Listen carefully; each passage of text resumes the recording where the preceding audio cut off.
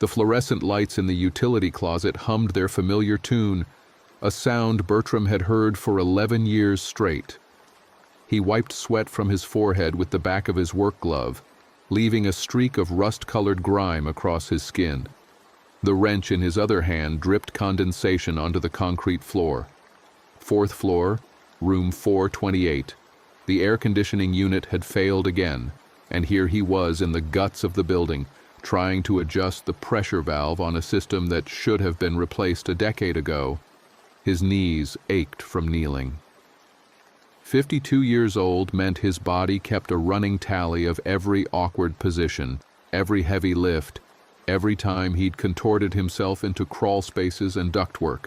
The hotel didn't care about that. The Ocean Pearl Resort and Conference Center never stopped needing something fixed, something cleaned, something maintained. Memorial Day weekend meant the place was packed to capacity, every room filled with tourists escaping the ordinary rhythm of their lives for a few days of beach and poolside drinks. Bertram tightened the valve, listening for the change in pitch as the coolant pressure adjusted.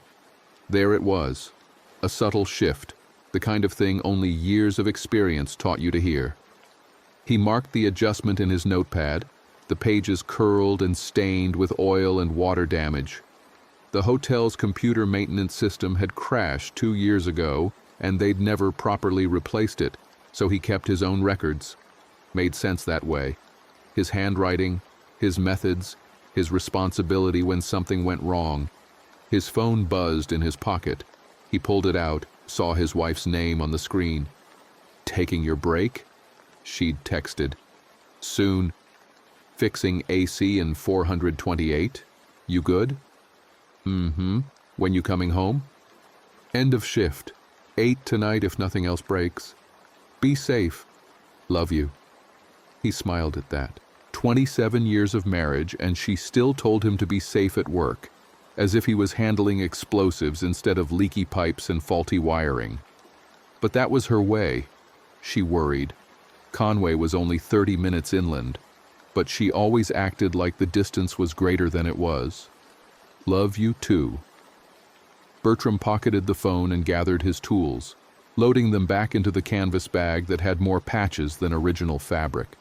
His back protested as he stood, a tight burning sensation between his shoulder blades. He ignored it.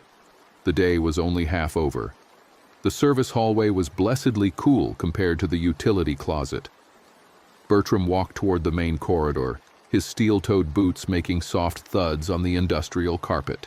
He could hear the hotel's ambient noise, distant conversations, the ding of elevators, the muffled thump of dance music from the pool deck 4 floors below.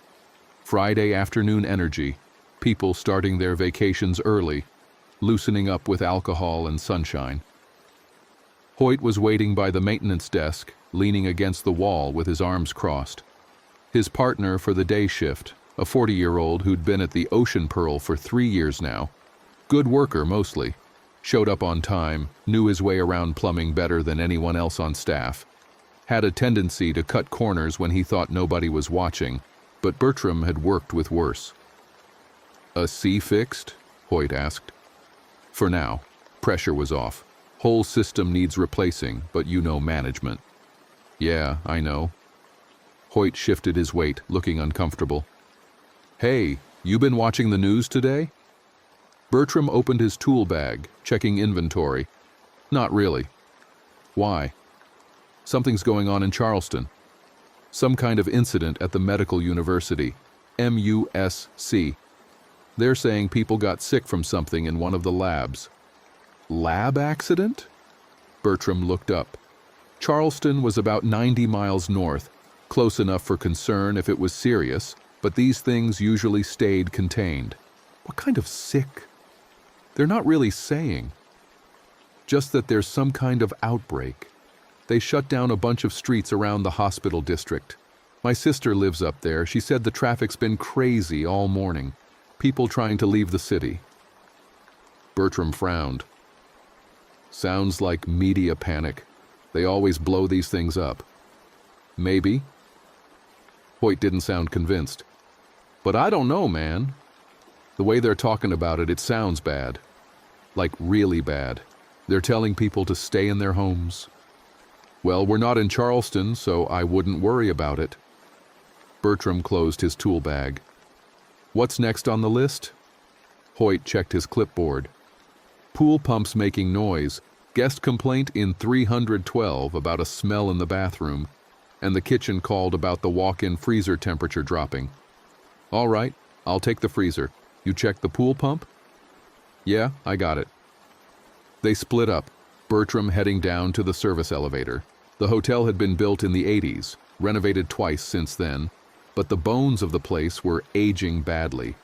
Everything was held together with replacement parts and improvisation. He learned to make do, to stretch the maintenance budget further than it should reasonably go. That was the job. Keep the place running, keep the guests comfortable, don't let them see the decay underneath the fresh paint and the oceanfront views. The kitchen was chaos when he arrived.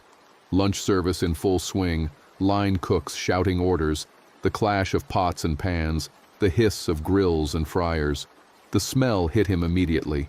Grease, onions, something sweet and caramelized. His stomach growled. He'd skipped breakfast, just coffee and a protein bar on the drive-in from Conway. The head chef, a heavy-set man named Douglas, spotted him and waved him over. Freezer's acting up again. Temperature's reading 38 degrees. I can't have food spoiling in there. Bertram followed him to the walk-in, a massive unit that took up a significant corner of the kitchen. He could hear the compressor struggling, the motor running rough.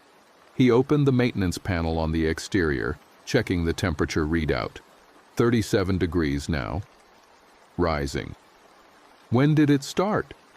About an hour ago. I noticed the temperature climbing during prep. Bertram knelt down, examining the compressor. The motor was hot to the touch, too hot. He checked the coolant lines, found a small leak near one of the joints. Nothing catastrophic, but enough to cause problems. He could patch it temporarily, but the whole unit needed professional service. That meant calling the refrigeration contractor, which meant approval from management, which meant bureaucracy and delays. I can get it stable for now, he said, but you're going to need a real repair. This is Band-Aid work. Just do what you can. I've got a wedding reception tonight. 200 guests. I can't be serving warm shrimp cocktail. Bertram went back to his tool bag for the refrigerant sealant. Quick fix, temporary solution, story of his career. He worked methodically, cleaning the leak point, applying the sealant, waiting for it to cure. The kitchen staff moved around him, barely acknowledging his presence. He was furniture to them, part of the infrastructure that made their jobs possible.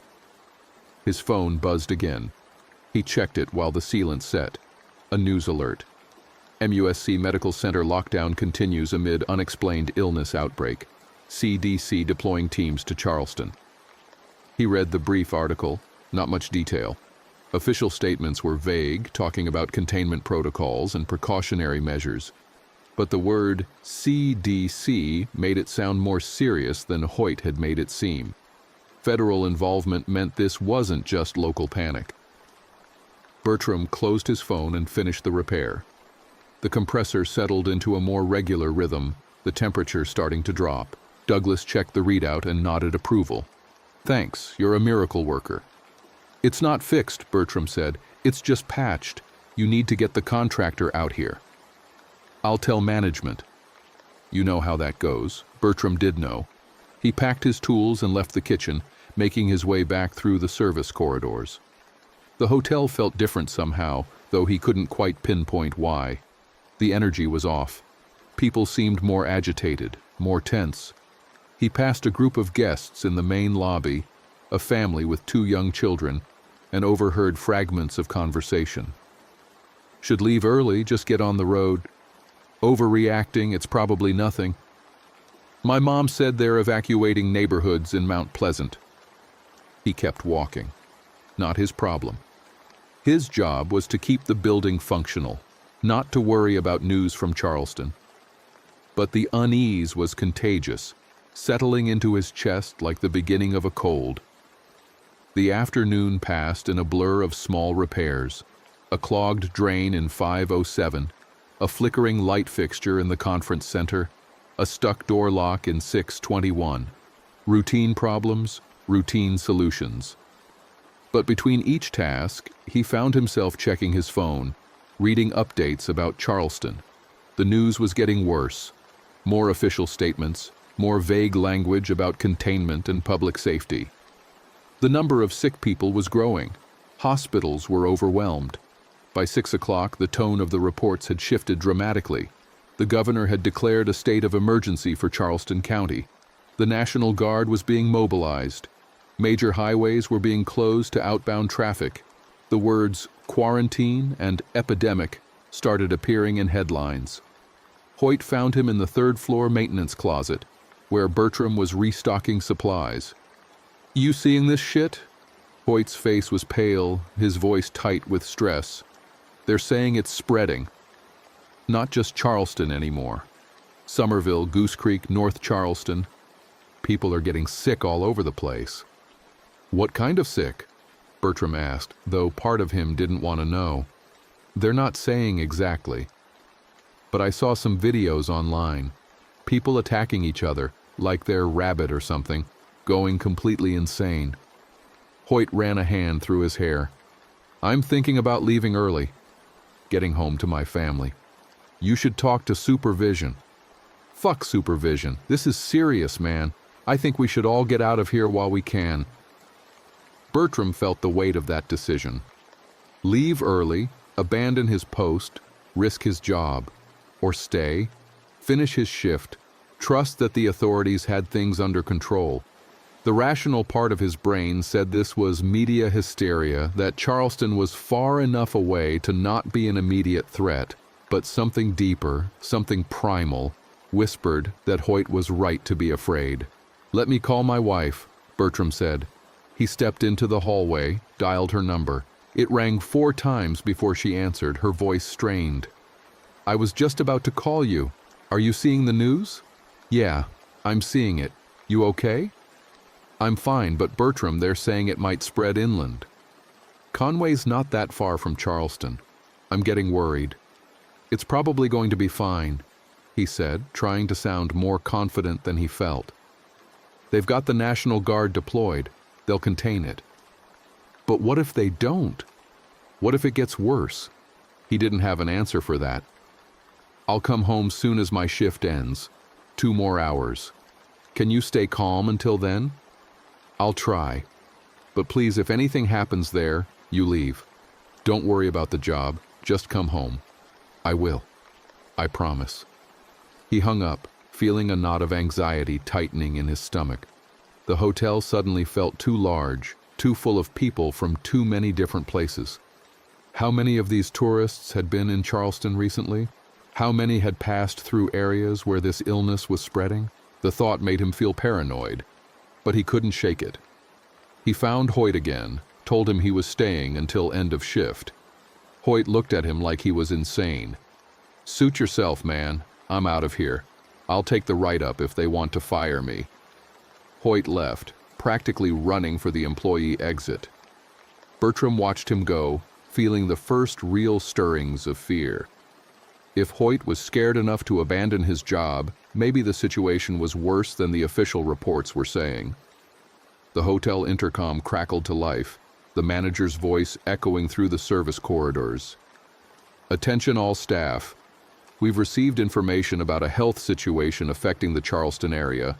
The hotel will remain open and operational, but we ask that all employees remain calm and professional. Guests may have questions. Direct them to the front desk. Thank you." That was it. No details, no guidance, just a generic message that did nothing to address the growing panic. Bertram checked the time. 7:15, 45 minutes until end of shift. He decided to do a final walkthrough of the maintenance spaces, making sure everything was secure before he left. The last thing he needed was an emergency call in the middle of the night. He started in the basement, checking the boiler room, the electrical panels, the water main connections. Everything looked normal. The building's mechanical systems hummed and clanked. their familiar symphony unchanged by whatever was happening in the world outside. But when he reached the ground floor and stepped into the main lobby, the atmosphere had transformed completely. The lobby was packed with people, far more than should be there at this hour. Guests crowded around the front desk, voices raised in argument and demand. The television mounted on the wall was tuned to a news channel, the volume turned up loud enough to carry across the space. Bertram stopped, staring at the screen. The footage showed streets in Charleston, but not the orderly city he knew. This was chaos. People running, screaming, police and military vehicles with lights flashing, and something else, something that made his brain struggle to process what he was seeing. Bodies. Dozens of bodies lying in the streets. But some of them were moving, crawling, jerking with unnatural spasms. The camera zoomed in on one figure, a man in torn clothing, his face covered in blood. He lunged at someone just out of frame, and the camera shook violently before cutting away. The news anchor's voice was professional but strained. Situation deteriorating rapidly in downtown Charleston. Authorities are urging all residents to shelter in place and avoid contact with anyone showing signs of illness. Symptoms include fever, violent behavior, and loss of cognitive function. The CDC has confirmed that the illness is transmissible through direct contact. "We need to leave," a woman shouted at the front desk clerk. "You need to let us out of our reservations without penalty." "We're following standard cancellation policies," the clerk said, but her voice wavered. "This isn't a standard situation. There are sick people attacking each other in Charleston, and you want to keep us here?" More voices joined in, a chorus of fear and anger. Bertram backed away, retreating into the service corridor. His hands were shaking. The footage on that television had looked like something from a movie, not real life. But it was real. It was happening 90 miles away. He pulled out his phone, texted his wife. "I'm leaving now. Forget the shift. I'm coming home." The response came immediately. "Thank God. Please hurry." He headed for the employee locker room, intending to grab his jacket and keys. The corridor was empty, quiet, a stark contrast to the chaos in the lobby. His footsteps echoed off the walls. The fluorescent lights flickered, a power fluctuation that happened sometimes during evening hours when the hotel's electrical load shifted. The locker room was small, just 2 rows of metal lockers and a wooden bench. His locker was at the far end. He spun the combination lock, opened the door, reached for his jacket, and heard something, a wet, labored breathing sound, coming from the bathroom adjoining the locker room. "Hello?" he called out. The breathing continued, ragged and harsh. Then a crash, like someone had knocked over the trash can. Bertram approached the bathroom slowly, every instinct screaming at him to turn around and leave. But what if someone was hurt? What if one of the staff had gotten sick, needed help? He pushed open the door. The bathroom was a wreck. The trash can had indeed been knocked over, its contents scattered across the floor. The sink was running, water overflowing onto the tile. And hunched in the corner, half hidden behind a stall divider, was a man. No, not quite a man anymore. The figure was convulsing, muscles spasming uncontrollably. His skin was gray, mottled with dark veins that spread like cracks across his face and neck. His eyes were open but unfocused, rolled back to show mostly whites. Blood dripped from his nose and mouth, pooling on the floor beneath him. Bertram recognized the uniform. One of the housekeeping staff. "Hey!" Bertram said, his voice hoarse. "Hey, can you hear me? I'm going to get help." The man's head snapped toward him with inhuman speed. Those rolled-back eyes found focus, locked onto Bertram with an intensity that sent ice through his veins. The man's mouth opened, releasing a sound that was not a word, not a scream, but something in between. A guttural, primal noise, and then he lunged. Bertram stumbled backward, barely avoiding the grasping hands. The infected man, because that's what he was, Bertram's mind finally accepted it, crashed into the doorframe, rebounded, lunged again. His movements were wrong, too fast, too jerky, like a puppet with tangled strings. Bertram grabbed the first thing he could reach, a mop leaning against the wall, and swung it like a bat. The wooden handle connected with the infected man's shoulder, barely slowing him down. They collided, Bertram falling backward onto the bench, the infected man on top of him, hands clawing, teeth snapping inches from his face. The smell hit him, rot and copper, like meat left too long in the sun. The infected man's breath was hot, putrid, flecks of bloody saliva spattering across Bertram's cheek. He shoved with all his strength, got a foot planted on the infected man's chest, kicked hard. The body flew backward, crashed into the lockers with a metallic bang.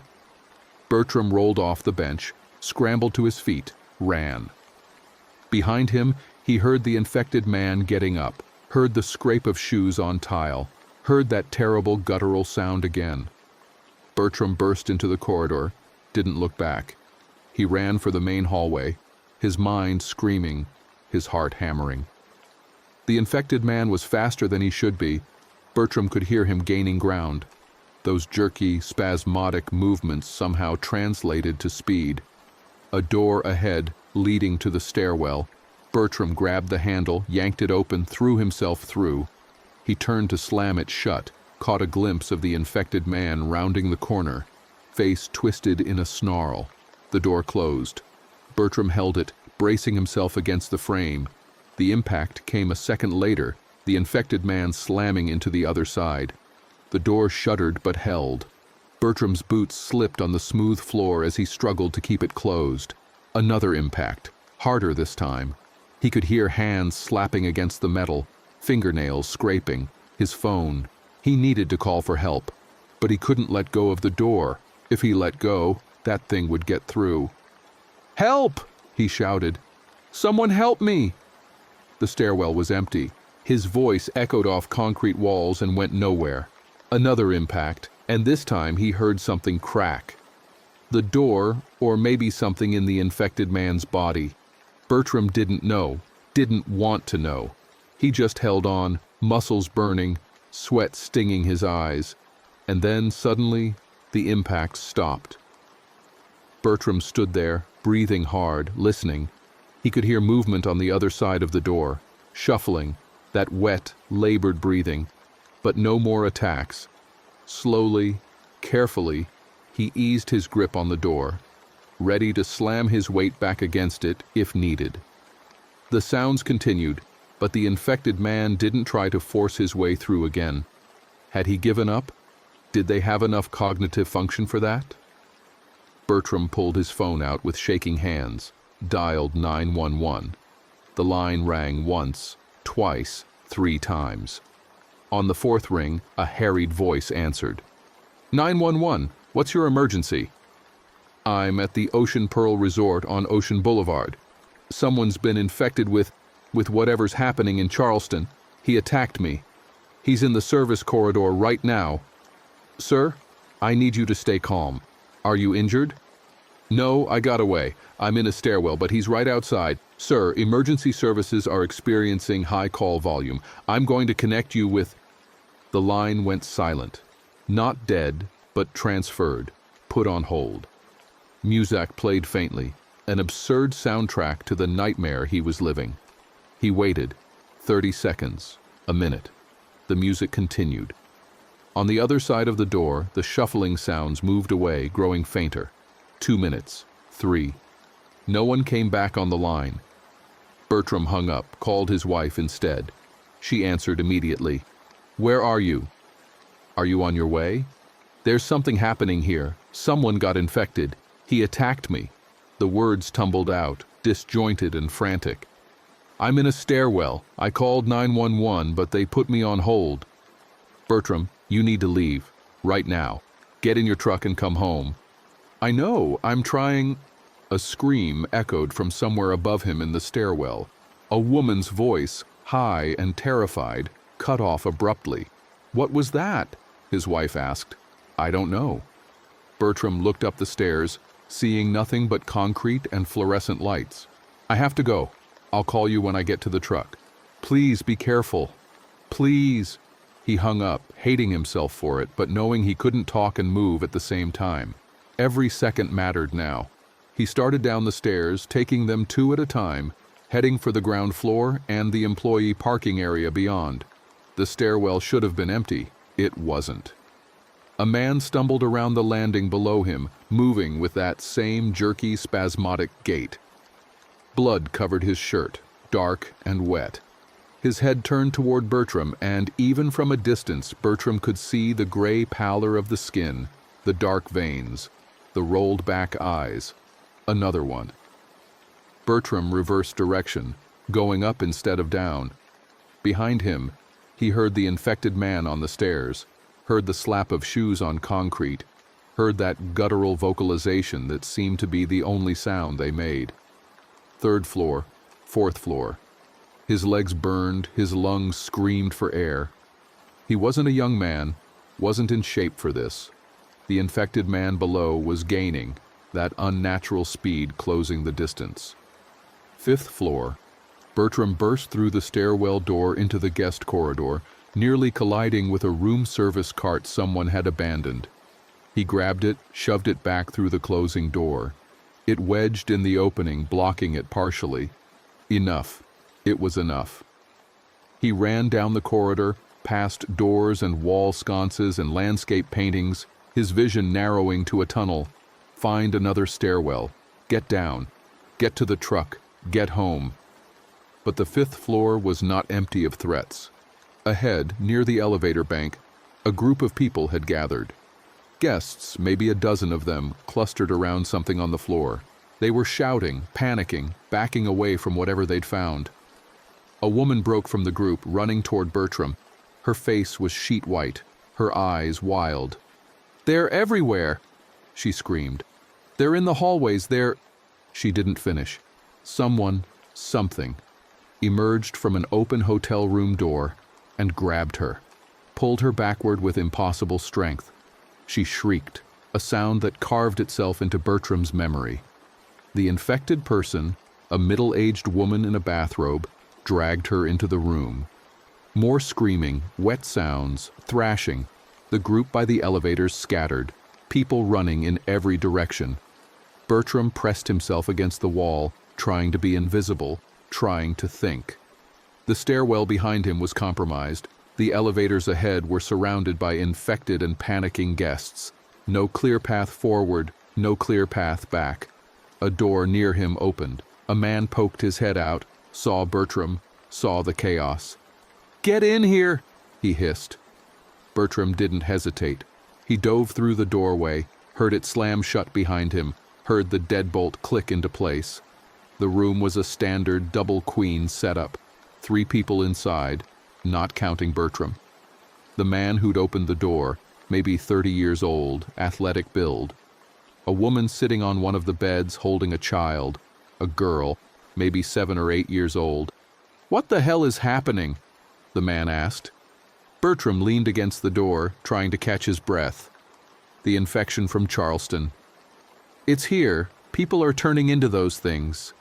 We've been watching the news," the woman said. Her voice was steady, but Bertram could see the fear in her eyes. "They said it couldn't spread this fast." "Well, it did." Bertram checked the deadbolt, made sure it was secure. "We need to get out of this hotel." "We tried. The elevators aren't working. And you saw what's in the hallways. From outside, more screams, running footsteps, the chaotic sounds of people dying." The little girl started crying, burying her face in her mother's shoulder. Bertram moved to the window, looked out at the parking lot 5 stories below. His truck was down there somewhere, a blue Ford F-150 that had been with him for 8 years. So close, but it might as well have been on the moon.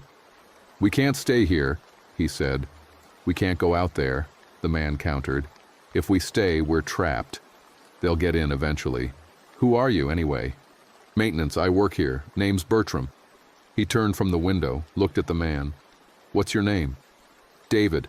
This is my wife, Amanda, our daughter, Emily." Bertram nodded, filing the information away. You got a car? In the parking garage. But like I said, we can't get down there. Service elevator. It's got its own access, separate from the guest elevators. If we can get to it, we can ride it straight to the basement. And then what? You think the basement is going to be safe? Safer than here. And there's an exit to the parking garage. Employee access. We get there, we get to your car, we get the fuck out of this place. David looked at his wife. Amanda looked at their daughter. A silent conversation passed between them. All right, David said, but if this goes wrong, if it goes wrong, we're probably dead. But we're definitely dead if we wait here. Bertram went to the door, pressed his ear against it, listening. The sounds from the hallway had changed. Less screaming now, more of those guttural vocalizations. The infected were taking over, outnumbering the living. He checked his watch. 7:45. His shift had ended 15 minutes ago. He should be in his truck right now on Highway 501, halfway to Conway. Instead, he was trapped on the 5th floor of a hotel that had become an abattoir. His phone buzzed. A text from his wife. Are you safe? Please tell me you're safe. He typed back with trembling fingers. Trying to get out. Love you. Another buzz. This one a news alert. He almost didn't read it, but morbid curiosity made him look. State of emergency declared for South Carolina. Governor urges residents to shelter in place. Infection spreading to multiple counties. Myrtle Beach reports first confirmed cases. First confirmed cases, plural. It wasn't just the hotel. The infection had reached the city. We need to go, Bertram said. Now. David picked up a table lamp, yanked the cord from the outlet. It wasn't much of a weapon, but it was something. Amanda found a metal clothes hanger in the closet, bent it into a crude spike. Bertram had his tools. Not weapons, but they'd have to do. He pulled out his largest wrench, solid steel, heavy enough to break bones. Not something he ever imagined using on a person, but these weren't people anymore. They were something else. He unlocked the door, eased it open an inch. The hallway was a nightmare given physical form. Bodies everywhere, some still, some twitching, some crawling with broken limbs. Blood painted the walls and carpet in abstract patterns. The infected moved through the carnage, their attention fixed on the few remaining living people. Bertram watched one infected man corner a woman, watched her try to fight back, watched her fail. "Oh, God," Amanda whispered behind him. "Don't look," Bertram said. He closed the door. "It's bad out there." Really bad. But the service elevator is at the end of this corridor, past the elevators. Maybe 100 feet. We run fast, we stay together, we don't stop for anything. What about the infected? David asked. We avoid them if we can. If we can't, Bertram held up the wrench. We do what we have to. Emily was still crying, soft sobs that broke Bertram's heart. 7 years old, witnessing the end of the world. What would this do to her if they survived? What scars would she carry? Ready? He asked. No one was ready, but they nodded anyway. Bertram opened the door wide, stepped into the hallway. The smell hit him again, stronger this time. Dozens of bodies, all in various states of death and decay. The hotel's air conditioning was still running, but it couldn't filter out the stench.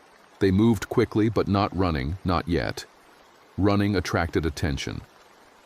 David and Amanda flanked their daughter, keeping her between them. Bertram led, wrench raised, eyes scanning for threats. An infected woman stumbled out of a room ahead, saw them, released that guttural cry. Bertram didn't hesitate. He swung the wrench, connected with her skull. The impact sent vibrations up his arm, a sick crunch of bone. She went down, twitching. He'd just killed someone, or something that used to be someone. His hands were shaking, his stomach churning. But there was no time to process it. They kept moving. Another infected man. This one crouched over a body, feeding. The sound was wet, Horrible. Bertram tried to move past quietly, but Emily whimpered and the infected man's head snapped up. Blood covered his face, dripped from his mouth. He charged. David swung the lamp, but the infected man ducked under it, grabbed David's arm, pulled him off balance. They went down together, grappling. Amanda screamed, tried to help her husband. Emily stood frozen, eyes wide with terror. Bertram brought the wrench down on the infected man's back, once, twice, 3 times. Bones cracked. The infected man released David, turned on Bertram instead. Fingers like claws raked across Bertram's forearm, tearing through his work shirt, drawing blood. Pain exploded up his arm. He stumbled backward, nearly fell. The infected man lunged for him, mouth open, teeth bared. Bertram caught him with the wrench under the chin, a desperate upward blow that snapped the head back. The infected man collapsed, skull cracked, blood pooling. "Are you bit?" David asked, scrambling to his feet. Bertram looked at his arm. Deep scratches, bleeding freely, but not a bite. "Just scratches. I'm okay. You sure?" "I'm sure. Come on." They reached the main elevator bank. 3 of the 4 elevators were stopped on different floors, their call buttons unresponsive. The 4th had its doors open, the car filled with bodies and blood. Bertram averted his eyes, guided the family past. The service elevator was around the corner, marked with a staff-only sign. Bertram pulled out his access key, the one he'd carried for 11 years, the one that opened all the hotel's maintenance areas. "Please still work. Please let the power still be on." He swiped the key. The panel beeped. The elevator doors opened. Empty. Clean. A miracle. They piled in, Bertram stabbing the basement button repeatedly as the doors closed. Behind them, through the narrowing gap, he saw more infected stumbling into view, drawn by the sound and movement. The doors sealed shut. The elevator lurched, began its descent. For a moment, they all just breathed. Amanda held Emily tight, rocking her gently. David slumped against the wall, the lamp still clutched in white-knuckled hands. Bertram leaned against the control panel, adrenaline fading, leaving exhaustion in its wake. "That was insane," David said. "That was fucking insane." "We're not out yet," Bertram said. The elevator was slow, older than the guest elevators, used mainly for moving supplies and equipment. It creaked and groaned, the machinery protesting. Bertram watched the floor indicator count down. 5, 4, 3. His phone buzzed again. More news alerts. He ignored them. Nothing on that screen was more important than getting these people to safety. Getting himself to safety. 2, 1. Ground. Basement. The doors opened onto a concrete hallway, dimly lit by emergency lighting. The hotel's basement was a maze of storage rooms and utility spaces, known only to the maintenance staff. Bertram knew it intimately. "This way," he said. They followed him through the corridor, past the boiler room, past storage cages filled with furniture and supplies. The sounds from above were muffled here, distant screams and crashes like thunder from a faraway storm. A figure emerged from a side hallway. Bertram raised his wrench, ready to strike, but the figure raised empty hands, voice trembling. "Don't hit me, please." It was one of the front desk clerks, a young woman whose name Bertram couldn't remember. Her uniform was torn, blood on her hands, but she looked uninfected, terrified but human. "Are you bit?" Bertram asked. "No. I ran when they came into the lobby. There were so many of them." She was crying, mascara streaking down her cheeks. "They killed everyone. The manager, the other clerks, the guests, everyone." "Come with us," Amanda said. "We're getting out of here."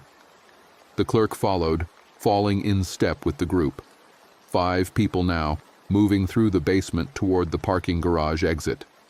The employee access door was just ahead, a heavy steel door with a crash bar. Beyond it, the parking garage. Beyond that, freedom. Bertram hit the crash bar. The door swung open. and the sound of the ocean rushed in, along with something else. Screams, car alarms, chaos. The parking garage was not safe. The infection had reached here too. Bertram saw them immediately. Maybe a dozen infected wandering between the cars, hunting for prey. Some were in various stages of turning, fresh infections, still coordinated enough to be truly dangerous. Others were further gone, shambling and slow. "Shit," David breathed. "My truck's over there," Bertram said, pointing to the section where employee vehicles were parked. "2 rows over, we make a run for it." "With all of them out there? You got a better idea?" No one did. They stood in the doorway, weighing certain death behind them against probable death ahead. A car started somewhere in the garage, the engine roaring to life. One of the infected stumbled toward the sound, then another. They were drawn to noise, Bertram realized, just like in all those movies. Sound attracted them. "Distraction," he said. "We need a distraction." He looked around the basement corridor, found what he needed, a rolling maintenance cart loaded with paint cans and equipment. He positioned it near the door, then pulled out his keys, found an old metal whistle on his keychain, something his wife had given him years ago for emergencies. "When I blow this, you run for the truck. Don't stop, don't look back, just run." "What about you?" Amanda asked. "I'll be right behind you." It was a lie, but a necessary one. Bertram stepped through the door, moved away from the group toward the far side of the garage. His boots echoed on the concrete. Several infected turned toward him, those dead eyes locking on. He put the whistle to his lips and blew. The sound was piercing, echoing off the low ceiling, bouncing between cars. Every infected person in the garage turned toward him, started moving toward him. "Go!" he shouted. David grabbed Amanda and Emily, pulled them toward the employee parking section. The desk clerk followed. They ran, weaving between cars, their footsteps drowned out by the whistle's shriek. Bertram kept blowing, backing toward a support pillar, keeping the infected focused on him. They came faster now, drawn by the sound, a tide of dead flesh and grasping hands. He counted at least 15, maybe 20. Too many. He stopped blowing the whistle, turned, ran. Behind him, the infected surged forward. He could hear them, feel them, the air itself seeming to vibrate with their hunger. His boots slapped concrete, his breathing harsh, his injured arm screaming with pain. A car ahead, a sedan, unlocked. He yanked the door open, threw himself inside, slammed it shut. Hands immediately pressed against the windows, faces pressed against the glass. That guttural vocalization multiplied by a dozen voices, a chorus of the damned. The car rocked as they pushed against it. Fists pounded on the hood, the trunk, the roof. The window next to Bertram's face cracked, spiderwebbing under the assault. He couldn't stay here. They'd get in eventually. He looked across the garage, saw David and the others reach a minivan. Saw them pile in, saw the reverse lights come on. They were getting out. Good. That was good. The window cracked further. A hand punched through, grabbed for him. He scrambled into the back seat, kicked at the grasping fingers. His phone buzzed.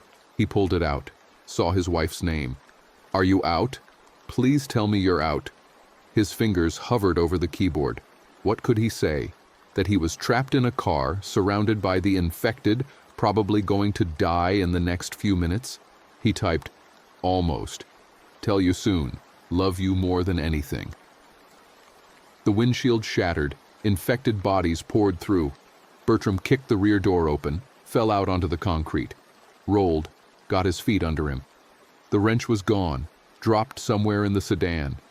He had nothing but his hands and his fading strength. The minivan was pulling away, David at the wheel, heading for the garage exit. Bertram ran after it, waving his arms. "Wait! Stop!" But they couldn't hear him over the engine and the moans of the infected. The minivan turned the corner, disappeared up the exit ramp. He was alone. No, not alone. Never alone. The infected were everywhere, converging on him from all sides. He ran deeper into the garage, looking for anywhere to hide, anywhere to make a stand. His truck. He could see it now, the blue F-150 parked in its usual spot. If he could just get there, get the door open, get inside. An infected man stepped out from behind a van directly in his path. Bertram couldn't stop his momentum, crashed into him. They went down together, sliding across the oil-stained concrete. The infected man's hands found Bertram's throat, squeezed. Bertram couldn't breathe, couldn't think. He clawed at the hands, trying to pry them loose. His vision started to gray at the edges. His fingers found something metal in his pocket, the screwdriver. He pulled it out, drove it into the infected man's eye socket. The hands loosened. Bertram pushed the body off, gasped for air. More infected closing in. No time to get up, no time to run. He crawled on hands and knees toward his truck. Every movement agony. His phone buzzed again. He could feel it in his pocket, vibrating against his hip. His wife, probably, wondering where he was, when he was coming home. He wouldn't make it home. He knew that now, accepted it with a strange calm. But maybe, just maybe, he could get to the truck, could lock himself inside, could die there instead of being torn apart on the cold concrete. A hand grabbed his ankle, pulled. He kicked, felt his boot connect with something soft. The grip loosened. He crawled faster. The truck was 5 feet away, 4 feet, 3. Another hand, this one grabbing his injured arm. Pain exploded, white and hot. He screamed, lashed out blindly with the screwdriver. 2 feet. He reached out, fingers stretching for the truck's door handle. So close. Almost there. 1 foot.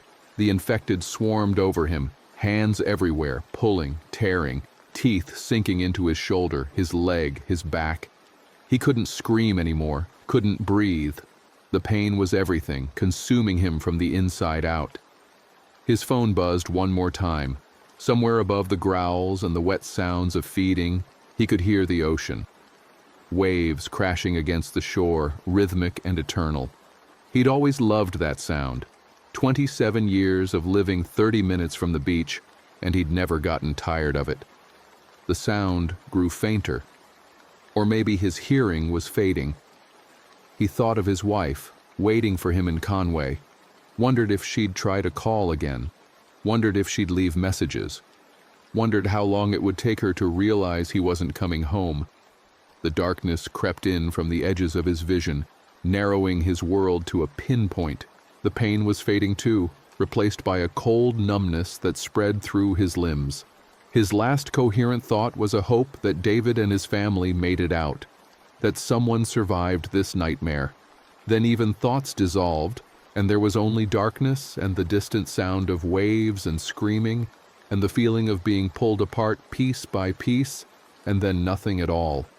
The phone in his pocket buzzed one final time, the screen lighting up with a message that would never be read. Bertram, your shift ended an hour ago. When are you coming home? The question hung unanswered in the darkness. One more small tragedy in a night full of them, as the infected that had once been Bertram began to stir, animated by something that was no longer human, no longer anything at all except hunger and emptiness.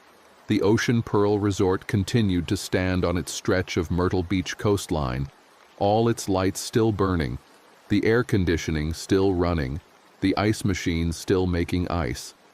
A perfect facade of normalcy housing a charnel house within.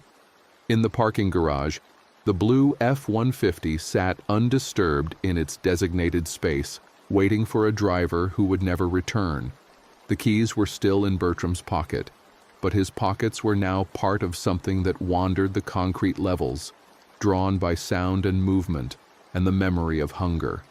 Above, in the hotel proper, the situation had deteriorated further. What had been dozens of infected was now hundreds. Guests who'd barricaded themselves in rooms found their defenses inadequate. The infected had time and numbers. They pushed through doors, broke through windows, found their way in through ventilation ducts and balconies. The hotel's security footage, still recording in the empty security office, captured it all. a documentary of societal collapse compressed into a single building. The cameras showed hallways choked with bodies, both moving and still, showed the lobby's elegant decor splattered with blood, showed the pool deck, where some guests had tried to escape by jumping from balconies, only to be cornered by infected who'd followed them down. In Conway, a woman sat in her living room, phone in hand, calling her husband's number over and over. Each time it rang through to voicemail. Each time she left a message, her voice growing more desperate. "Bertram, please pick up. I'm scared. They're saying people need to evacuate. I don't want to leave without you. Bertram, I need to know you're okay. Please just send me a text. Anything. Bertram, I love you. Please be safe. Please come home." The messages would accumulate in a voicemail box that would never be checked. The phone itself would eventually run out of battery, would die in the pocket of what had once been a maintenance worker who'd spent 11 years keeping a hotel running, who'd tightened valves and patched leaks and fixed air conditioners, who'd been good at his job and loved his wife and died scared and alone in a parking garage. But that phone's silence was just one among millions. Across South Carolina, across the Southeast, across the nation, phones rang unanswered as the infection spread. Families were separated, plans were left incomplete, promises went unkept. The wave that had begun in Charleston continued its inexorable spread. It didn't discriminate, didn't pause, didn't offer second chances. It simply consumed, transforming everything it touched. The night of first contact day. Two began with dawn breaking over a coastline that no longer recognized its purpose. The sun rose on schedule, indifferent to the catastrophe unfolding below. Myrtle Beach, a city built on tourism and hospitality, had become a maze of violence and death. The Ocean Pearl Resort, once a symbol of leisure and escape, stood silent in the morning light. Its windows reflected the sky, showing no hint of the horrors contained within. The pool water still sparkled blue, undisturbed by the bodies floating near its edges. The beach umbrellas still stood in their neat rows, waiting for guests who would never come. Inside, in the parking garage, what had been Bertram stirred with the others. The transformation had taken hours, the body's systems shutting down and rebooting with new, terrible purpose. His memories were gone, his personality erased. What remained was a hollow vessel animated by base instinct, hunger, the urge to feed, to spread. The infected in the garage milled about aimlessly, drawn to occasional sounds from the street outside, but unable to navigate the exit ramps. They were trapped, for now, contained by concrete walls and their own limited cognitive function. But across the city, others were not so confined. The infection had spread through multiple vectors. Hotel guests who'd been in Charleston, tourists who'd stopped for gas in contaminated rest stops, healthcare workers from the hospital who'd been exposed to early cases. By dawn on day 2, the infection had seeded itself throughout Myrtle Beach and the surrounding areas. In Conway, Bertram's wife had stopped calling.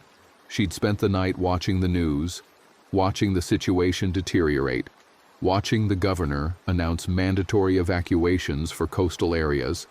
She'd packed a bag, loaded it into her car, and driven to the Ocean Pearl. She needed to know, needed to see for herself. The hotel's parking lot was chaos when she arrived. Abandoned cars with doors hanging open, bodies in the early stages of decay. She called her husband's name, her voice swallowed by the morning breeze. Got no answer. She didn't go inside. Something in the eerie silence of the building told her what she'd find. Instead, she left, following the evacuation routes inland, leaving behind her husband and 27 years of marriage and every plan they'd ever made for the future. She would survive another 3 days before the infection caught her at a highway checkpoint. But that's not this story. This story ended in the parking garage, with a maintenance worker's final moments. Everything after was epilogue. The state's response. The governor held a press conference at noon on day 2, broadcast from a secure location in Colombia. Her face was drawn, her voice carefully controlled as she read from prepared statements. The situation in Charleston and surrounding areas has escalated beyond initial projections. We are implementing a full quarantine of the affected regions. The National Guard has been deployed to enforce this quarantine. All residents in designated areas must shelter in place. Do not attempt to leave your homes unless absolutely necessary. She didn't mention that the National Guard was already overwhelmed, that the affected regions were growing by the hour. That quarantine was a comfortable lie to prevent complete panic. Behind her, military advisors stood grim-faced. They knew what she wouldn't say. They were losing containment. The infection was spreading faster than they could track, faster than they could respond. Every measure they implemented came too late. The CDC had arrived in Charleston, set up a command center, begun analyzing samples of the pathogen. What they found terrified them. An aggressive viral agent, possibly lab-created, possibly a natural mutation. It attacked the nervous system, killed the host, then somehow reanimated basic motor functions while destroying higher cognition. The transmission vectors were clear: any fluid contact, bites, scratches, blood exposure. The incubation period varied from minutes to hours depending on the severity of exposure. Once symptoms began, death was inevitable. And after death, reanimation occurred within an hour. They had no vaccine, no cure, no treatment beyond palliative care that did nothing to prevent the final outcome. By day 3, the CDC's command center in Charleston would be overrun. The researchers who'd been studying the pathogen would become hosts for it. Their findings would be lost in the chaos. The spread pattern. The infection spread along the highways like a bloodstream carrying disease. Interstate 95, the major north-south corridor, became a vector of transmission. Cars fleeing Charleston carried infected passengers who turned during the drive, attacking other travelers, creating secondary infection sites. Highway 501, connecting Myrtle Beach to Conway and points inland, became impassable as abandoned vehicles and shambling infected clogged the lanes. The Conway bypass, usually a smooth commute, transformed into a graveyard of cars and bodies. Small towns along these routes fell quickly. They lacked the resources to respond, lacked the population density to sustain organized resistance. The infection would arrive with a single car, a single victim, and within hours the entire town would be compromised. Myrtle Beach, with its population of 30,000 permanent residents swelled by summer tourists to 5 times that number, never stood a chance. The sheer density of people provided endless opportunities for transmission. Hotels, restaurants, shopping centers, every gathering point became a transmission node. The hospital, Grand Strand Medical Center, was overwhelmed within 12 hours of the first cases. Doctors and nurses who'd trained for disasters found themselves facing something beyond their comprehension. The infected didn't respond to sedation. Restraints couldn't hold them. Isolation protocols meant nothing when the disease seemed to spread through the air itself. By sunset on day 2, the hospital had fallen. The infected wandered its corridors, hunting among the wounded and the dying. The military intervention. The National Guard arrived in force on day 3. Humvees and trucks rolled into the city, soldiers in full combat gear establishing checkpoints.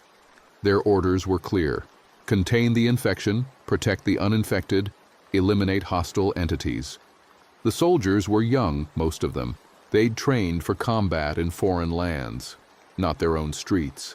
They'd prepared for enemy combatants, not American citizens transformed into mindless predators. The first engagements were chaos. Soldiers hesitated, unable to reconcile their training with the reality of shooting what looked like unarmed civilians, people who might be sick, might be savable. That hesitation cost lives. Staff Sergeant Wilson, commanding a checkpoint on Highway 17, learned the hard way. An infected woman approached, arms outstretched as if seeking help. She wore a summer dress, carried a purse, looked human. He ordered her to stop, to identify herself. She didn't respond, just kept walking. He couldn't shoot, not without provocation. She reached the checkpoint, lunged for Private Johnson, bit into his neck before anyone could react. Wilson put 3 rounds into her chest, center mass, textbook shooting. She went down but didn't stop moving, crawled toward them, still making that terrible guttural sound. It took a headshot to stop her, and by then, Johnson was dying. They learned. Orders were updated. Any infected, any hesitation, eliminate on sight. Shoot for the head. Don't let them get close. Trust nothing that moved without obvious humanity. But learning came too late for many. Checkpoints fell. Soldiers became infected. The military response, which should have been overwhelming force, became piecemeal and reactive. They were putting out fires while the forest burned around them. Days 4 through 7. Collapse. The Ocean Pearl Resort remained standing through it all, a monument to the beginning of the end. The infected inside couldn't navigate the exits effectively, so they stayed, trapped in their concrete prison. Some occasionally found their way out, drawn by sounds from the street, but most simply wandered the hallways endlessly. The building's power failed on day 5. The backup generators ran for another 6 hours before their fuel ran out. Without power, the lights went dark, the air conditioning stopped, the freezers in the kitchen began to thaw. The hotel that had been Bertram's workplace for 11 years slowly began to decay along with its inhabitants. In the parking garage, the infected that had been Bertram wandered among the cars. Its movements were mechanical, purposeless. It responded to sounds, car alarms that occasionally went off, the echo of footsteps from other infected, the rustle of rats that had begun to infest the lower levels. The scratches on its arm, the wounds from its final moments, showed no signs of infection in the traditional sense. The pathogen had consumed the body from within, rewriting its basic functions. The flesh didn't rot as normal dead tissue would. Some process, some aspect of the virus, preserved it in a state of ambulatory death. Scientists, had any survived to study it, would have been fascinated by the mechanism. The virus appeared to maintain basic metabolic functions in the brainstem and motor cortex while destroying everything else. It created walking corpses that could move, could hunt, could spread the infection further, but couldn't think or feel or remember what they'd been. A perfect organism for spreading destruction. Simple, efficient, unstoppable. Survivor accounts. Some people did escape the initial outbreak. Not many, but some. They formed small groups, scavenged supplies, barricaded themselves in defensible positions. Gas stations, grocery stores, police stations, anywhere with resources and strong walls. David and his family, who'd escaped the Ocean Pearl in those early hours, made it as far as Florence before their minivan ran out of gas on a highway clogged with abandoned cars. They continued on foot, carrying Emily between them, making it to a farmhouse outside the city limits. The family there took them in, 5 survivors becoming 8. They would last 2 more weeks before a horde of infected, drawn by the sound of a generator, overwhelmed their defenses. David died defending the front door. Amanda and Emily made it to the 2nd floor before they were cornered. The clerk from the hotel, whose name David had never learned, hid in the attic and survived another day before infection claimed her too. But in those 2 weeks, they lived. They ate meals together. They told stories. Emily laughed at something David said, a joke about the apocalypse that shouldn't have been funny, but was. They found moments of humanity in the darkness. That was worth something. Other survivors had similar stories. Brief periods of safety, followed by violence and death. The pattern repeated across the region. People would band together, would try to rebuild some semblance of society, only to have it collapse when resources ran out or when the infected found them. The National Guard established a safe zone in Columbia, the state capital. They evacuated thousands there, created a perimeter, rationed supplies. For a while it seemed like civilization might persist in that pocket. But the infected were patient. They pressed against the perimeter constantly, testing it, finding weaknesses. And within the safe zone, infections still occurred. Survivors who'd hidden bites, who'd thought they were okay, would turn in the middle of the night. The safe zone fell on day 14. The survivors fled west, deeper into the state toward the mountains. Some made it, most didn't. The ecology of collapse. Without humans to maintain them, systems failed. Power grids went dark as substations lost monitoring, as fuel ran out for backup generators. Water treatment plants stopped functioning. Gas stations couldn't pump fuel without electricity. The infrastructure of modern society, so carefully built and maintained over decades, collapsed in weeks. It turned out civilization was more fragile than anyone wanted to believe. Animals responded to the new reality. Dogs, abandoned by fleeing owners, formed packs. They learned to avoid the infected, learned which areas were safe. Cats went feral, hunting rats and birds in empty buildings. Wild animals, deer, coyotes, foxes, reclaimed suburban areas. The infected didn't hunt animals. They were drawn exclusively to human prey. This created an ecosystem where wildlife thrived while humanity collapsed. Birds nested in the rafters of abandoned stores. Vines began to grow through broken windows. Nature, indifferent to the human tragedy, simply carried on. Day 10, the hotel revisited. A scavenging party arrived at the Ocean Pearl on day 10. 4 survivors, heavily armed, looking for supplies. Hotels were gold mines for scavengers. Food in the kitchens, medicine in housekeeping, potential weapons in maintenance areas. They approached carefully, watching for infected. Saw the bodies in the parking lot, long dead and rotting in the summer heat. The smell was overwhelming, even from a distance. "Looks like it got hit hard," one of them said, a woman named Patricia, formerly a teacher, now a survivor. "Might still be worth checking," another replied. Thomas, who'd been an accountant. "If it's full of infected, we leave. If it's clear, we might find something useful." They entered through a side door, weapons ready, found themselves in a service corridor, empty and dark. Their flashlights cut through the gloom, revealing bloodstains on the walls, drag marks on the floor. "Jesus," Patricia whispered. They moved deeper, checking rooms, found bodies, both infected and regular dead. Found evidence of violence, of desperate last stands. In the kitchen they found canned goods, grabbed what they could carry. In the housekeeping storage they found first aid supplies, bottled water. In the maintenance closet on the second floor, they found Bertram's tool bag. His name was stitched on the canvas. Thomas looked through it, found tools that might be useful. Took the wrench, the screwdriver set, the measuring tape. "Someone worked here," he said. "Probably tried to fix things even as the world was ending. That's, I don't know, sad, noble." "It's just sad," Patricia said. "Come on, let's keep moving." They didn't go to the parking garage, didn't see the blue F-150 or the infected that had been its owner.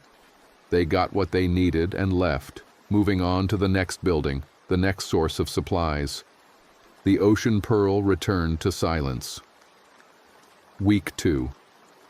The normalization of horror. By week 2, the survivors who remained had adapted to the new reality.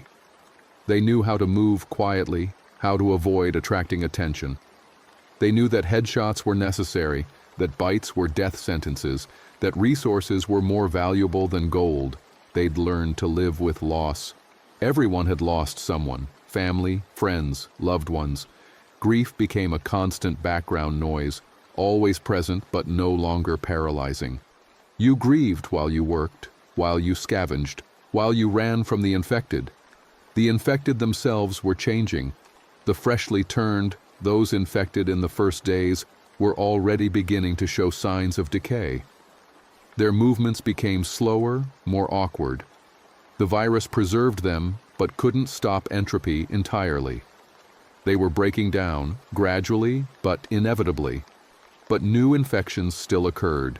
Survivors who got careless, who took unnecessary risks. Each new infected was fresher, faster, more dangerous. The population of infected remained high even as the older ones deteriorated. In the Ocean Pearls parking garage, what had been Bertram shambled among the cars, its body showing the wear of 2 weeks without sustenance. The virus kept it moving but couldn't sustain the body indefinitely without food. It was slowly starving, slowly falling apart. It didn't understand this. It had no understanding at all.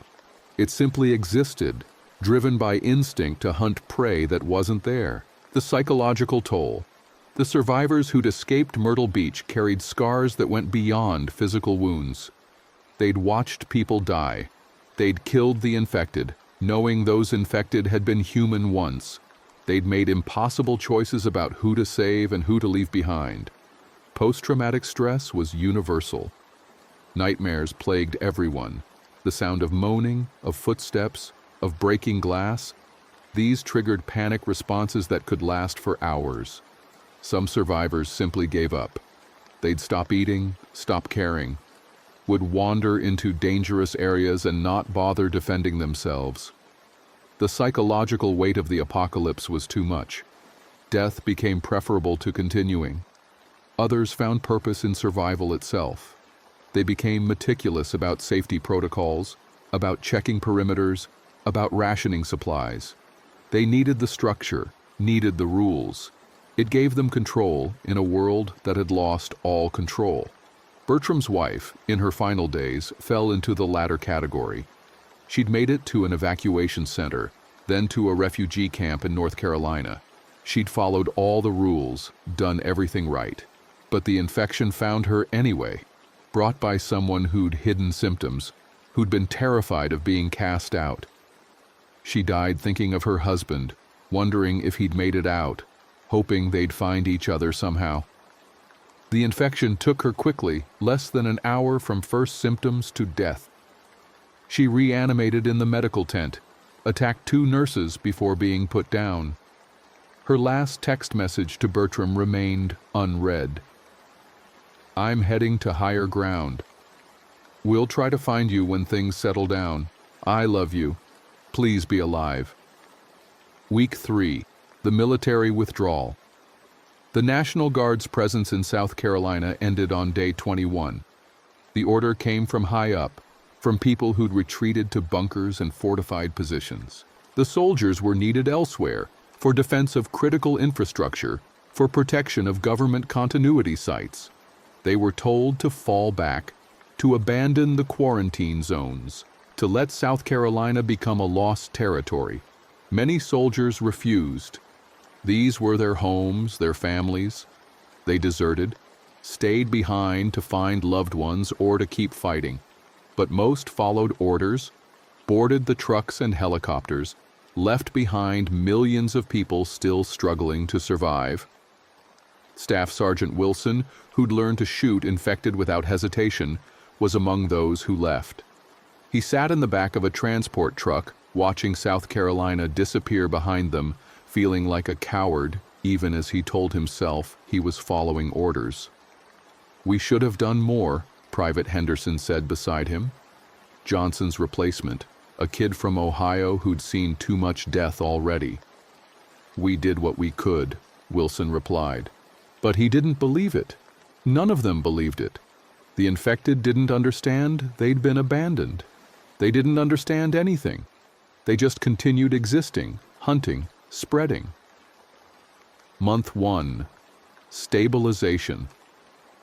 By the end of the first month, the infection had spread across the southeast, but had begun to stabilize. Not because of any containment efforts, but because the population density had decreased. There were fewer living people to infect. The infected themselves were deteriorating, becoming less mobile, less dangerous. New infections still occurred, but at a slower rate. The exponential growth phase had ended. What remained was a grinding attrition, survivors and infected both dwindling in numbers. The Ocean Pearl Resort stood empty and dark, its windows broken by weather and time. The infected inside had mostly succumbed to starvation, their bodies finally shutting down as the virus could no longer sustain them without fuel. They lay in the hallways and rooms where they'd fallen, adding to the layers of death that filled the building. In the parking garage, what had been Bertram had collapsed near the blue F-150 it had died beside. The body was skeletal now, the flesh consumed by the virus's desperate attempt to keep it functional. It no longer moved, no longer responded to stimuli. The infection that had animated it had finally exhausted its host. The keys were still in its pocket. The phone was long dead, its battery drained weeks ago. On the beach outside, waves continued their eternal rhythm. Sand crabs emerged from their burrows to scavenge. Seagulls cried overhead, unaware that the creatures below had once been called human. The ocean didn't care about the collapse of civilization. It had been there before humans, would be there long after. The resort that had stood on its shore was just another temporary structure, already beginning to be reclaimed by wind and water and time. Epilogue. The memory. There was no monument for Bertram, no grave marker, no funeral, no gathering of mourners. His body rotted in the parking garage, forgotten and alone. His wife died without ever knowing his fate. His co-workers were scattered or dead. The hotel where he'd worked for 11 years became a tomb, but he wasn't entirely gone. In the memories of David and Amanda's daughter Emily in her final days, there was a maintenance man who'd tried to save them, who'd led them through the horror, who'd sacrificed himself to give them a chance. She'd been too young to remember his name, but she remembered his kindness, his determination. In the scavenger Thomas's toolkit, Bertram's wrench remained. It would be used to build barricades, to repair vehicles, to defend against infected. It would pass through multiple hands as survivors traded and died and moved on. The name stitched on the original tool bag would fade, but the tool itself would survive, a small piece of one man's life continuing to serve purpose. In the empty hospital records, never to be read again, there was a notation: Bertram, maintenance worker, exposed during Ocean Pearl incident, presumed deceased. These fragments were all that remained of a 52-year-old maintenance worker who'd fixed air conditioners and plumbing, who'd loved his wife, who'd tried to help people even as the world ended. An ordinary man who'd done ordinary work and died an extraordinary death in a parking garage, listening to waves and screams. The infection that had transformed him had been merciless and efficient. It had taken everything he was, his memories, his personality, his humanity, and reduced him to a shambling corpse animated by base hunger. And then it had taken even that, leaving just empty flesh that would eventually decay into nothing. But the ocean remembered him in its way. Every wave that crashed against the shore, every grain of sand that shifted on the beach, every seabird that cried overhead, they were all part of the same eternal system that had existed when he was alive and would exist long after every trace of him was gone. The hotel would eventually collapse, its structure weakened by neglect and weather. The parking garage would crumble. The bodies would turn to dust. The blue F-150 would rust into abstract sculpture. And the ocean would continue, indifferent and eternal, washing away the evidence of humanity's brief moment and briefer collapse. In the larger context of the pandemic, Bertram was a statistic, one among millions who died in the first wave. His death wasn't notable, wasn't remarkable. He wasn't a hero, wasn't a villain. He was just a man who'd been in the wrong place when the infection arrived, who'd tried to survive, who'd failed.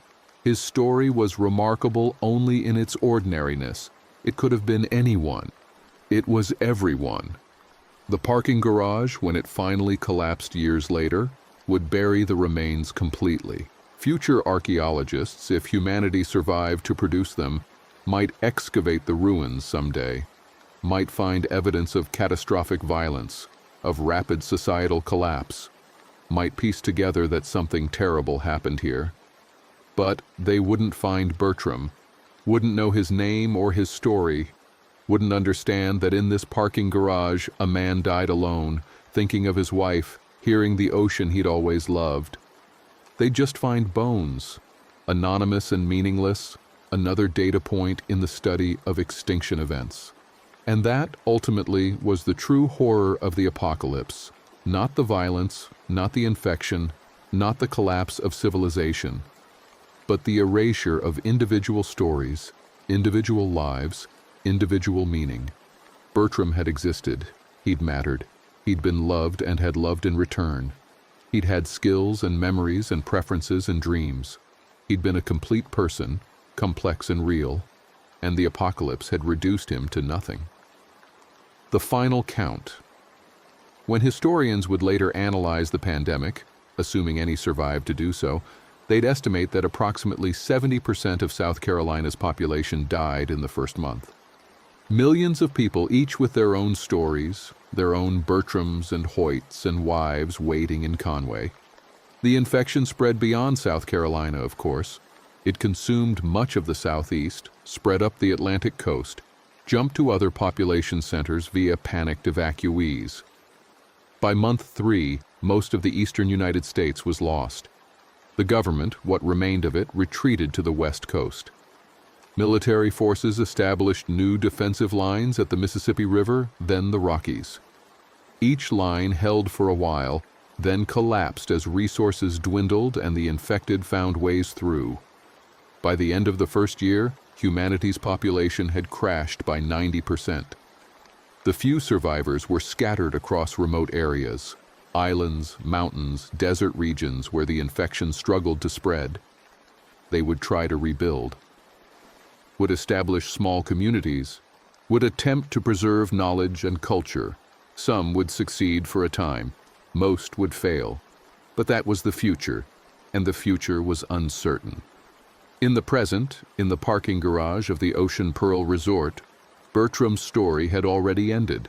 The maintenance worker who'd spent his last hours trying to save strangers, who'd died alone and afraid, who'd become one more victim of a plague that had no cure, no prevention, no mercy. His phone, dead and forgotten, held dozens of unread messages. His wife's increasing panic, her pleas for contact, her final acceptance that he was gone, text messages that were digital ghosts, data stored on servers that would never be accessed again. The last message, sent hours after his death, sat unread in the queue. "I'm evacuating, going to my sister's in Tennessee. I'll keep trying to reach you. I'll never stop trying. I love you, Bertram. I love you so much. Please be alive somewhere. Please." She'd sent it from the highway, one hand on the wheel, the other holding the phone. She'd been crying, barely able to see the road. She'd wanted to believe he was out there, that he'd somehow survived, that they'd find each other when the crisis passed. The crisis would never pass, and they would never find each other. She'd die 3 days later in a refugee camp, infected by someone who'd hidden symptoms. Her last thoughts were of her husband, of their house in Conway, of 27 years of ordinary happiness that she'd never appreciated enough while she had it.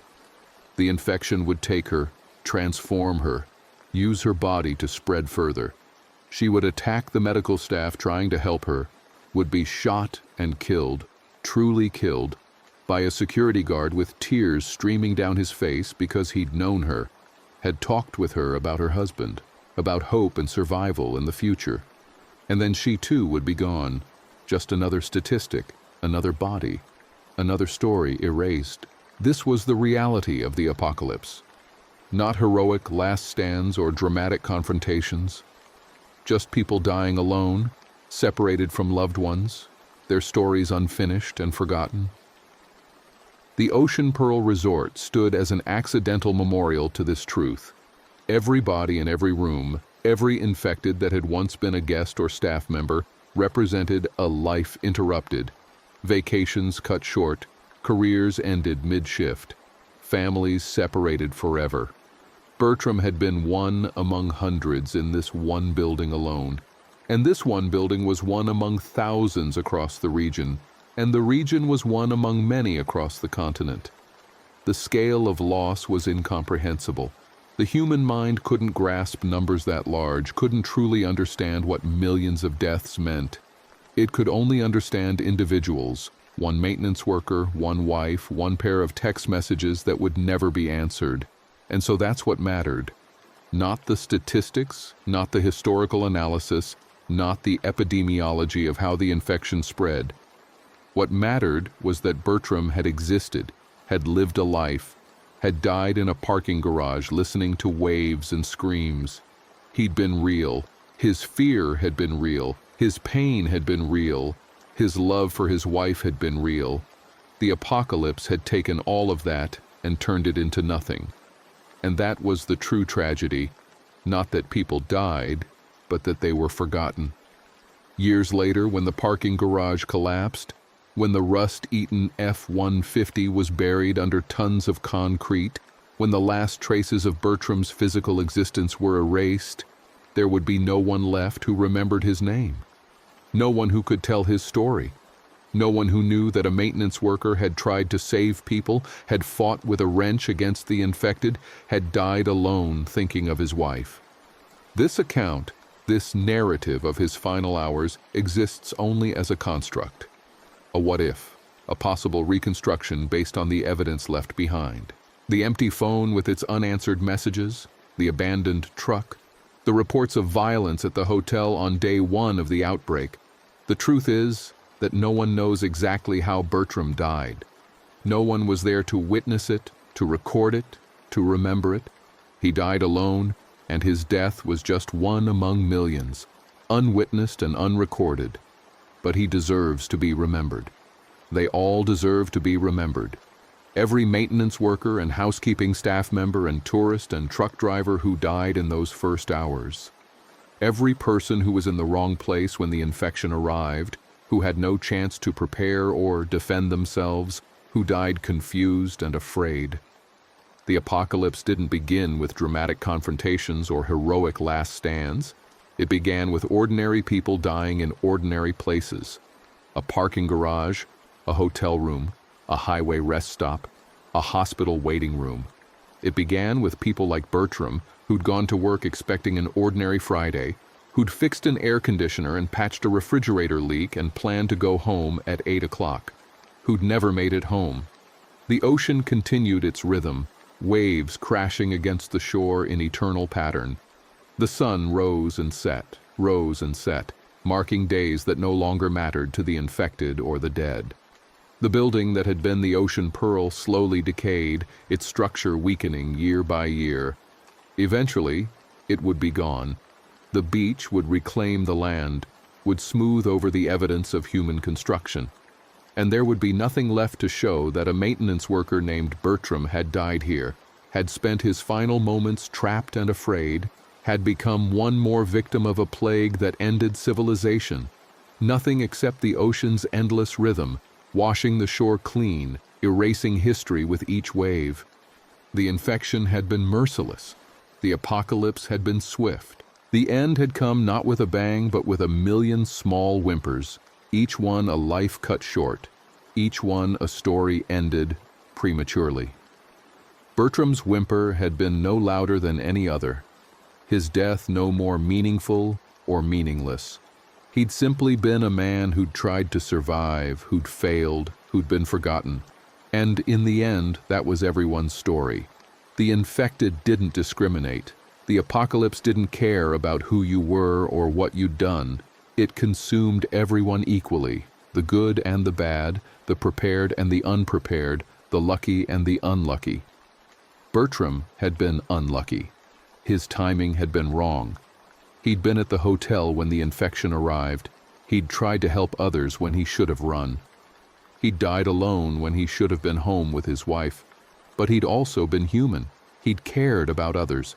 He'd used his professional knowledge to try to save people. He'd faced the infected with courage, even though he'd been terrified. That counted for something. It had to count for something, even if no one was left to remember it, even if his story was lost to time, even if the ocean washed away every trace of his existence. He'd mattered. He'd been real. He'd lived and died, and for a brief moment in the universe's infinite timeline, he'd existed. That was all anyone could ask for. That was all anyone got.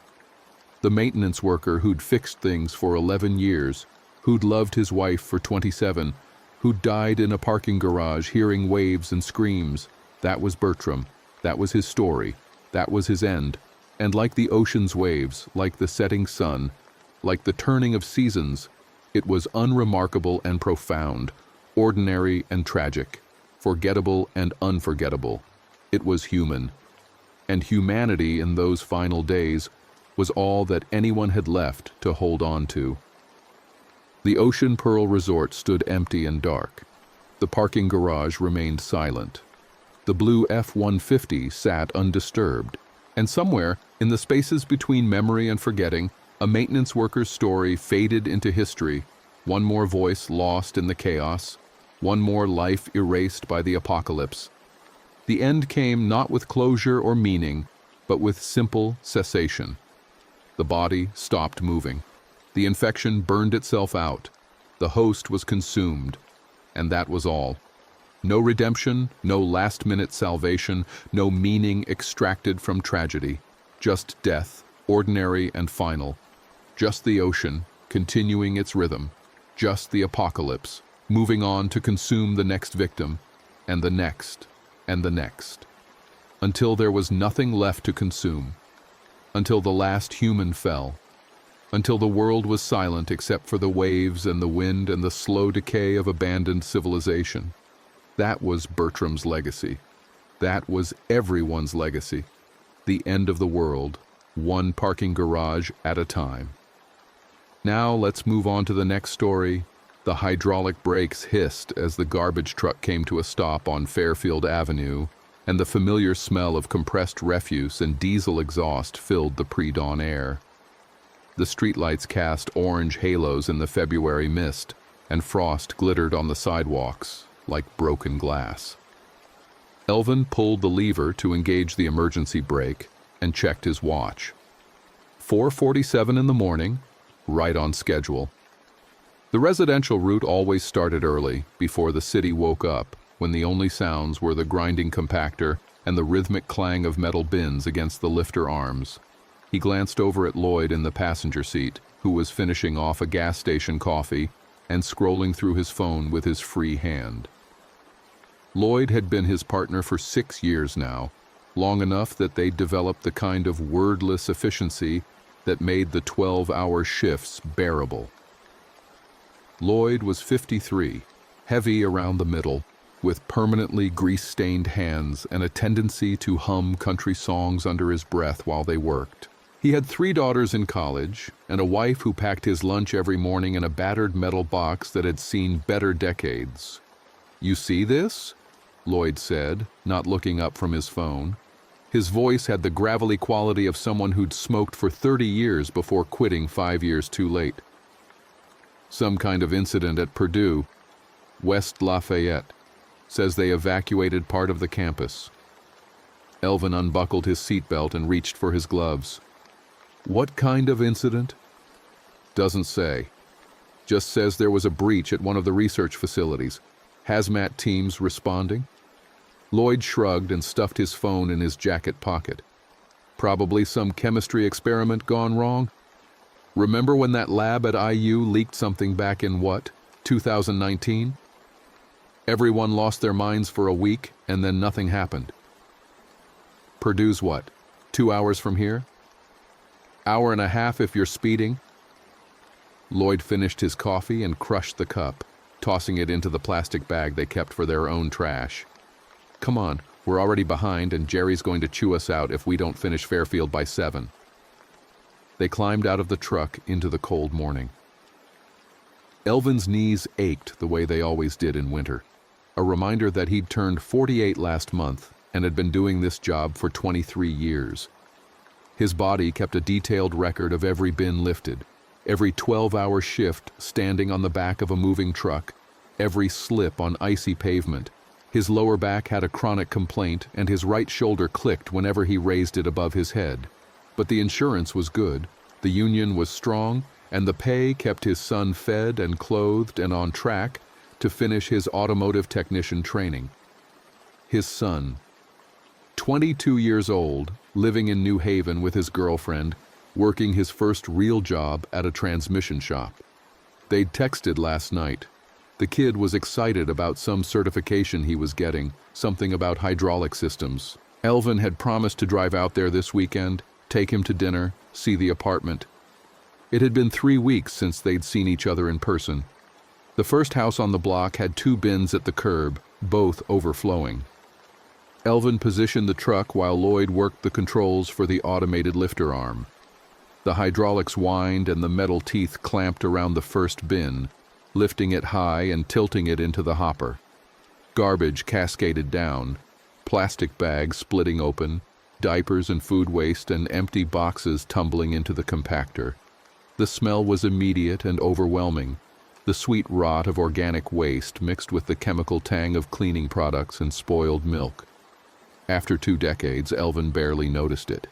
His nose had adjusted to the point where he only registered the truly unusual smells anymore. Dead animals, industrial chemicals, the occasional surprise like used motor oil or paint cans that should have gone to the hazardous waste facility. They moved down the street in their familiar rhythm. Elvin drove while Lloyd operated the lifter, then they'd switch off at the next zone. The sky began to lighten from black to deep blue to a pale gray. The first birds started singing in the bare trees. Lights came on in windows. A few early risers emerged to walk their dogs or scrape frost from their windshields. Normal people doing normal things on a normal Wednesday morning. Except at the house on the corner of Fairfield and Suttonfield, a woman stood in her driveway, still wearing her bathrobe, staring at her phone. She didn't move when the truck pulled up, didn't even glance over. Her face was pale and her mouth hung slightly open. Elvin could see her breath in the cold air, rapid and shallow. "Ma'am," he called out. "You all right?" She didn't respond, just kept staring at her phone, her thumb frozen over the screen. Lloyd lowered his window. "Hey, lady, you okay?" She blinked, looked up at them with unfocused eyes, then turned and walked back into her house without a word. The door closed behind her. "That was weird," Lloyd muttered. "Maybe bad news," Elvin said. He'd seen it before. People in shock after getting a phone call about a death or an accident, moving through the world like ghosts for a few minutes before reality caught up with them. They continued their route. More lights came on, more people emerged, and as the morning progressed, Elvin began to notice a pattern. Clusters of people standing together on sidewalks, talking in urgent voices. A man arguing loudly with his wife in their front yard, pointing at his phone like it had personally offended him. A teenage girl sitting on her porch steps, crying while her father tried to comfort her. At a stoplight on State Street, Elvin watched a news ticker scroll across the screen of a bank's electronic sign. The words made him frown. Authorities investigating incident at Purdue University Research Facility. Residents advised to shelter in place. Indiana State Police responding. "Shelter in place," Lloyd said, reading the same message. "That's not a good sign." "Probably just precautionary," Elvin said, but his voice lacked conviction. His phone buzzed in his pocket, a text from his son. "Hey, Dad, you seeing the news about Purdue? Looks intense. They're saying something about containment failure." Elvin typed back while they waited at the light. "Yeah, I saw. Don't worry, it's 2 hours away. How's work?" The response came quickly. "Good. Boss is letting me lead the rebuild on a Ford transmission. Should be done by tomorrow. Still on for Saturday? Wouldn't miss it. Stay safe." The light changed. They drove on. By 8:30, they'd finished the Fairfield route and moved on to the commercial district downtown. This was Elvin's least favorite part of the job. The dumpsters behind restaurants and office buildings were always overfilled, and sometimes they'd find needles or broken glass or worse. Once they'd found a dead cat. Another time, someone had dumped 50 gallons of used cooking oil that had leaked everywhere, turning the alley behind a Chinese restaurant into a slick, stinking hazard zone that took an hour to clean up. But today, the commercial district felt different. Wrong. Too many people on the streets for a Wednesday morning. Small crowds gathered around the windows of electronics stores, watching news broadcasts on the display TVs. Traffic was heavier than usual, more aggressive. Someone laid on their horn for 15 seconds straight somewhere down on Calhoun Street, the sound echoing between the buildings. At the first dumpster behind a coffee shop, Elvin noticed something. The back door of the shop was standing open, and he could hear shouting inside. Not angry shouting, frightened shouting. A woman's voice, high and panicked, screaming something he couldn't make out. Then a crash, like dishes breaking. "You hear that?" Lloyd said, pausing with his hand on the dumpster controls. "Yeah." They waited, listening. Another crash, more screaming. Then a man's voice, deeper, saying, "Get away from me! Get away!" Elvin climbed down from the truck. "Someone might need help." "Don't," Lloyd said. "Could be a domestic thing, could be drugs, not our business." But Elvin was already walking toward the open door. He'd been raised to help when people were in trouble. His father had been a volunteer firefighter. His mother had been a nurse. You didn't just ignore people in distress. He reached the doorway and looked inside. The back room of the coffee shop was dim, lit only by a single overhead bulb. He could see stainless steel shelves loaded with supplies, bags of coffee beans, boxes of paper cups. And in the middle of the room, two people. A woman in a coffee shop uniform, probably early 20s, backed against the wall with her arms up in a defensive position. And a man, maybe 30, wearing the same uniform, stumbling toward her with his arms outstretched. His movements were wrong, jerky, uncoordinated, like he was drunk or having a seizure. "Hey," Elvin called out, "everything okay in there?" The woman's head snapped toward him. Her face was streaked with tears and her eyes were wide with terror. "Help me, please, he's..." The man turned toward Elvin, and that's when Elvin saw his face, saw his eyes. They were bloodshot, the whites more red than white, and his pupils were dilated so wide they looked black. His mouth hung open and dark fluid, blood, saliva, dripped from his chin. His skin was pale, almost gray, and covered in a sheen of sweat. "Sir, you need medical attention," Elvin said, trying to keep his voice calm. "We're going to call an ambulance for you, okay?"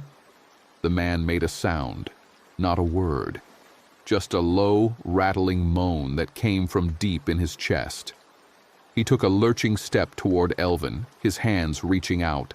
Something ancient in Elvin's brain screamed at him to run. He backed away from the door. "Lloyd! Call 911!" The man in the coffee shop uniform moved faster than Elvin expected, suddenly lunging forward with surprising speed. He crashed through the doorway and stumbled into the alley, still making that terrible moaning sound. The woman inside started screaming again. Elvin backed toward the truck, his heart hammering. "Hey, buddy, just stay back. We're going to get you help." The man didn't stay back. He came straight at Elvin, his movements becoming more coordinated, more purposeful. His hands clawed at the air. His mouth opened wider, showing teeth. Lloyd was out of the truck now, his phone to his ear. "Yeah, we need an ambulance. Someone's having some kind of medical emergency. Behind the Riverside coffee shop on Broadway." A pause. "I don't know, he's acting crazy." "He's..." Lloyd's voice rose. "Jesus, Elvin, get away from him!" Elvin grabbed the first thing his hand found, a piece of rebar that had been leaning against the dumpster, probably left there by construction workers. He held it out in front of him like a weapon. "I'm warning you, stay back!" The man didn't stay back. He threw himself at Elvin with a guttural snarl, his hands reaching for Elvin's face. Elvin swung the rebar without thinking, a defensive arc that caught the man across the shoulder. The impact sent a shock up Elvin's arms. The man staggered, stumbled, but didn't fall, didn't even seem to feel it. He came at Elvin again. This time Elvin swung harder, catching him across the side of the head. There was a wet, cracking sound. The man went down, blood streaming from his temple, and lay twitching on the asphalt. Elvin dropped the rebar like it had burned him. His hands were shaking. His breath came in short, sharp gasps. Oh God, oh Jesus Christ. Lloyd was beside him now, staring down at the fallen man. You had to. He was attacking you. Did you see his face? Something seriously wrong with him. The woman from the coffee shop appeared in the doorway, still crying. He was normal this morning. He came in for his shift and everything was fine. Then, around 8 o'clock, he said he felt sick, said he had a fever. I told him to go home, but he said he'd be okay. Then, like 20 minutes later, he started acting crazy, started trying to bite me. To bite me. Her voice broke. What the fuck is happening? Sirens rose in the distance. Multiple sirens from multiple directions, overlapping in a chorus that sent chills down Elvin's spine. He'd lived in Fort Wayne his entire life, and he'd never heard that many sirens at once. Come on, Lloyd said, grabbing Elvin's arm. We need to go. Now. We can't just leave. I hit that guy. I might have killed him. Look at him, Elvin. Really look at him. Elvin forced himself to look. The man on the ground was still moving, even with a cracked skull and blood pouring down his face. His fingers clawed at the asphalt. His legs kicked weakly. And that sound, that awful moaning sound, still came from his throat. That's not normal, Lloyd said. His voice was tight. Whatever's wrong with him, it's not normal. We need to get out of here. They climbed back into the truck. Elvin's hands shook so badly he could barely grip the steering wheel. Lloyd was on his phone again, but not calling 911 anymore. He was pulling up news sites, his face growing paler with each passing second. Elvin, listen to this. Multiple reports of violent incidents in West Lafayette and Lafayette following apparent containment breach at Purdue University Biomedical Research Facility. Affected individuals displaying extreme aggression and apparent insensitivity to pain. State authorities urging residents to avoid contact with anyone displaying symptoms. Emergency rooms reporting overwhelming influx of patients. Lloyd looked up from his phone, his face ashen. It's spreading. Whatever this is, it's spreading. Elvin's phone rang. The dispatcher from the sanitation department. He put it on speaker. Elvin, it's Carol. We're suspending all routes effective immediately. Whatever you're doing, stop. Head back to the yard. What's going on, Carol? I don't know. City's ordering all non-essential workers off the streets. Just get back here, drop off the truck, and go home. They're talking about some kind of health emergency. We heard about Purdue. It's not just Purdue anymore. We're getting reports from Indianapolis. From all over. Just get back here. Be safe. The line went dead. Elvin and Lloyd sat in silence for a moment, the truck's engine idling, the compactor's hydraulics hissing softly. The man in the coffee shop uniform was still visible in the side mirror, still crawling across the asphalt, leaving a trail of blood behind him. My son's in New Haven, Elvin said quietly. I know. That's 45 minutes from here. If something's wrong, if this is really... Drive, Lloyd said. Get us back to the yard. Then you can call your kid. I'm sure he's fine. New Haven's not that big. Whatever this is, it probably hasn't reached there yet. Elvin put the truck in gear and pulled out of the alley. The streets were worse now. More people, more confusion. He saw a fender bender at the intersection of Broadway and Jefferson where both drivers had abandoned their vehicles and were standing in the street shouting at each other. A woman ran past them on the sidewalk, carrying two crying children, looking over her shoulder like something was chasing her. A police car blew through the red light with lights and sirens, heading north at high speed. They were 2 blocks from the sanitation yard when Lloyd said, "Stop the truck." "What?" "Stop the fucking truck, Elvin." Elvin hit the brakes. "What's wrong?" Lloyd was pressing his hands against his temples. His face had gone red and sweat was beading on his forehead despite the February cold. "I don't feel good. I feel really hot." "You need a hospital?" "No. No hospitals. You heard what they said. Emergency rooms are overloaded." Lloyd fumbled for his water bottle, drank deeply, but his hands were shaking so badly he spilled half of it down his shirt. "Just give me a minute. I'll be okay." But he wasn't okay. Even as Elvin watched, Lloyd's condition deteriorated. The redness in his face deepened. His breathing became rapid and shallow. He started shaking, his whole body seized by tremors that rattled the seat. "Lloyd, we're going to a hospital. Right now." "No." Lloyd's voice was harsh, desperate. "No, just get me home. Get me to Sarah. She'll know what to do." Elvin pulled the truck back into traffic, heading toward Lloyd's house instead of the yard. His mind was racing. Lloyd had been fine this morning, completely fine. They'd been together since 4:30, been in close contact, shared the truck's cab for 5 hours. If Lloyd was sick, if he'd caught whatever was spreading from Purdue... Oh God, the coffee shop, that man. He'd been normal this morning too, according to the woman. Normal at the start of his shift, then sick, then violent, in the space of maybe 2 hours. "Lloyd, when did you start feeling bad?" "I don't know. Maybe 20 minutes ago, half an hour. It came on fast. Started with a headache. Now I feel like I'm burning up." Another tremor shook Lloyd's body. He gripped the dashboard. "Drive faster." Elvin drove faster. He ran 2 red lights and nearly sideswiped a parked car taking a turn too sharply. Lloyd's house was in the Waynedale neighborhood, a working-class area of small ranch homes with chain-link fences and boats in driveways. It should have been 15 minutes away. Elvin made it in 8. He pulled into the driveway and ran around to help Lloyd out of the passenger side. Lloyd's legs barely supported him. He leaned heavily on Elvin, his weight substantial, his body radiating heat through his clothes like he was fevered at 105 degrees or higher. They stumbled up the driveway together. Sarah opened the door before they reached it. She was a small woman with gray-streaked brown hair, wearing scrubs. She worked as a medical assistant at a clinic on Coliseum Boulevard. Her face went pale when she saw her husband. "Oh my God, Lloyd. Baby, what's wrong?" "Sick," Lloyd managed to say. His voice was thick, slurred. "Came on fast, really fast."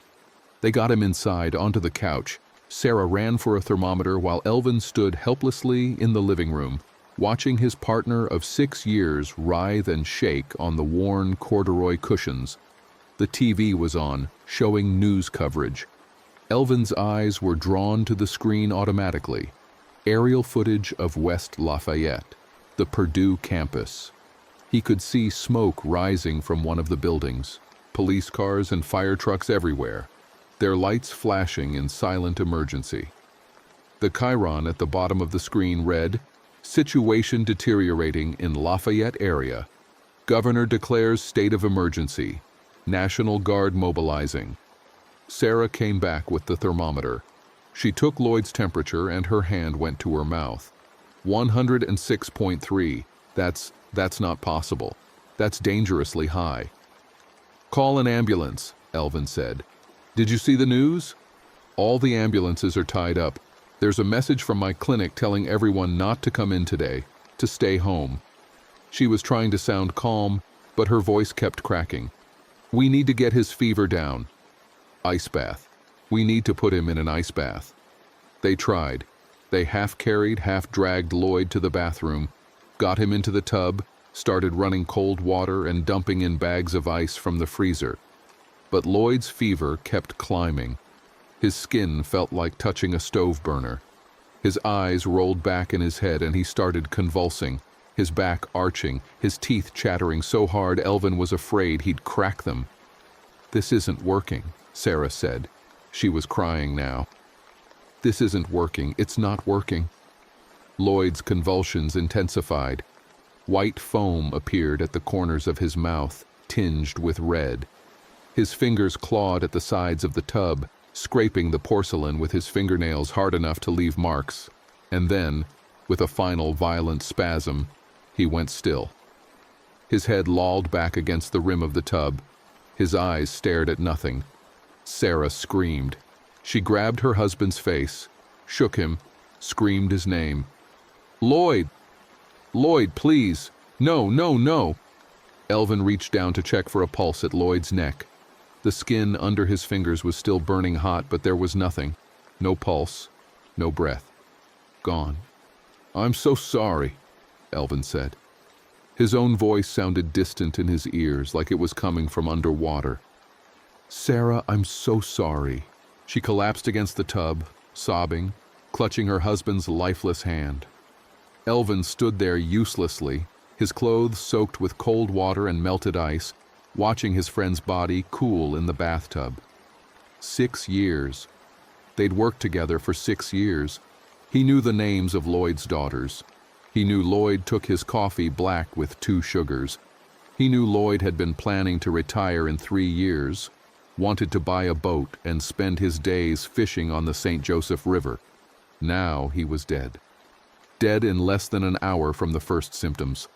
Elvin's phone buzzed, a text from his son. "Dad, things are getting crazy here. News is saying to stay inside. You okay?"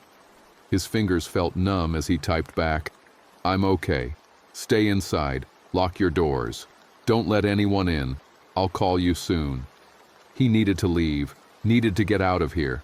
The rational part of his brain was screaming at him that he'd been exposed, that whatever killed Lloyd might be in him too now, that he needed to what? Go where? Do what?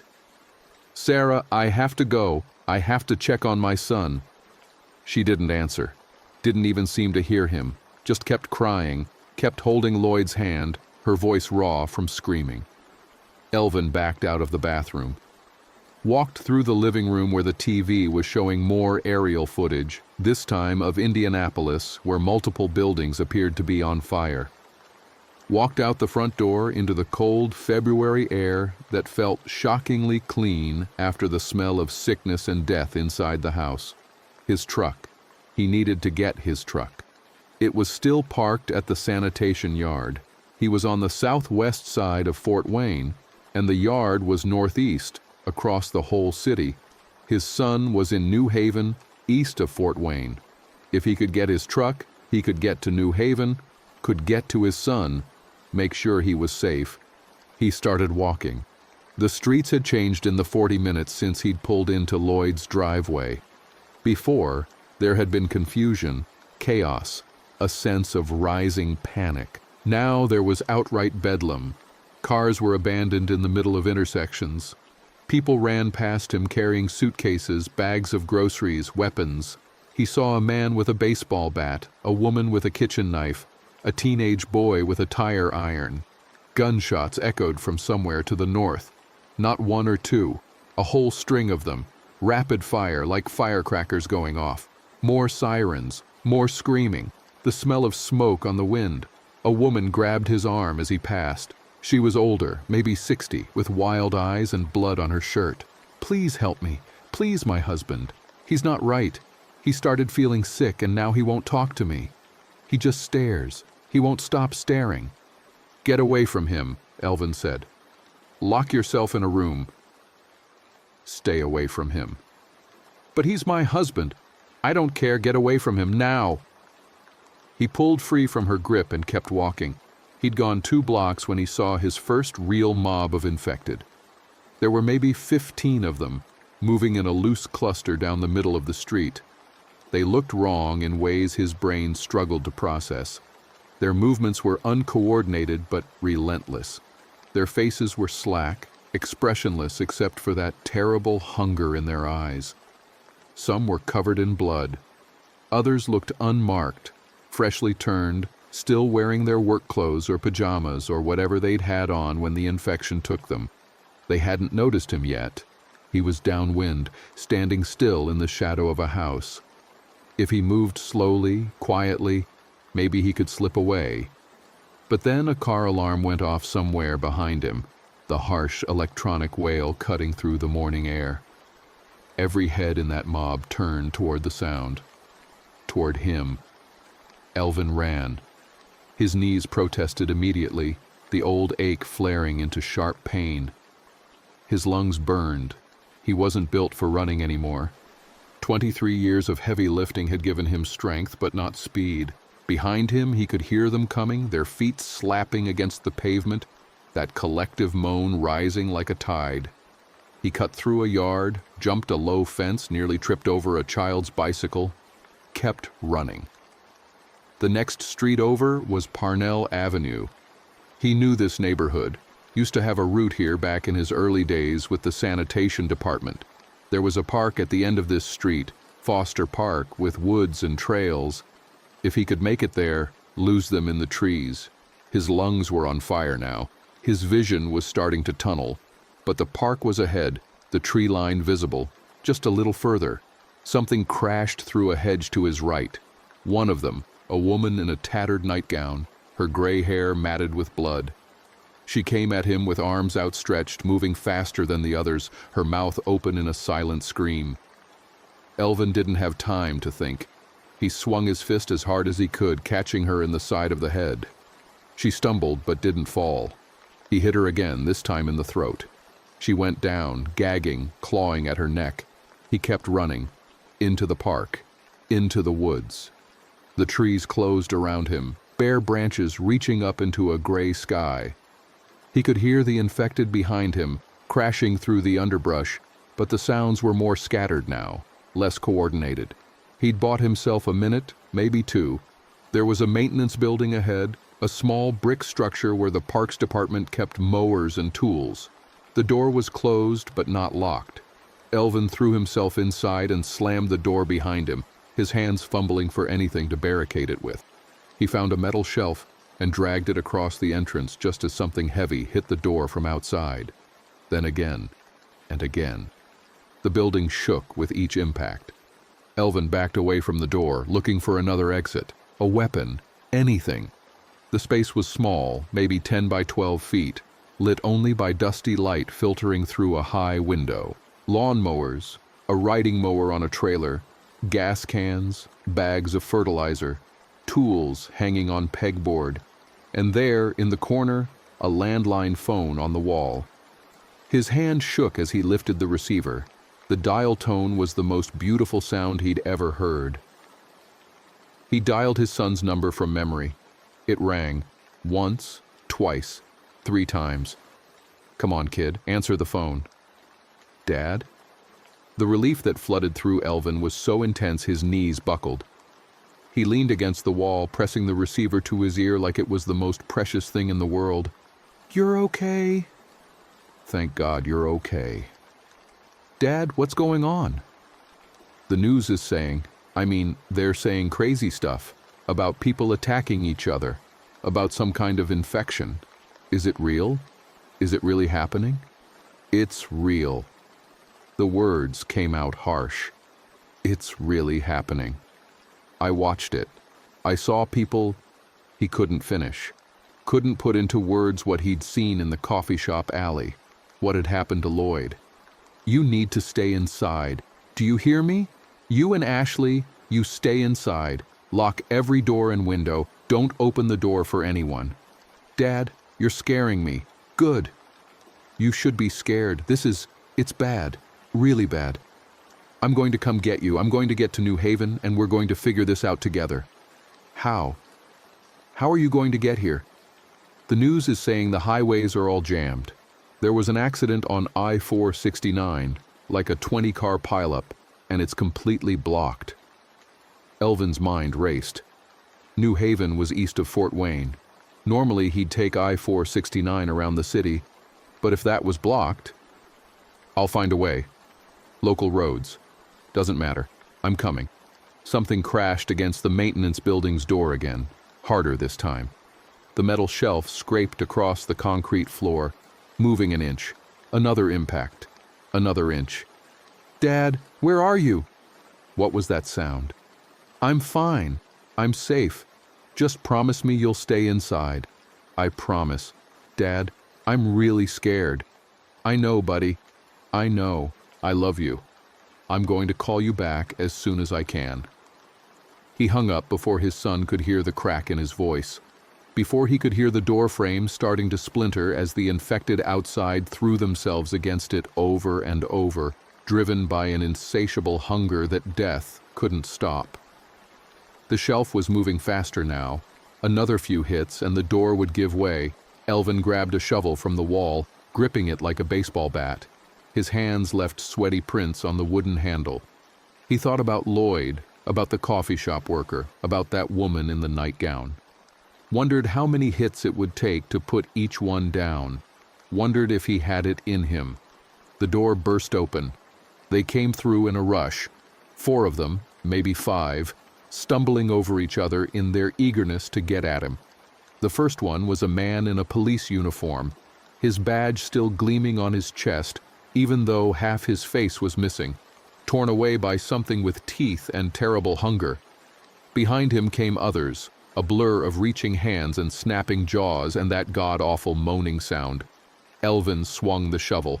The blade caught the cop across the shoulder, spun him around. Elvin swung again, this time connecting with the head. There was a wet crack and the cop went down, but the others were already on him, hands grabbing at his jacket, his arms, his face. He fought, swung the shovel in wide arcs that connected with meat and bone, kicked and pushed and screamed. His shoulder slammed into the wall and pain exploded up his spine. Fingers tangled in his hair, pulling his head back, exposing his throat. He saw teeth, yellow and red, coming toward his neck. He drove his elbow back hard, connecting with something soft. The grip on his hair loosened. He threw himself forward, using his weight to break free, and brought the shovel down in an overhead chop that split open the skull of the thing that had been reaching for his throat. It crumpled. Another one came at him from the left. He kicked it in the knee, heard something snap, watched it collapse. Then he was moving, scrambling over fallen bodies, through the ruined doorway, back out into the cold morning air. He ran, again, always running now. His lungs were raw, his legs felt like they were made of lead. But he ran because stopping meant dying, and he had to get to his son, had to make it to New Haven, had to. The park was overrun. He could see them everywhere now, scattered through the trees, wandering the paths, clustered around a playground where someone must have tried to hide and failed. The slide was streaked with blood. The swings moved gently in the wind, their chains creaking. Elvin stayed off the paths, moved through the thickest parts of the woods where the underbrush made travel difficult. Difficult for him, difficult for them. He could hear them around him, but he couldn't see them, and that was somehow worse. Every snapping branch might be one of them. Every shadow might be death waiting. He emerged from the woods on the far side of the park, near Parnell Avenue again, but further north. The street here was quieter, fewer cars, fewer people. He could see bodies lying in the road, but he couldn't tell if they were really dead or just waiting to get up again to join the ranks of the infected. A car approached from the south, driving erratically, weaving between abandoned vehicles. It was a pickup truck, moving fast, too fast for the obstacles in the road. Elvin waved his arms, trying to flag it down. Maybe he could get a ride. Maybe whoever was driving would help him. The truck swerved toward him, and for a moment he thought it was going to stop. Then he saw the driver's face, saw the blood, saw the empty, hungry eyes. The truck wasn't being driven, it was just rolling. Its dead driver still pressed against the steering wheel, turning it randomly, foot stuck on the accelerator. Elvin dove out of the way as the truck roared past, missing him by inches. It kept going, building speed. until it slammed into a telephone pole at the next intersection with a tremendous crash of metal and breaking glass. The pole swayed, power lines snapping and falling in a shower of sparks. He needed to think, needed to plan. The sanitation yard was still miles away, and the city was falling apart faster than he could have imagined. But his truck had keys in it. They always left the keys in the work trucks, hanging from the ignition, because there were always multiple drivers and shifts, and it was just easier that way. If he could get there, he'd have transportation. He'd have a chance. Elvin tried to remember the route from here to the yard. Parnell north to Coliseum, east to Clinton, north again, maybe 3 miles. In a car, 10 minutes. On foot, through a city full of infected and panicked survivors, it could take hours. If he made it at all. He started walking, keeping to the edges of buildings, staying out of sight as much as possible. The morning had fully arrived now, the sun breaking through the clouds in patches, casting strange shadows across the devastated streets. He passed a convenience store with its windows smashed in, people inside fighting over whatever supplies remained. Past a house on fire, black smoke pouring from the windows while someone inside screamed for help that would never come. Past bodies in the street, in yards, slumped in cars, some moving and some not. At the corner of Parnell and Coliseum, he found a bicycle lying on its side in someone's driveway. The house looked empty, its front door hanging open. Elvin grabbed the bike and started pedaling. His knees hated him for it, but it was faster than walking. Much faster. The streets opened up on Coliseum. This was a major corridor through the city, 4 lanes wide, lined with strip malls and fast food restaurants and used car lots. And it was clogged with abandoned vehicles. People had tried to evacuate and failed, their cars forming a metal maze that stretched as far as Elvin could see. Some still had their engines running, doors open, former owners nowhere in sight. Others were crashed, smashed into each other or into storefronts or rolled onto their sides. Elvin weaved between them on the bike, standing on the pedals to build speed. He could see infected wandering among the cars, attracted by the running engines or the car alarms still blaring. Most were alone or in small groups. Elvin gave them a wide berth, taking to the sidewalk when he had to, cutting through parking lots when the street was too blocked. He was making good time, maybe another mile to the yard, maybe less. His phone buzzed in his pocket, but he didn't dare stop to check it. Probably his son. Or maybe the sanitation department calling to see where he was, if he was alive, if... A figure stepped out from between 2 cars directly in front of him. Elvin slammed on the brakes. The bike's tires screeched. He nearly went over the handlebars but managed to get his feet down, catching himself at the last second. The figure was a woman, maybe 40, wearing business casual clothes that were torn and blood-stained. But she wasn't infected. Her eyes were clear and focused. She was carrying a crowbar and she held it up like a weapon. "Give me the bike," she said. Her voice was steady, but her hands were shaking. "I need it," Elvin said. "My son, I have to get to my son. I have kids too. At home. I need to get back to them. Give me the bike or I'll take it." They stared at each other for a long moment. Elvin could see the desperation in her face, the fear. Could see that she meant what she said. Would fight him for the bike if she had to. And he understood because he'd do the same thing. Would do worse if it meant getting to his son. But he also knew he was bigger, stronger. Knew that if it came to a fight, he'd probably win. The woman knew it too. He could see it in the way she gripped the crowbar, knuckles white, weight balanced on the balls of her feet ready to run or strike. "Where are your kids?" he asked. "Paulding, 20 miles west of here?" 20 miles. On a bike, through this nightmare, with infected everywhere and society collapsing minute by minute. She'd never make it. They both knew it. Elvin got off the bike, held it out to her. "Go. Get to your kids." She didn't hesitate. Grabbed the bike, threw her leg over it, and was pedaling away before Elvin could change his mind. He watched her disappear around a corner, weaving between abandoned cars, the crowbar still gripped in one hand. Then he was alone again, on foot again, with another mile to go. He kept walking. The sun was higher now, warming the February air just enough to turn the ice on the sidewalks into slush.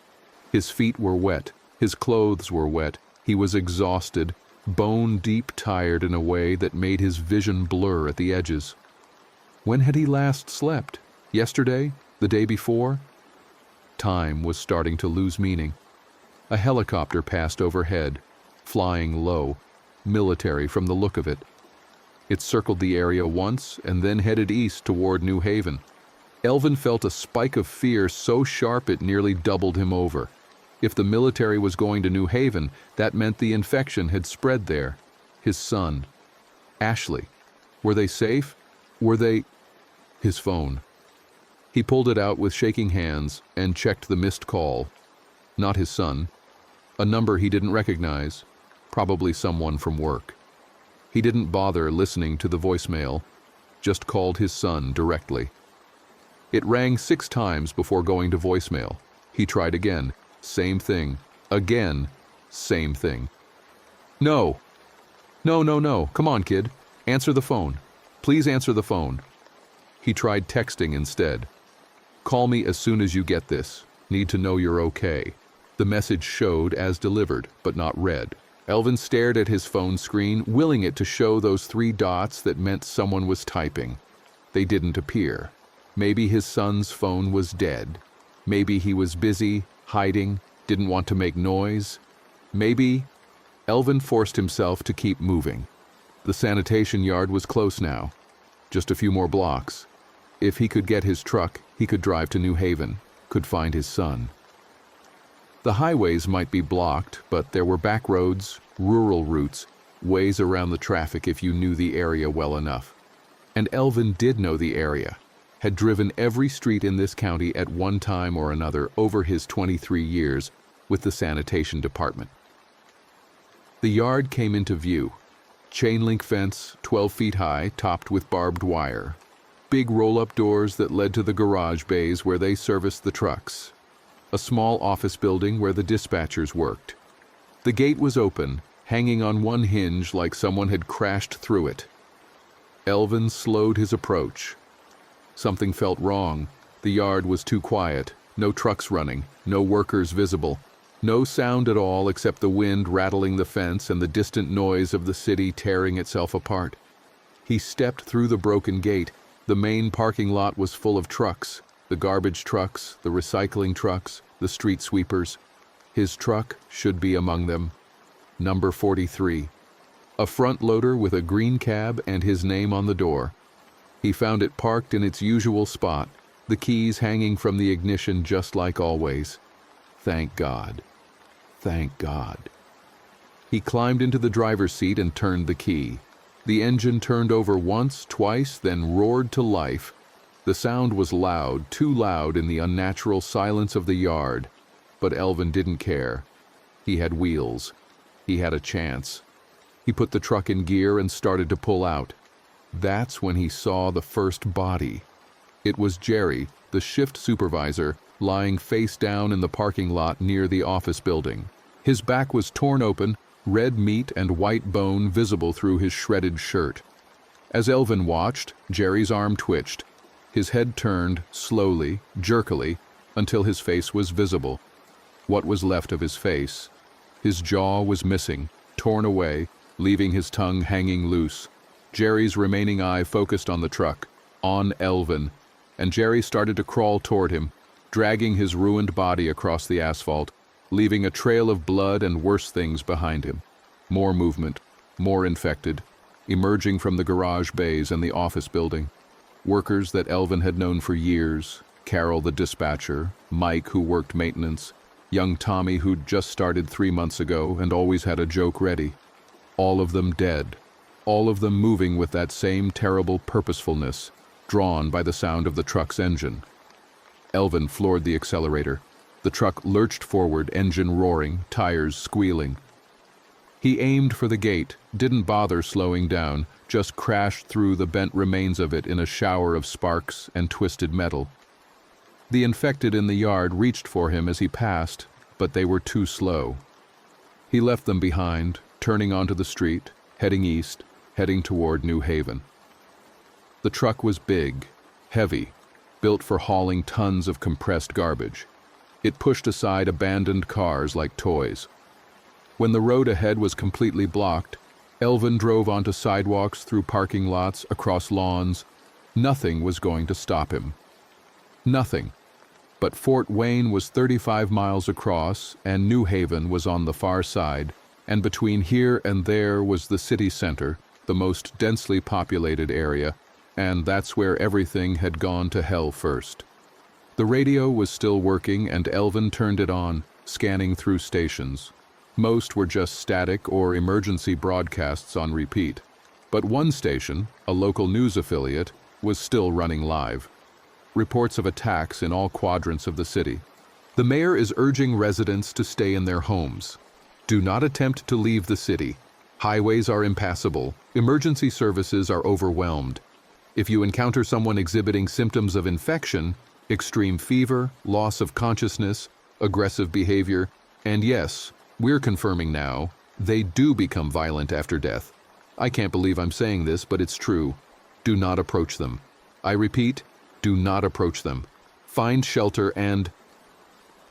The broadcast cut off abruptly, replaced by static. Elvin twisted the dial, but every station was dead now. Just static or dead air or automated emergency messages telling people to stay calm. Help was coming. This was a temporary situation. It wasn't temporary. Elvin could see that now as he navigated the truck through the city's eastern neighborhoods. This wasn't going to get better. There was no cavalry coming, no government response that would fix this. Whatever had started at Purdue had spread too fast, infected too many, killed too quickly. The world was ending, and everyone was too busy dying to stop it. He passed a school where someone had tried to set up an emergency shelter. The parking lot was full of cars, and the building's windows were barricaded, but the front doors had been broken open from inside. Bodies lay scattered across the steps. Small bodies. Children. Elvin's stomach lurched, and he looked away, focused on the road, tried not to think about what he'd seen. His phone rang. He grabbed it without looking, praying it was his son. "Dad?" Relief flooded through him so intense it hurt. "Oh, thank God! I've been trying to call you." "I know, I'm sorry. My phone was on silent. Dad, there are people outside the apartment. They're trying to get in." Ashley and I pushed the couch against the door, but I can hear them on the other side. Dad, they don't sound human. They just moan and scratch at the door and... Listen to me. Listen very carefully. Get away from the door. Go to the bathroom. It's the room with the fewest windows, right? Yeah. Lock yourself in there. Take anything you can use as a weapon. Kitchen knives, a bat, anything. Do you have anything? I have my tools. My toolbox. There's a hammer. A pry bar. Good. That's good. Take those. Lock yourself in the bathroom and do not come out until you hear me. I'm coming to get you. I'm in the truck right now. I'll be there in 20 minutes. Dad, what if they get in before you get here? Elvin didn't have an answer for that. Couldn't let himself think about that. They won't. Just stay quiet. Don't make any noise. I'll be there. He ended the call and pressed the accelerator harder. The truck protested, engine whining, but it responded. 40 miles per hour, 50. The speedometer crept past 60 as he barreled down suburban streets, never meant for this kind of speed. He blew through stop signs and red lights. Took a corner so hard the truck went up on two wheels for a heart-stopping second before slamming back down with a crash that made something in the suspension crack. New Haven wasn't far now. 10 miles, 5. The houses were changing, becoming more spread out, separated by fields and patches of woods. Rural area. Less dense, maybe less infected, maybe safer. He let himself hope. The main road into New Haven was blocked. There'd been some kind of standoff here. He could see barricades made of cars and furniture, spent shell casings glittering on the asphalt, blood everywhere. Whatever resistance the residents had tried to mount, it had failed. Bodies lay in piles on both sides of the barricade. Some were clearly infected, shot down as they'd tried to push through. Others looked like they'd been defending the position when they'd been overwhelmed. Elvin backed the truck up and took a side road, navigating by memory and half-forgotten knowledge of the area. His son's apartment was on the north side of New Haven in a complex called Riverside Gardens, though there was no river nearby, and the gardens were just sad patches of grass and a few dying bushes. He could see smoke rising from multiple locations in the town. Hear gunshots, some close and some distant. A police car raced past him going the opposite direction, its siren screaming, the cop inside looking young and terrified. Elvin kept driving. Riverside Gardens appeared ahead. 2-story brick buildings arranged around a central parking lot. His son's apartment was in Building C, second floor, Unit 204. Elvin pulled the truck into the parking lot and immediately saw that something was wrong. The main doors to Building C were broken open, windows on the ground floor were smashed, and there were infected everywhere. Dozens of them clustered around the buildings, wandering through the parking lot, beating against doors and windows. Some were relatively fresh, still wearing intact clothes, and showing few signs of decay beyond the blood and the empty eyes. Others had clearly been dead longer, their skin beginning to turn gray, their movements more jerky and uncoordinated. Elvin counted quickly. At least 30 infected just in the immediate area around Building C. Maybe more inside the building. Too many to fight through. Way too many. But his son was in there. Second floor. Unit 204. The bathroom, locked in the bathroom with Ashley, and a toolbox full of improvised weapons. Elvin grabbed his phone and called. It went straight to voicemail. He tried again. Same thing. Texted, "I'm here, in the parking lot. Can you see me?" No response. He tried calling again. Nothing. The infected had noticed the truck now, noticed the sound of its idling engine.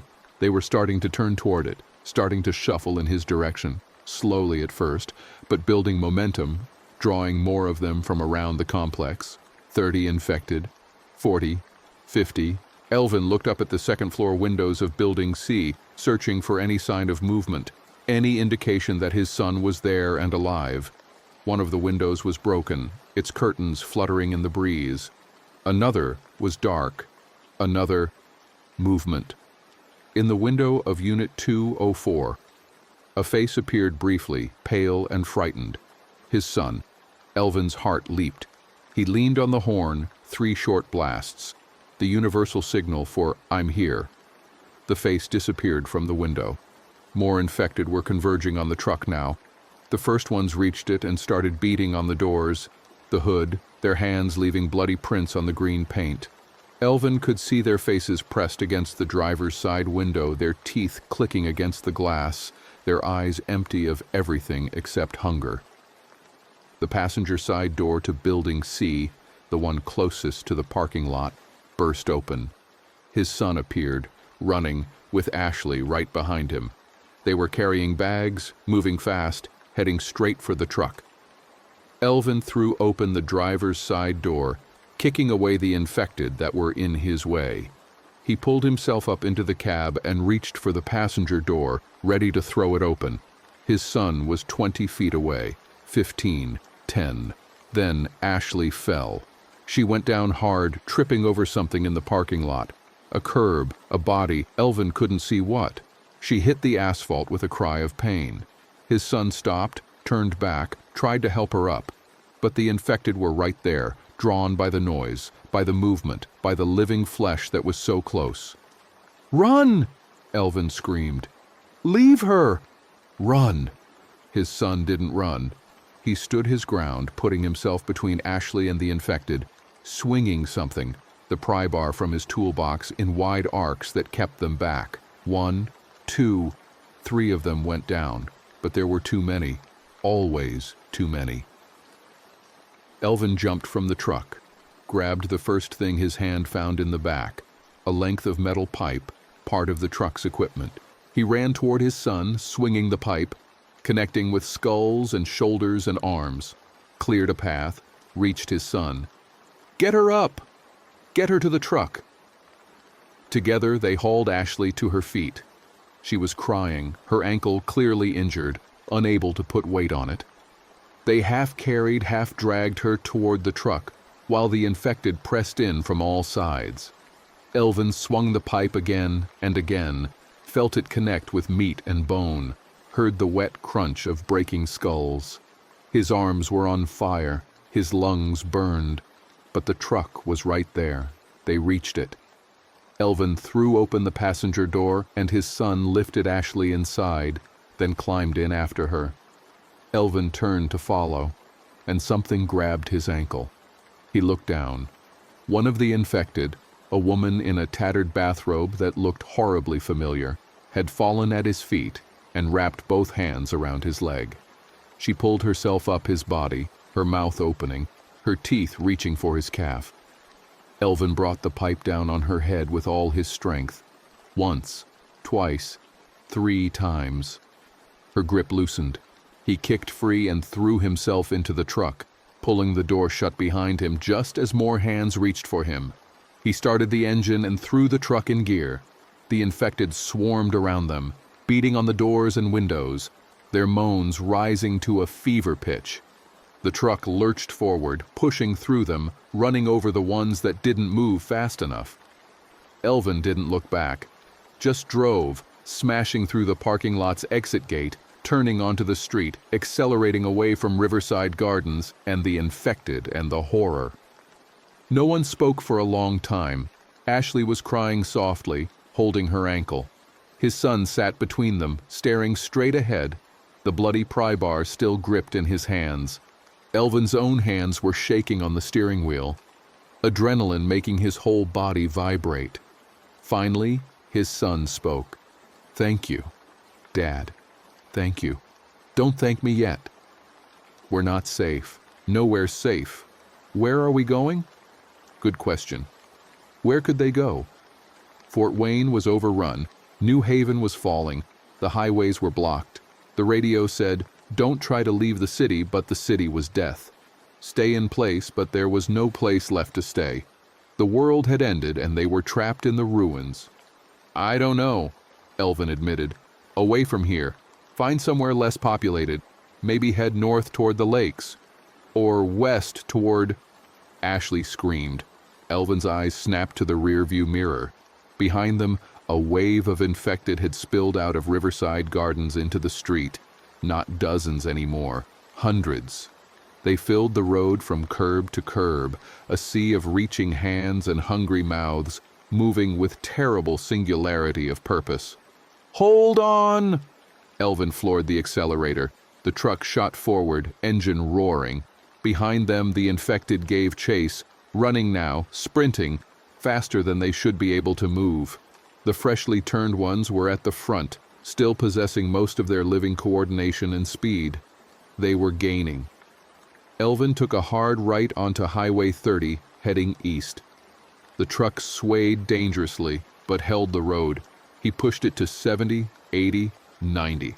The speedometer climbed past numbers he'd never driven before in this vehicle. The engine screamed in protest. The infected fell behind. Slowly, but they fell behind. A mile, 2 miles, 3. Elvin kept driving until the rearview mirror showed nothing but empty road, then finally eased off the accelerator and let the truck coast down to a more reasonable speed. "Everyone okay?" he asked. "My ankle's messed up," Ashley said through her tears. "I think it's broken. We'll find a pharmacy. Get you something for the pain. Find some bandages, wrap it up." "And then what?" his son asked. The question hung in the air, heavy and terrible. Elvin didn't have an answer, didn't know how to explain that there was no "and then what" anymore. No long-term plan, no rescue coming, just survival, moment to moment, day to day, until there were no more days left. The road ahead was clear, but the afternoon was wearing on. They'd been on the move for almost 12 hours now. The sun was beginning its descent toward the horizon, and soon it would be dark. And Elvin had no idea what nighttime would bring in this new world where the dead walked and civilization had collapsed in a single morning. He kept driving east, leaving Fort Wayne and New Haven behind, heading into the rural areas of Allen County where the houses were spread far apart and the forests were thick, and maybe, just maybe, there would be fewer infected. After another 20 minutes, they passed a small township called Monroeville. Population maybe 800. The kind of place where everyone knew everyone, where the biggest excitement was Friday night football and the county fair. It looked quiet, almost peaceful. A few abandoned cars on Main Street, but no signs of violence. No bodies, no infected that Elvin could see. "We need supplies," he said. "Food, water, medical stuff for Ashley's ankle. This looks like as good a place as any to stop." "What if there are those things here?" Ashley asked. "Then we'll deal with it. But we can't keep driving forever. The truck needs gas. We need rest." He didn't mention that his own body was screaming at him, every muscle aching, his head pounding from dehydration and exhaustion, and the constant flood of adrenaline that had kept him going since this morning. He pulled the truck into the parking lot of a small grocery store called Henderson's Market. The lot was empty, except for one car, a sedan with its driver's side door hanging open. Elvin turned off the engine and the sudden silence was oppressive. "Stay in the truck," he told Ashley. "Lock the doors. We'll be fast." He and his son climbed out. Elvin still had the metal pipe. His son still had the pry bar. They approached the store carefully, watching the windows for movement. The front door was unlocked. Elvin pushed it open and stepped inside. The store was dim, lit only by emergency lights running on battery backup.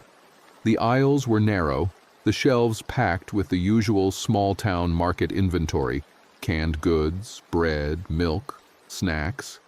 It looked untouched. No signs of looting, no bodies, no infected. "Grab bags," Elvin said quietly. "Fill them with anything non-perishable. Canned goods, dried food, bottled water. Move fast." They split up, each taking an aisle. Elvin worked quickly, methodically, his sanitation workers' efficiency coming through. He knew what would last, what was worth carrying, what was just dead weight. Canned vegetables, canned meat, protein bars, crackers, peanut butter, tuna fish. He found a backpack behind the counter and stuffed it full. His son emerged from another aisle carrying 2 plastic bags loaded with supplies. "I got water bottles, some bread, a bunch of energy bars. There's a pharmacy section in back, basic stuff, but it might have something for Ashley's ankle." They moved to the pharmacy area. Pain medication, yes. Bandages, yes. Antibiotics, there, on a locked shelf. But Elvin used the pipe to smash the glass and grabbed every bottle he could find. Antiseptic, gauze, medical tape. Everything went into the backpack. "Dad," his son said. He was standing by the store's back window, looking out into the alley behind the building. "We've got a problem." Elvin joined him. Through the window, he could see the alley and beyond it, the residential street that ran behind Main Street. And he could see them, the infected. Not hundreds like at Riverside Gardens, but enough. Maybe 20 or 30, wandering aimlessly, spread out over several blocks. Even as he watched, more appeared from side streets and yards, drawn by something he couldn't identify. "They're everywhere," his son said quietly. "Even out here, even in a town this small. Then we take what we've got and we go. Now." They hurried back through the store, grabbed the bags, headed for the door. Elvin was about to push it open when he saw movement outside. 3 infected were shambling across the parking lot, heading straight for the truck where Ashley was sitting. She saw them too. Elvin could see her face through the truck's window, could see the terror as she realized she was trapped. She tried to climb over the seat to get to the driver's side, but her injured ankle made her cry out in pain. "Come on!" Elvin burst through the door, his son right behind him. The infected turned at the sound, redirected toward them instead of the truck. That was good. Better to come at him than at Ashley, who couldn't run. The first one reached them, a teenage boy, maybe 16, still wearing his high school letterman jacket. Elvin swung the pipe, caught him across the jaw. The infected boy's head snapped to the side, but he didn't go down, just stumbled, regained his balance, came at Elvin again with hands outstretched. Elvin swung again, this time aiming for the temple. The pipe connected with a hollow crack, and the infected boy dropped like a puppet with its strings cut. The second one was a woman, older, heavy-set, moving slowly. His son stepped forward and drove the pry bar through her eye socket. She collapsed with a wet gurgle. The third one was faster, a man, young and athletic even in death, and he came at them low and quick. He tackled Elvin's son, drove him to the ground, his teeth snapping at the kid's throat. Elvin brought the pipe down on the back of his head, over and over, until the infected man stopped moving and his son could push the body away. "Are you bit?" Elvin demanded, grabbing his son's shoulders, checking his neck, his arms. "Did he bite you?" No, I'm okay. Jesus, Dad, that was close." They ran for the truck, climbed in. Elvin started the engine and backed out of the parking lot just as more infected appeared from the side streets, drawn by the noise. He shifted into drive and accelerated away, leaving Monroeville behind. They drove in silence for a while. The sun was lower now, painting the sky in shades of orange and red, beautiful and terrible. The world was ending, but nature didn't care, just kept turning, kept making sunsets, kept going on like humans had never existed at all. "We need to find somewhere to hole up for the night," Elvin said finally. "Somewhere defensible, somewhere we can rest." "What about a farmhouse?" his son suggested. "We're in farm country. Most of these places are pretty isolated. Might be safer than staying in town." It made sense.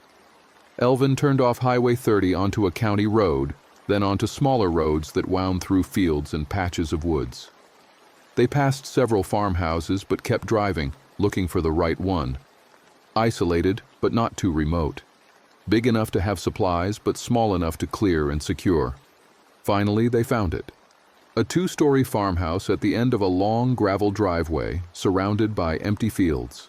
There was a barn behind it and a few outbuildings.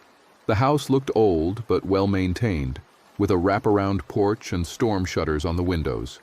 Most importantly, Elvin could see no signs of life or unlife. No cars in the driveway, no lights, no movement. He pulled the truck up close to the house but kept the engine running, ready to flee if necessary. "Wait here. I'll check it out." "I'm coming with you," his son said. "No. Stay with Ashley. Keep the doors locked. If anything goes wrong, you drive away. Don't wait for me." Before his son could argue, Elvin was out of the truck, pipe in hand, approaching the farmhouse. The front porch creaked under his weight.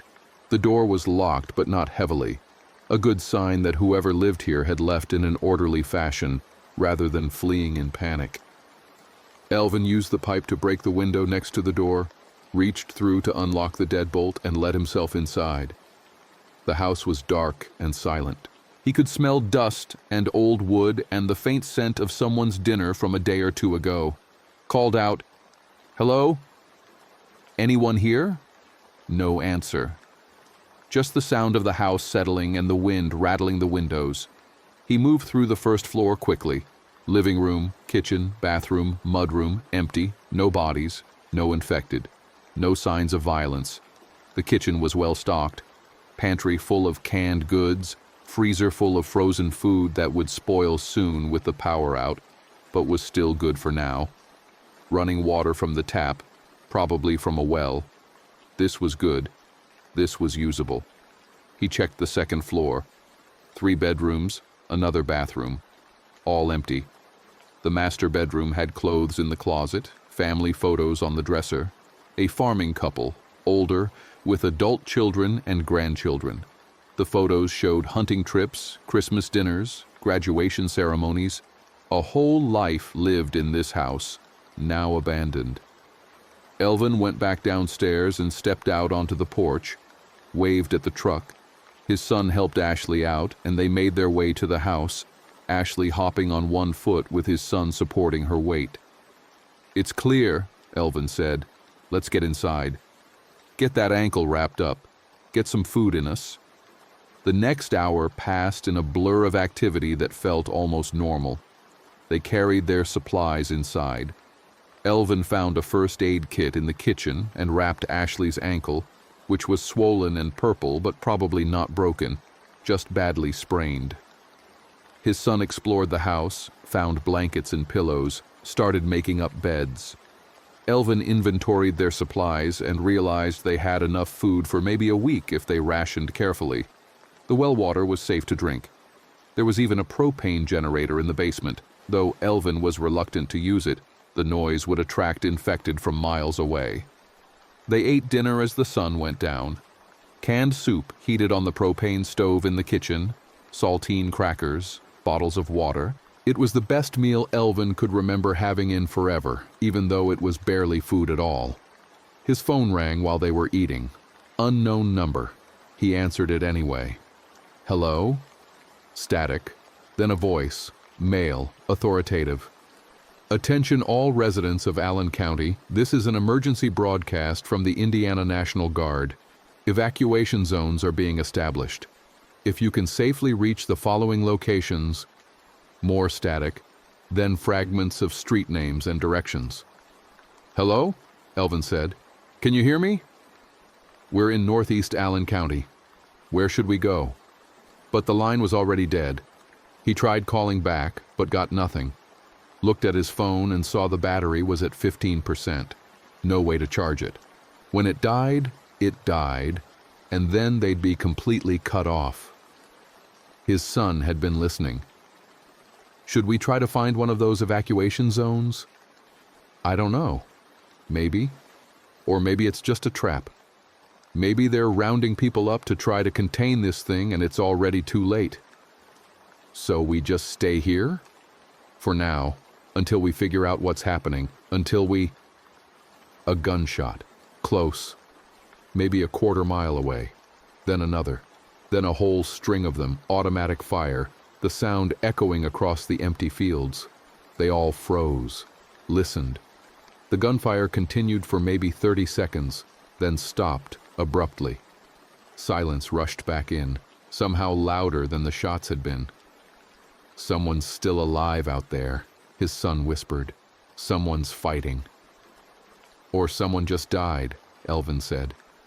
He stood up, went to the window, looked out across the darkening fields. He couldn't see anything, just the silhouettes of trees against the dying light and the first stars beginning to appear overhead. They spent the night in shifts, one person watching while the others slept. Elvin took first watch, sitting in a chair by the front window with the pipe across his lap, staring out at the darkness and listening to every sound. The house creaked and groaned. The wind picked up, rattling the shutters. Somewhere far away, a dog was barking, on and on, until it suddenly stopped. Around midnight, he saw lights. Car headlights moving slowly down the road about a mile away. They paused, swept back and forth like someone was searching for something, then moved on. He never saw them again. At 3 a.m, he woke his son for the next watch. Climbed the stairs on exhausted legs and collapsed onto one of the beds, fully clothed. He was asleep in seconds, and he dreamed. Dreamed of Lloyd convulsing in the bathtub, eyes rolling back. Dreamed of the man in the coffee shop uniform coming at him with teeth bared. Dreamed of his son's face in the window at Riverside Gardens, terrified and pale. Dreamed of hundreds of infected chasing the truck, their moans rising like a tide, drowning out everything else. He woke with a gasp, covered in sweat, his heart racing. Pale morning light was filtering through the curtains. He could hear voices downstairs, his son and Ashley talking quietly. Elvin got up, splashed water on his face from the bathroom tap, and went downstairs. His body felt like it had been beaten with hammers. Every muscle ached. His right knee was swollen. His hands were covered in blisters from gripping the pipe and the shovel and the truck's steering wheel. "Morning," his son said. He was cooking something on the propane stove, canned beans and some of the frozen sausage from the freezer. It smelled amazing. "Anything happened during the night?" "No, it was quiet. Too quiet, maybe. I didn't see any of them." They ate breakfast in silence. Elvin's mind was working, trying to plan, trying to think beyond the next hour. They had food for a week, water from the well indefinitely. But eventually they'd need more supplies. Eventually they'd need medicine, ammunition, gasoline. Eventually they'd need to figure out if there was anything left of civilization to find. "I'm going to check the barn," Elvin said after breakfast. "See if there's anything useful out there. You two stay inside." "I'm coming with you," his son said. "No, someone needs to stay with Ashley, and someone needs to watch the road. If you see anything, infected, people, anything, you yell for me. Understand?"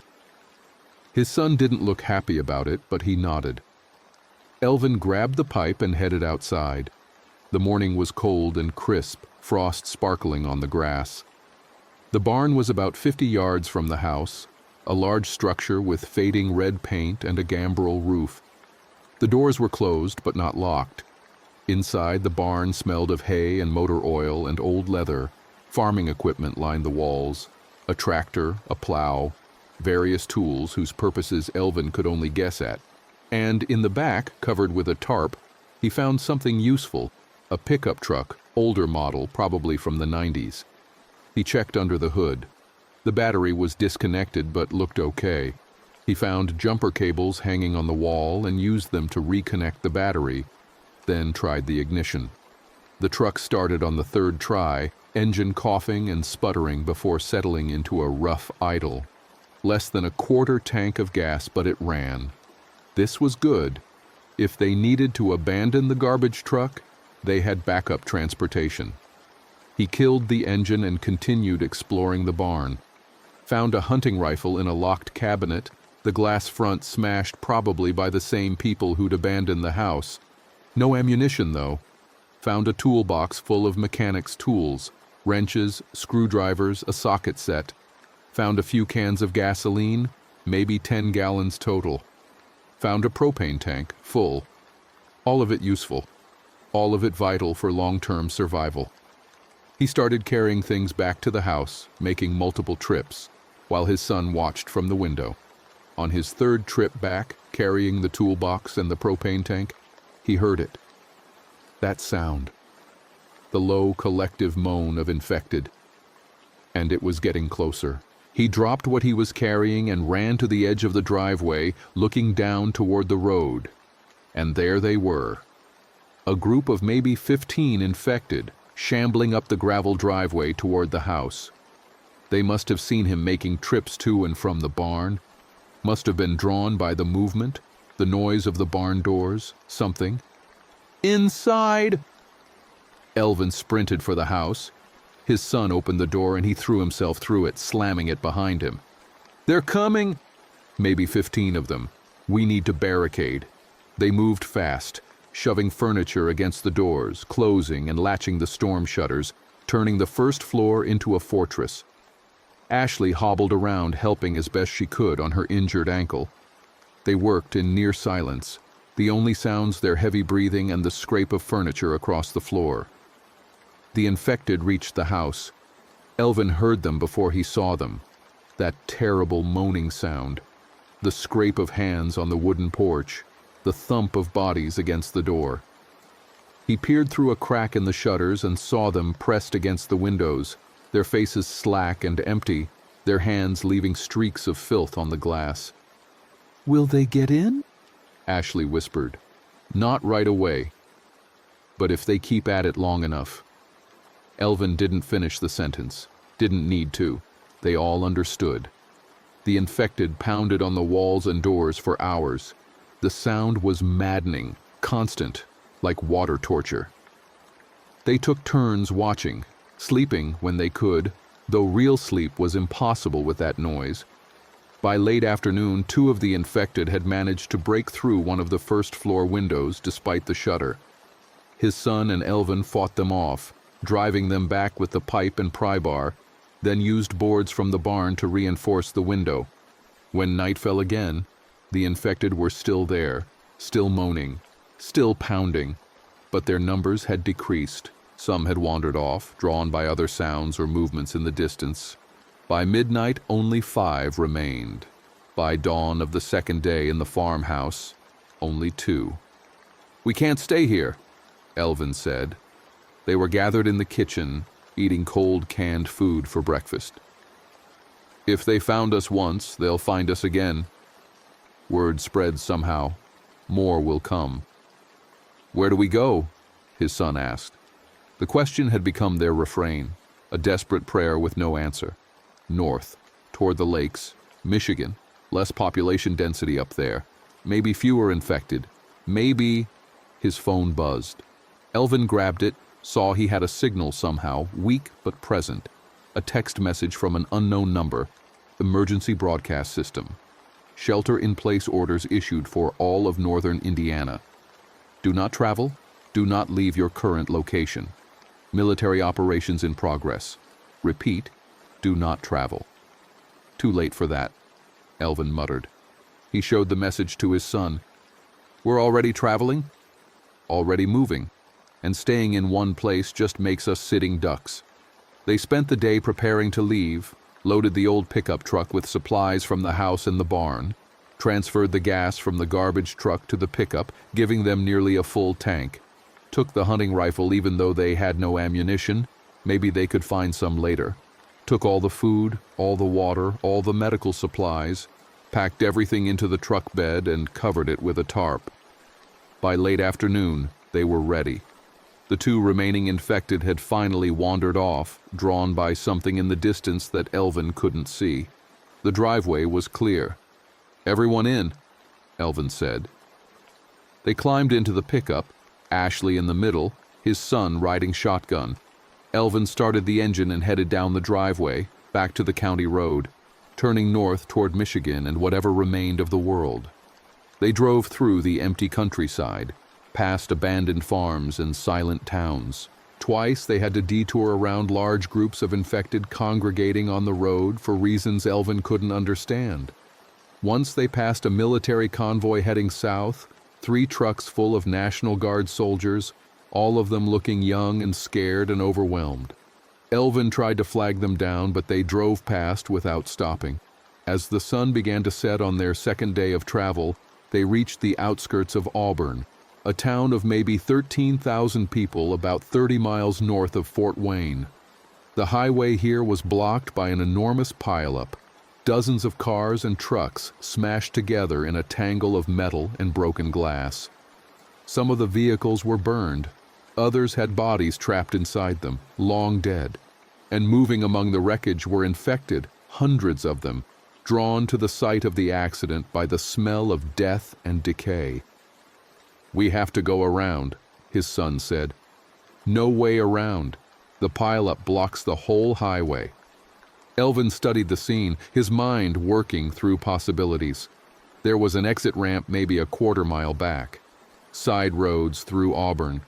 If they could navigate through the town, they could pick up the highway on the other side of the pileup. He backed up carefully, turned onto the exit ramp, and entered Auburn from the south.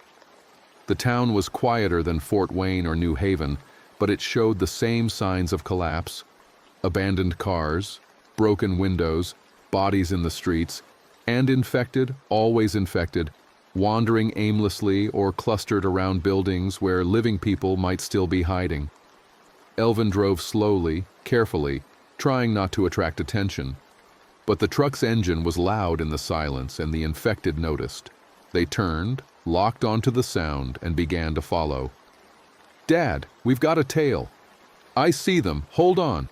He accelerated, taking a hard right onto a side street. The truck's tires squealed.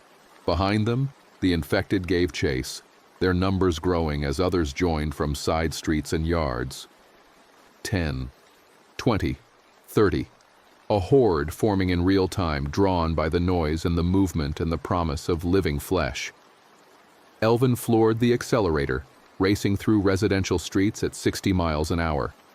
The truck jumped curbs, smashed through mailboxes, clipped a parked car, and kept going. The infected fell behind, but they didn't stop. They kept coming, following the sound, following the path of destruction the truck was leaving in its wake. A roadblock appeared ahead. Cars pushed together to form a barricade across the street, just like the one in New Haven, and standing on top of the barricade were people, living people, with guns. "Stop the truck," one of them yelled. "Stop or we shoot." Elvin hit the brakes. The truck skidded to a halt, maybe 50 feet from the barricade. Behind them, the infected were still coming, maybe 100 yards back, but closing fast. "Please," Elvin yelled out the window. "We're not infected." "We just need through. They're right behind us." The people on the barricade conferred quickly. Elvin could see 5 of them, all armed, hunting rifles, shotguns, one with what looked like an AR-15. They were dressed in a mix of hunting gear and makeshift armor, and they looked exhausted, desperate. "How many in the truck?" the one with the AR-15 yelled back. "3. A man, his son's girlfriend. More conferring. The infected were closer now. Elvin could hear their moans rising above the truck's idling engine. "We'll let you through." The man with the AR-15 finally yelled, "But you have to help us hold the line. Those things are about to be on top of us." "Deal!" Elvin threw the truck in park and grabbed the pipe. His son grabbed the pry bar. They jumped out and ran toward the barricade while Ashley stayed in the truck, keeping the engine running, ready to drive if things went bad. The people on the barricade shifted cars aside just enough for a gap. Elvin and his son scrambled through. The people immediately started pushing the cars back into place. "Get up here," the man with the AR-15 said. He was maybe 40, with a thick beard and hard eyes. "You know how to shoot?" "No," Elvin admitted. "Then get ready to get up close and personal." The man tossed him a baseball bat. "Name's Rick. Try not to die." The infected hit the barricade like a wave. They pressed against the cars, climbing over each other in their eagerness to get at the living people on the other side. Rick and his people started shooting, picking off the leaders, dropping them before they could crest the barricade. But there were too many. For everyone they shot, 2 more took its place. One of them made it over. A man, young, athletic, moving fast. He landed on top of the barricade and immediately lunged at a woman with a shotgun. She screamed and stumbled back. Elvin swung the baseball bat, caught the infected man in the ribs, knocked him off balance. Rick shot him in the head and he went down. More came over, 3 at once, then 5. Then they were everywhere, pushing through gaps in the barricade, climbing over the cars, overwhelming the defenders through sheer numbers. The woman with the shotgun went down, infected tearing at her. She fired one final shot point blank into an infected man's face, then disappeared under a pile of bodies. "Fall back!" Rick screamed. "Everyone fall back!" They ran. Down the street, away from the barricade, while the infected poured through behind them. Rick and his people scattered in different directions, each person trying to save themselves. Elvin and his son ran for the truck where Ashley was screaming at them to hurry. They threw themselves inside. Elvin started to turn the truck around, but infected were already grabbing at the doors, the truck bed, trying to climb up onto the hood. One of them, the woman with the shotgun, somehow still moving despite being half torn apart, managed to get her hands on the driver's side mirror and pull herself up to the window. Her face was a ruin, jaw hanging loose, one eye dangling from its socket. She clawed at the glass, leaving bloody streaks. Elvin couldn't turn around, too many infected in the way. He couldn't back up, so he went forward, straight through the barricade, smashing through the gap that Rick's people had left, scattering abandoned cars like bowling pins. The truck bounced and jolted, the suspension groaning in protest. Something scraped against the undercarriage with a screech of metal on metal. But they broke through, back onto the open street, back to relative safety. Elvin floored it, not slowing down, not stopping, just driving north out of Auburn as fast as the old pickup would go. They didn't stop until they were 20 miles beyond the town, deep in farm country again, with nothing but empty fields on all sides. Elvin pulled over onto the shoulder and killed the engine. For a long moment, no one spoke. They just sat there, breathing hard, shaking with adrenaline and fear. "That was too close," his son finally said. "They're everywhere," Elvin said quietly. "Everywhere. It doesn't matter where we go, small towns, big cities, it doesn't matter. They're everywhere." "So what do we do?" Elvin didn't answer, didn't have an answer, just stared out at the empty fields and the setting sun and tried to figure out how they were supposed to survive in a world that had become one giant death trap. They drove on through the evening, following back roads north.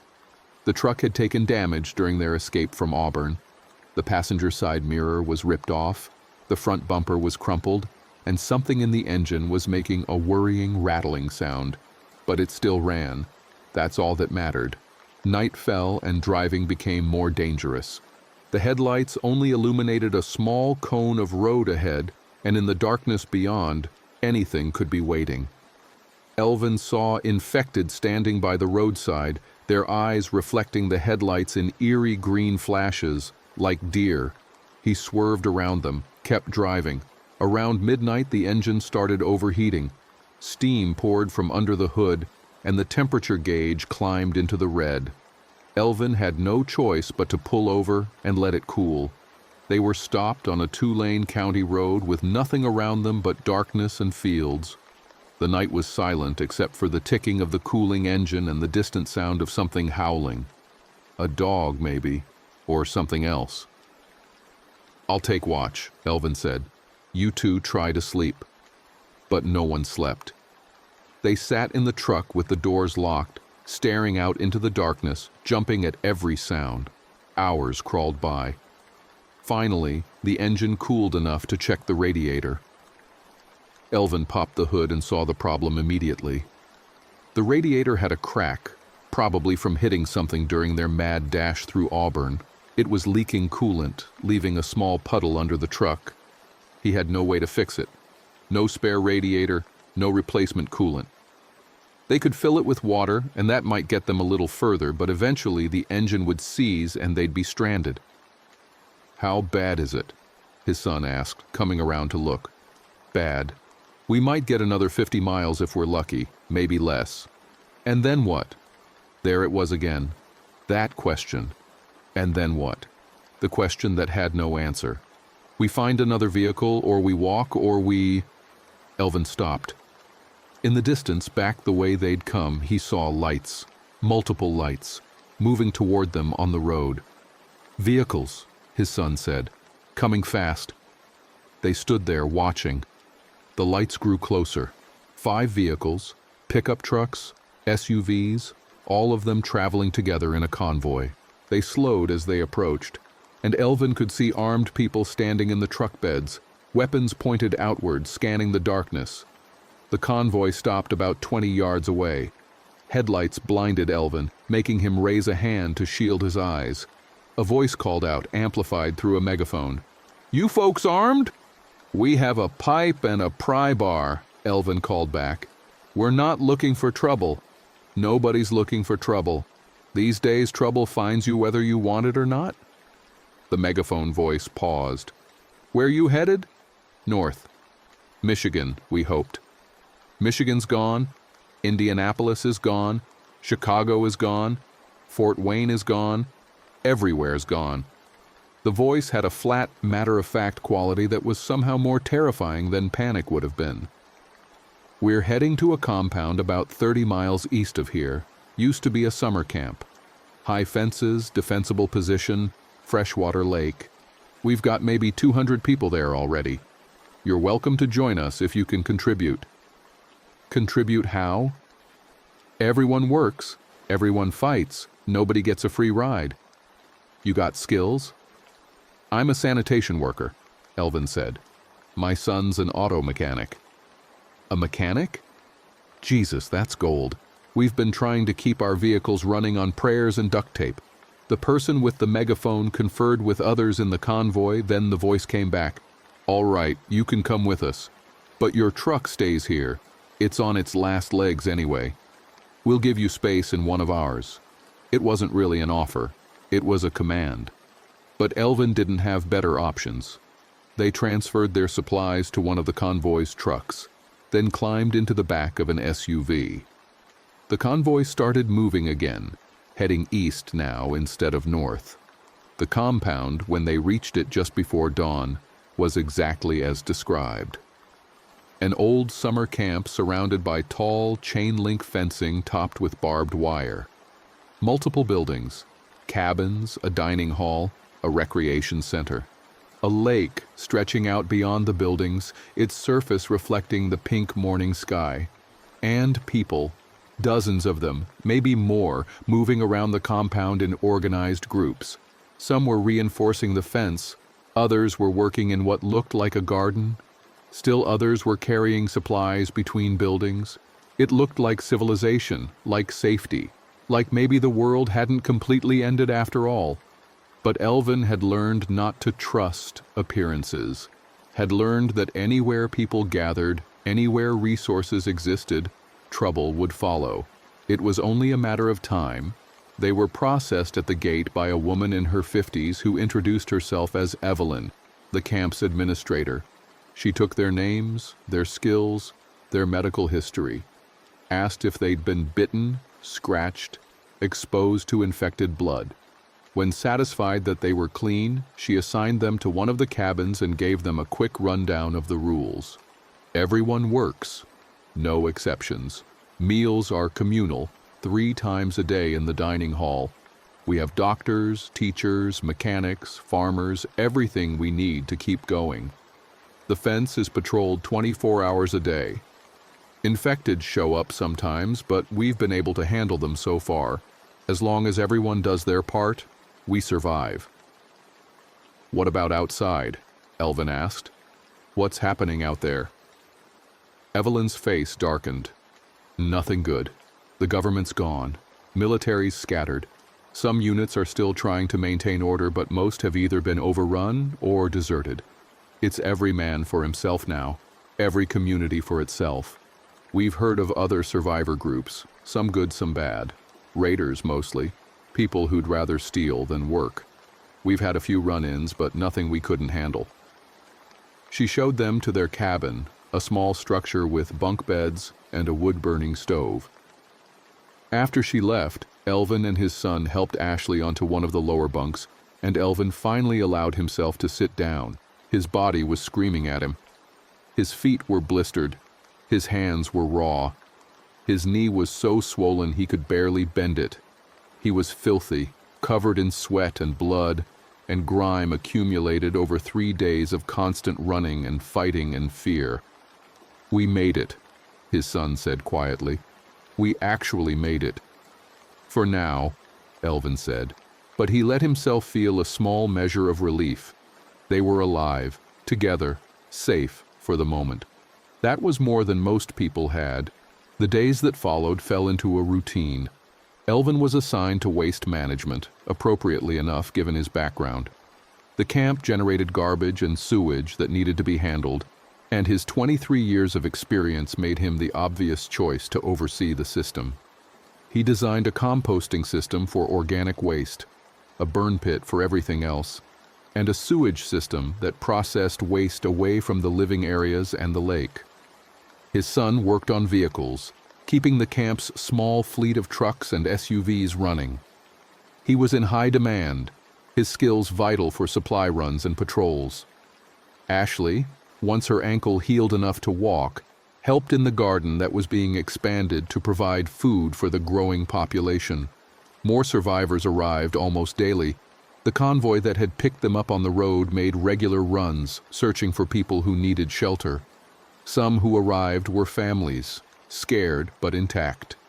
Others came alone, having lost everyone. Everyone had a story. Everyone had seen horrors. Everyone was trying not to break under the weight of what they'd witnessed. Elvin heard the stories in the dining hall during meals, during the evening gatherings when people tried to maintain some sense of normalcy by sharing news and gossip.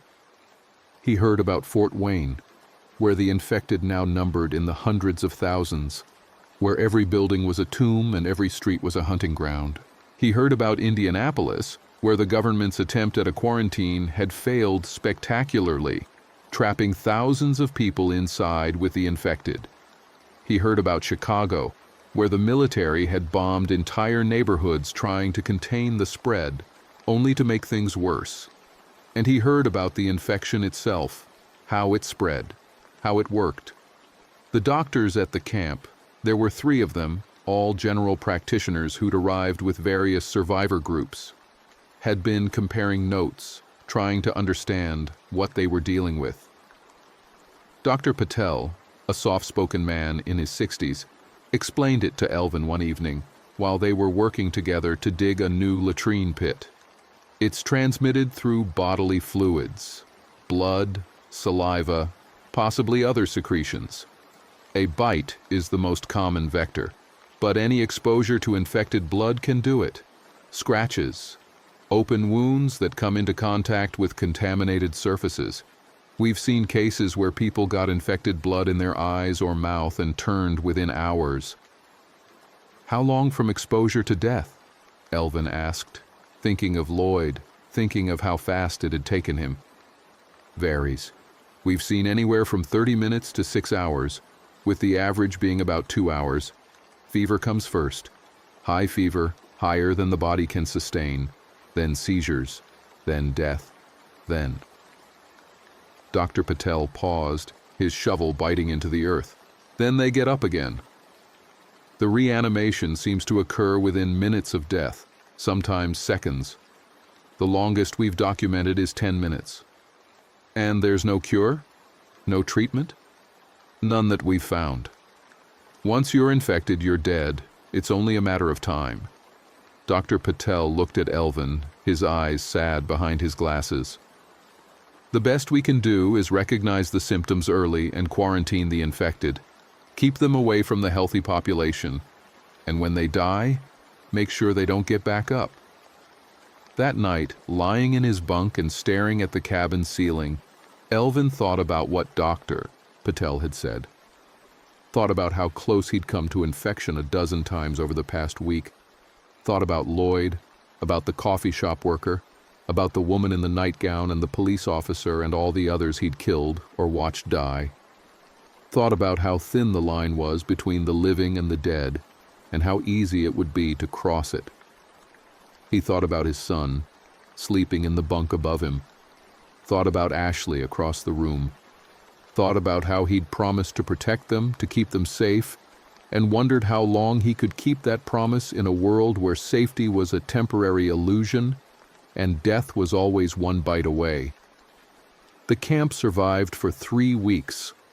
3 weeks of relative peace and growing hope that maybe, just maybe, they could build something here. The population grew to almost 300. The fence held.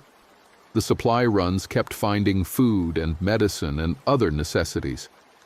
Children who'd arrived traumatized and silent began to play again, their laughter echoing across the compound. Then the raiders came. It started with a supply run that didn't come back. 5 people in 2 trucks heading to a town 20 miles away that hadn't been fully scavenged. They were supposed to be back by mid-afternoon. When evening came and they hadn't returned, a search party was organized. Elvin volunteered to go, but Evelyn selected people with more combat experience. Former military, police officers, hunters. The search party found the trucks 10 miles from camp. Both vehicles were empty, their supplies gone, their occupants nowhere to be found. There was blood on the ground and spent shell casings, but no bodies. The search party returned just before dark with a grim report. Not infected, the search party leader said. He was a former Army sergeant named Paulson, a big man with a shaved head and a 1,000-yard stare. Infected don't steal trucks. Infected don't pick up brass. This was people. Raiders. And now they know where we are. Evelyn called an emergency meeting in the dining hall. Everyone in the camp attended, packing the space until people were standing shoulder to shoulder. "We have to assume we'll be attacked," Evelyn said. Her voice was calm, but her face was pale. "These raiders, whoever they have our people, they have our supplies, and they know our location. We need to prepare." The next 2 days were a flurry of activity. Every able-bodied person was assigned to defense preparations. They reinforced the fence, adding more wire, more barricades. They stockpiled weapons, a motley collection of hunting rifles, shotguns, pistols, baseball bats, crowbars, anything that could hurt or kill. They organized patrols and established a watch rotation so that every section of fence was covered at all times. Elvin found himself assigned to fence duty, carrying a shotgun that Paulson had given him along with about 10 shells and a 5-minute crash course in how to load and fire it. He'd never held a gun before last week. Now he was expected to defend a compound full of people with it. The raiders came on the 3rd night, about 2 hours after midnight. They came in trucks with their headlights off, rolling slowly down the road toward the camp's main gate. The guard in the watchtower spotted them and rang the alarm, an old air raid siren that had been rigged up to run on a generator. Its wail cut through the night, jolting everyone awake. Elvin was already up on his assigned patrol section near the north fence. He heard the alarm and his heart started hammering. This was it, the attack they'd been dreading. He ran toward the main gate where most of the defenders were converging. By the time he got there, the raiders had stopped about 50 yards out, still mostly hidden in darkness. A voice called out, amplified by a megaphone. "You got something that belongs to us. Our stuff, in your camp. We want it back." Evelyn was at the gate, protected behind a barricade with Paulson and a dozen others. She raised her own megaphone. "We didn't take anything from you. You attacked our people, stole our supplies. That's a matter of perspective. We see it as gathering resources in a resource-scarce environment. Point is, we know you got food, medicine, fuel in there. We need those things. You hand them over, nobody gets hurt. We're not giving you anything. Leave now or we'll defend ourselves." There was a pause. Then laughter, harsh and mocking, from the darkness. "Lady, you got maybe 30 people who can shoot. We got 60. You got a fence. We got trucks and enough firepower to level this place. How about you think real hard about your next move?" Paulson leaned close to Evelyn, speaking quietly but loud enough for Elvin to hear. "He's not bluffing. I can see their numbers. They've got us outgunned and outnumbered. If they push hard, we won't hold." Evelyn's face was set in hard lines. "We can't give them our supplies. If we do, people here will starve. If we don't, people here will die tonight." The voice on the megaphone came again. "I'm going to count to 10. Then we're coming in. One way or another, we're coming in." He started counting. 1, 2, 3. Elvin gripped the shotgun tighter. His palms were sweating. His finger was on the safety, ready to flip it, ready to shoot. But shoot at what? He could barely see the raiders in the darkness. How was he supposed to defend anything when he couldn't even see the enemy? 4, 5, 6. "Wait," Evelyn called out. "Wait. Let's talk about this." "Time for talking's done," the raider voice replied. 7, 8. A gunshot rang out, not from the raiders, from inside the camp. Someone on the fence had fired, either accidentally or out of panic. The bullet went wide, hitting nothing, but it was enough. The raiders opened fire. Muzzle flashes erupted from the darkness like 100 camera flashes going off at once. Bullets ripped through the air, tearing into the fence, the barricades, the people behind them. Someone screamed. Paulson was yelling orders, trying to organize a defense, but his voice was lost in the cacophony of gunfire. Elvin dropped behind a water trough, his heart in his throat. Bullets pinged off the metal, sending sparks flying. He raised the shotgun, pointed it in the general direction of the raiders, and pulled the trigger. The recoil nearly knocked him on his ass. The shotgun roared and kicked like a living thing, the stock slamming back into his shoulder hard enough to leave what he knew would be a massive bruise. He had no idea if he hit anything. The battle, if it could even be called that, lasted maybe 5 minutes. 5 minutes of chaos and noise and fear. Then the raiders stopped shooting. In the sudden silence, Elvin could hear people crying, moaning, calling for help. "That was a warning," the megaphone voice called out. "Next time we don't stop shooting. You got 1 hour to gather up the supplies we want and bring them to the gate. Food, medicine, fuel, weapons, everything. Or we come in and take it ourselves. Your choice." Then they were gone, their trucks starting up and rolling back down the road, leaving the camp in darkness and disarray. The damage was catastrophic. 7 people dead, shot in the initial volley. Another dozen wounded, some seriously. Evelyn was one of them, hit in the leg, the bone shattered.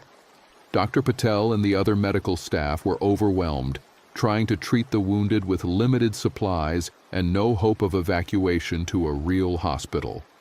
Paulson took charge, organizing the defense for the inevitable second attack, because everyone knew the raiders would come back, and this time they wouldn't give warnings. "We can't win this fight," Paulson said bluntly. He'd gathered the camp's leadership in the dining hall, the few who were still alive and able to make decisions. Elvin was there, not because he was leadership but because his son was, and someone had decided the two of them together constituted some kind of voting bloc. "We're outgunned, outnumbered, and we've got wounded who can't be moved. If we stay and fight, we all die." "So what do you suggest?" someone asked. "We surrender? Hand over everything and hope they let us live?" "No, we evacuate, take whatever supplies we can carry, pile everyone into the vehicles, and run. Head deeper into the countryside. Find somewhere else to hole up." "And leave the wounded? Leave the people who can't travel?" Dr. Patel's voice was sharp. "I won't abandon my patients." "Then you'll die with them," Paulson said without emotion. "I'm sorry, doctor, but that's the reality. We can save maybe 2/3 of the people here if we move fast, or we can stay and lose everyone." The debate went on for 20 minutes, voices rising and falling, fear and anger and desperation making everyone irrational. In the end, they put it to a vote. Evacuate or stay. The vote was split almost evenly, but evacuate won by 2 votes. The next hour was a nightmare of activity. People were roused from their cabins, told to grab only what they could carry. The wounded who could walk were helped to the vehicles, the wounded who couldn't. Dr. Patel stayed with them, refusing to leave, and 2 of the nurses stayed with him. Elvin saw the doctor's face as they prepared to leave, saw the calm acceptance there, and felt something inside him break a little more. They loaded into every vehicle that could run, trucks, SUVs, even a school bus that someone had managed to keep operational. Elvin, his son, and Ashley ended up in the back of a pickup truck with 10 other people, packed in so tightly they could barely move. Supplies were piled around them, stacked haphazardly, tied down with rope and bungee cords. The convoy started moving just as the first hint of dawn appeared on the horizon. They drove out the back gate, away from the road where the raiders were presumably waiting, cutting across empty fields toward a county highway that would take them west. Behind them, Elvin heard gunfire. The raiders had returned, found the camp mostly empty, and were taking their frustration out on whoever remained. He tried not to think about Dr. Patel and the nurses and the wounded who couldn't be moved. Tried not to think about what would happen to them. The convoy drove for hours, stopping only when absolutely necessary. They had no destination, no plan beyond getting away. The vehicles began to spread out, some faster than others, the group fracturing naturally as people made their own decisions about where to go. By mid-afternoon, the pickup truck Elvin was in was traveling alone. They'd lost track of the others somewhere around Peru, a town that had been completely overrun by infected. The driver, a middle-aged woman named Susan, kept them on back roads, avoiding any place that looked even remotely populated. They ran out of gas just before sunset. The truck sputtered and died on a lonely stretch of road surrounded by cornfields that had gone fallow, their unharvested stalks brown and dead in the February cold. "Everybody out," Susan said. "We walk from here." They walked through the night, a ragged group of a dozen survivors carrying whatever they could, moving west because that was the direction the truck had been pointed. Children cried from exhaustion. Elderly people fell behind and had to be helped along. Elvin's knee was agony with every step, but he kept walking because stopping meant dying. Dawn found them at an abandoned farmhouse not unlike the one they'd stayed in before. They broke in, found it relatively intact and empty, and collapsed. No one bothered setting a watch. They were too exhausted to care if infected found them. If this was where they died, so be it. But they didn't die. They slept through the day and woke as night fell again. Someone found canned food in the pantry. Someone else found a well that still worked. They ate and drank and tried to figure out what came next. "We can't stay together," Susan said. "Too many people. Too loud. Too easy to spot. We need to split up. Small groups are safer." No one argued. The past few days had proven the danger of large groups. They attracted raiders. They attracted infected. They consumed resources faster than they could be found. People started pairing off naturally. Families stayed together. Friends stayed together. Elvin, his son, and Ashley were a unit of 3, and no one else tried to join them. By morning, the group of 12 had become 4 groups, and 3 of those groups were already gone, walking off in different directions toward different hopes of survival.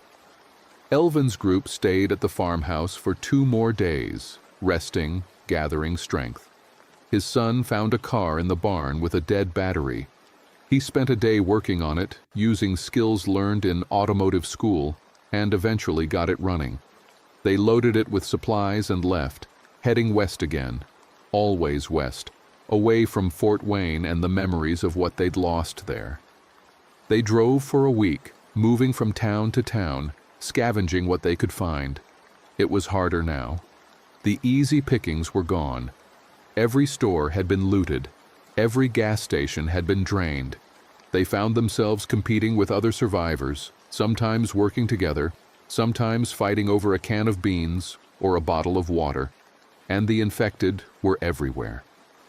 The infection had spread beyond anything Elvin could have imagined. Small towns that should have been safe were overrun. Rural areas where people should have been able to isolate were crawling with the dead. There was no safe place, nowhere to run. The world had become one giant hunting ground, and humans were the prey.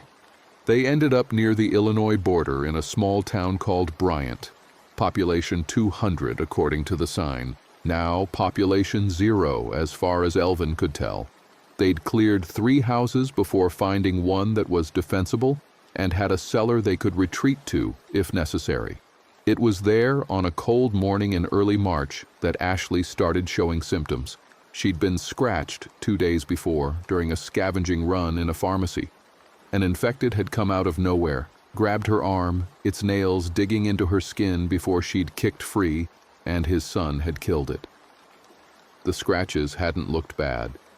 3 shallow lines on her forearm. They'd cleaned the wounds, bandaged them, thought nothing more of it. Now she was burning up with fever.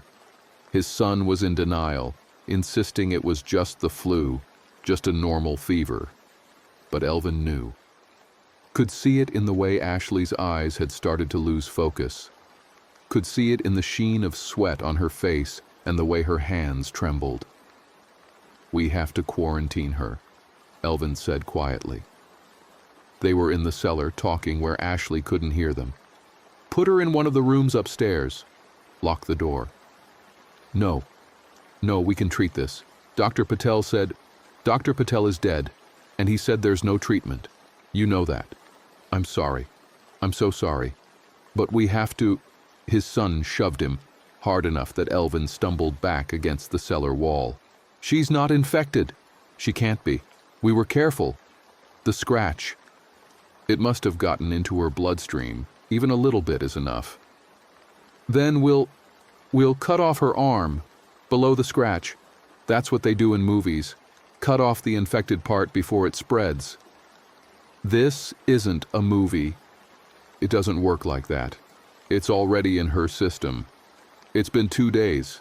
Cutting off her arm now would just kill her faster. Elvin grabbed his son's shoulders. Listen to me. I know you love her. I know this is tearing you apart, but we have to be smart. We have to protect ourselves.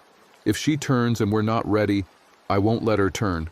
I'll stay with her. I'll take care of her. And when she dies? When she comes back? What then? His son didn't answer. Just stood there shaking, tears running down his face, his whole world collapsing for the second time in a month. They put Ashley in the master bedroom upstairs, made her as comfortable as they could. His son stayed with her, holding her hand, talking to her even as the fever climbed higher and her lucidity faded. Elvin stood guard outside the door, gripping the pipe, listening to his son's voice and Ashley's occasional responses and waiting for the inevitable.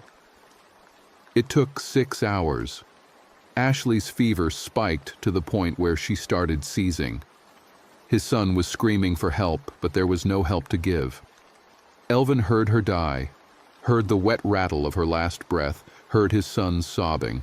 Then silence. For maybe 2 minutes, just silence. Then sounds of a struggle. His son shouting, something heavy crashing to the floor. The door handle rattled, but the door was locked from the inside. "Dad! Dad, help me! She's..." A scream, then horrible sounds, tearing, wet, chewing sounds that made Elvin's blood run cold. He threw himself against the door. Once. Twice. The door was solid wood and didn't budge. He could hear his son in there, still screaming, and underneath that the moaning sound of the infected. On the 3rd try, the door gave way. Elvin burst into the room and saw Ashley, but not Ashley. She was crouched over his son's body, her face buried in his throat, blood streaming down her chin. His son was still alive, still moving, his hands weakly trying to push her away. Elvin didn't think, didn't hesitate, brought the pipe down on Ashley's head with all his strength. She crumpled. He hit her again, and again, and again, until she stopped moving. Until she was really dead this time. Then he dropped the pipe and went to his son, pressed his hands against the wound in his son's throat, trying to stop the bleeding, knowing it was useless. The blood pulsed between his fingers, warm and thick. His son's eyes found his. "Dad," he whispered. Blood bubbled from his lips. "Dad, I'm sorry. I didn't. Shh. It's okay, it's okay." Elvin gathered his son into his arms, held him close. "It's not your fault. None of this is your fault. I'm scared. I know, I'm scared too. Don't let me... When I turn... Don't let me... I won't. I promise. I won't." His son died in his arms maybe 3 minutes later. Elvin held him, rocking back and forth, feeling the body grow still and cool. Waited for the reanimation. Waited for his son's eyes to open again, empty and hungry. It took 8 minutes. Then his son's eyes snapped open, and they were gone. No recognition, no humanity, just hunger. Elvin laid his son's body down gently, picked up the pipe, and did what he'd promised to do. When it was done, he walked downstairs on legs that felt like they belonged to someone else. Out the front door, into the street. It was mid-afternoon, the sun weak and pale through the clouds. A few infected were visible in the distance, wandering aimlessly. Elvin started walking. He didn't know where he was going. Didn't care. His son was dead. Ashley was dead. Lloyd was dead. Everyone was dead or would be soon. The world had ended and taken everyone he cared about with it. He walked east, back toward Fort Wayne, back toward where this had all started. It took him 5 days, walking mostly at night, hiding during the day, avoiding the infected when he could and fighting through them when he couldn't. He was bitten twice, but it didn't matter. Each time he felt the teeth sink into his flesh, felt the fever starting to rise, he thought this was it, this was the end. But somehow his body fought it off. Maybe he had some natural immunity. Maybe he'd been exposed so many times that he'd built up resistance. Or maybe the universe just wasn't done torturing him yet. He reached Fort Wayne on March 10th, 6 weeks after the Purdue incident. The city was unrecognizable. Buildings burned, streets choked with wreckage and bodies, and infected everywhere, thousands of them, maybe tens of thousands, wandering through the ruins of civilization. Elvin made his way south toward downtown, toward the Three Rivers, the St. Mary's, the St. Joseph, and the Maumee, converging in the heart of the city. He'd played near these rivers as a child, had brought his son here to feed the ducks when the boy was small. He found a spot on the riverbank, near where the St. Mary's and St. Joseph met, sat down in the mud and dead grass, pulled out his phone, which still had 8% battery somehow, and checked his messages one last time. Dozens of unread texts from his son, sent over the past 6 weeks, most from that first day when everything was falling apart. Others from later, checking in, saying he was okay, asking if Elvin was safe. The last one was from the day before Ashley had been scratched. "Dad, where are you? Please answer. I'm really worried." Elvin tried to type a response, but his fingers wouldn't cooperate. The phone slipped from his hands and landed in the mud. He looked up at the sky. It was gray, threatening rain or maybe snow. February had turned to March, but winter still held the world in its grip. Everything was cold and dead and empty. Movement around him, the infected, drawn by his presence, his scent, his breathing. They approached slowly, cautiously, a dozen or more, forming a loose circle. Elvin recognized some of them. Mrs. Henderson from down the street, who'd always had a kind word and homemade cookies at Halloween. Deputy Morris, who'd pulled him over once for a broken taillight and let him go with a warning. Young Tommy from the sanitation department, barely 19, his whole life ahead of him until it wasn't. They closed in.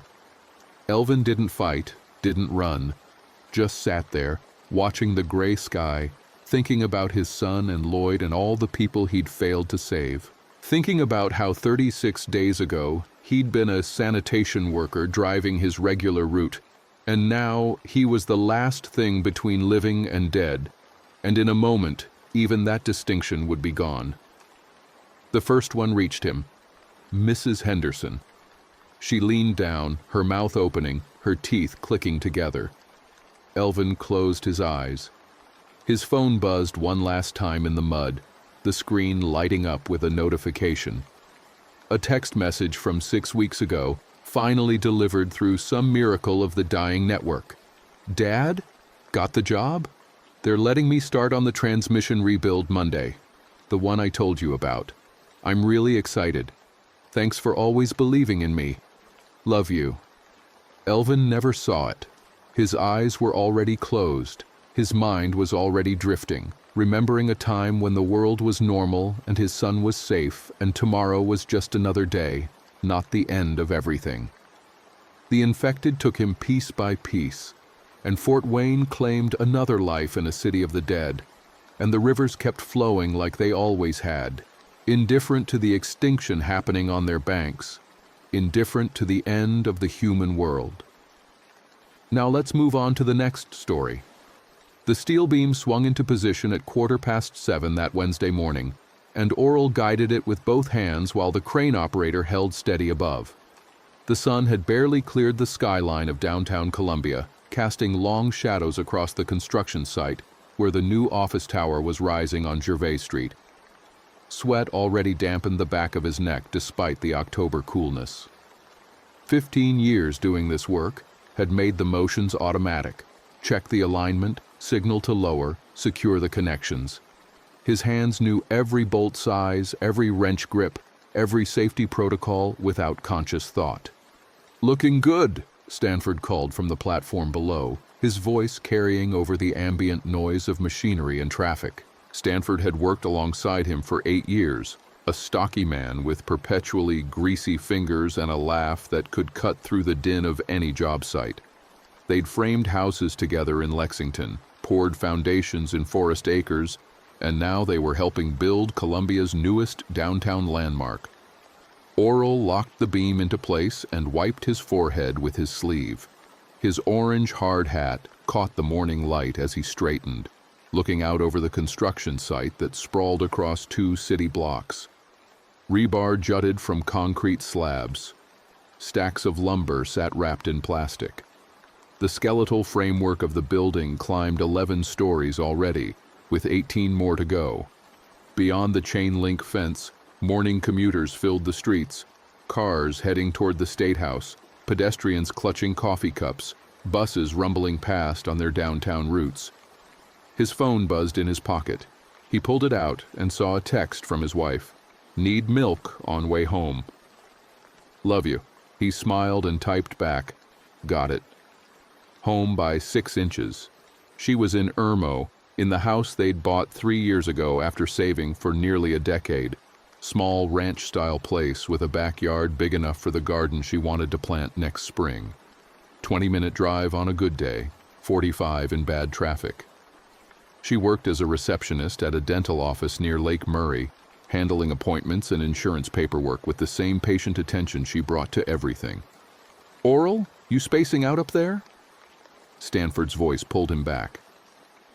"Just checking in with home," he called down, pocketing his phone. "You ready for the next beam?" "Always ready." The crane began its slow rotation, bringing another steel section toward their position. Oral positioned himself at the edge of the platform, boots planted firm on the temporary decking. Below, other workers moved through their routines, welders sending up sparks, laborers hauling materials, the site foreman checking his clipboard near the trailer that served as their office.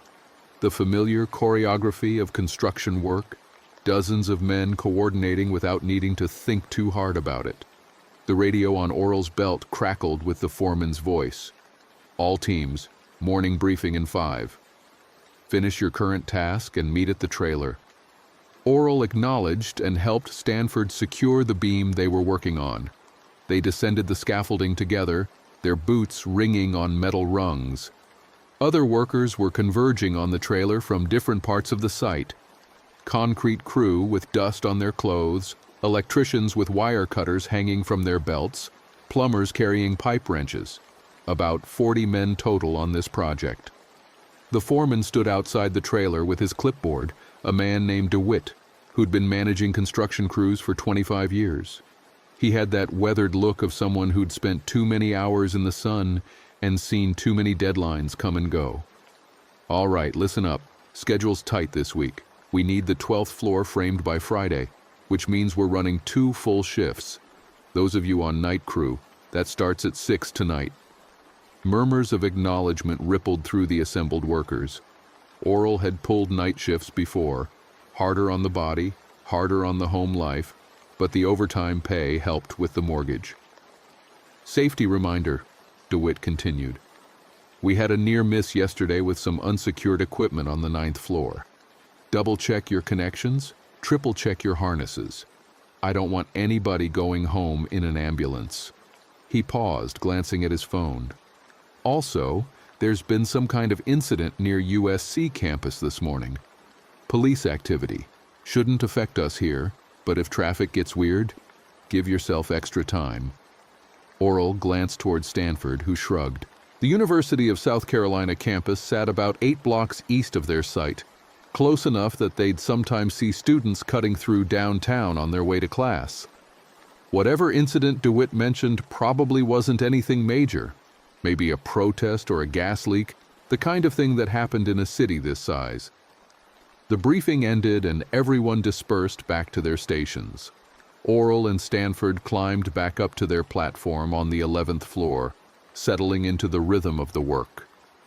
Beam after beam, bolt after bolt. The crane operator coordinated with them through hand signals and radio calls. The morning wore on, the sun climbing higher, the temperature rising into the low 70s. Around 9:30, Oral noticed more sirens than usual. Emergency vehicles seemed to be flowing past the site with unusual frequency. Police cruisers, ambulances, a fire truck. He paused with his wrench in hand, listening. The sirens faded in the direction of the USC campus. "Something's going on over there," Stanford said, following his gaze. "Yeah." Oral returned to tightening the bolt. Probably a building fire or something. But the sirens kept coming. 3 more ambulances in the next 10 minutes, then another fire truck. The workers on the ground level had started to notice too, clustering near the fence to watch the emergency vehicles race past. At 10:15, one of the electricians came running from the trailer where he'd been checking supplies. "Hey, turn on the radio!" Something happened at USC. DeWitt emerged from the trailer with a battery-powered radio, cranking up the volume. The workers gathered around, forming a loose circle. Oral and Stanford descended from their platform to hear better. The radio announcer's voice had that strained quality that came with breaking news. "Reports are still coming in, but we can confirm there's been some kind of attack at a research facility on the University of South Carolina campus. Multiple casualties. The Richland County Sheriff's Department is asking everyone to avoid the area around Sumter Street and Green Street. We're hearing that several of the medical school buildings have been evacuated." "Attack?" someone said. "Like terrorism?" "Shut up and listen," DeWitt snapped. The announcer continued. "Eyewitnesses describing chaotic scenes, people running from the buildings. We're getting conflicting information about the nature of the attack. Some reports mention a chemical release, others are saying it was a violent incident involving multiple people. The hospital emergency rooms are reportedly overwhelmed." Oral felt a cold sensation in his chest. Chemical release at a university research lab. That could mean anything from a minor spill to something catastrophic. He thought about his wife in Irmo, safely away from downtown, and felt a measure of relief. Then he thought about all the people who worked on campus, all the students in classes. The radio crackled with static before the announcer came back. "We're now hearing from the Columbia Police Department that there are reports of similar incidents occurring at several locations around the downtown area. Again, officials are urging everyone to stay indoors if possible and avoid..." The transmission cut out entirely, replaced by dead air. DeWitt fiddled with the dial, trying to find another station. He picked up fragments. A talk show host, mid-sentence, a weather report, then another news station. Highly unusual symptoms being reported. Medical professionals are describing it as some form of rapid onset illness, causing extreme aggression, and one of the concrete workers suddenly staggered backward, clutching his head. "Jesus," he gasped. "My head." Everyone turned to look at him. He was a younger guy, maybe 25, with the muscular build that came from hauling rebar all day. His name was Tommy. He'd been fine 5 minutes ago. "You all right?" DeWitt asked, moving toward him. Tommy's legs buckled and he dropped to his knees, still gripping his head with both hands. His face had gone pale. "Something's wrong. It feels like my brain is on fire." "Somebody call 911, DeWitt ordered. But before anyone could pull out a phone, Tommy convulsed. His whole body jerked violently, back arching, limbs flailing. Foam appeared at the corners of his mouth. 2 workers rushed forward to hold him down, trying to keep him from injuring himself. Oral watched from a few feet away, his heart hammering. He'd seen seizures before, his uncle had epilepsy, but this seemed different, more violent. The convulsions came in waves, each one worse than the last. "Hold him steady," one of the workers said, trying to keep Tommy's head from striking the ground. Then Tommy went still, completely still. His eyes stared upward, unseeing. The foam on his lips had a pink tinge. "Is he breathing?" DeWitt demanded. One of the men checked for a pulse. pressing fingers against Tommy's neck. The seconds stretched out. I can't feel anything."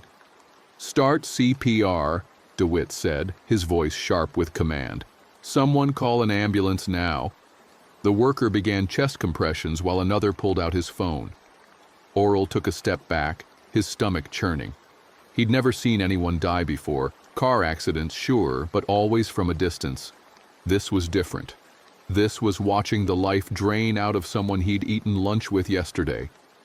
A shout came from the other side of the site. Another worker, one of the welders, had collapsed. Then a third, up on one of the scaffolds, dropped his tools and clutched his head before falling to his knees.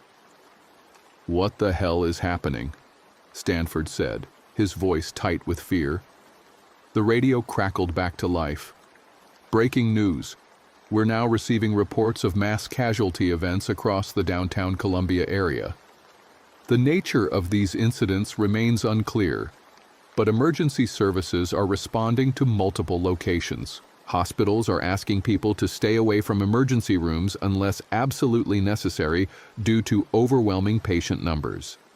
If you are experiencing sudden severe headache, fever, or confusion, seek medical attention immediately, but expect delays." The man performing CPR on Tommy suddenly jerked backward with a cry of pain. Tommy had grabbed his wrist and bitten down hard enough to draw blood. The worker scrambled away, cradling his bleeding arm. "He bit me! He fucking bit me!" But Tommy wasn't responsive in any normal sense. He lurched to his feet with jerky, uncoordinated movements, his eyes still vacant and unfocused. The pink foam still leaked from his mouth, now mixed with blood. Blood from biting the other worker. He turned toward the nearest person, another member of the concrete crew, and lunged. The concrete worker raised his arms defensively, trying to push Tommy away, but Tommy moved with startling speed and violence, tackling him to the ground. They grappled in the dirt, Tommy's mouth snapping, trying to bite. "Get him off!" someone yelled. 3 men rushed forward and hauled Tommy away, but he fought against them with inhuman strength, thrashing and clawing. His fingernails raked across one man's face, leaving bloody scratches. Another tried to restrain his arms and got an elbow to the jaw for his trouble. "Something's wrong with him," DeWitt said, stating the obvious. "We need to—" Tommy broke free from the men holding him and charged at DeWitt.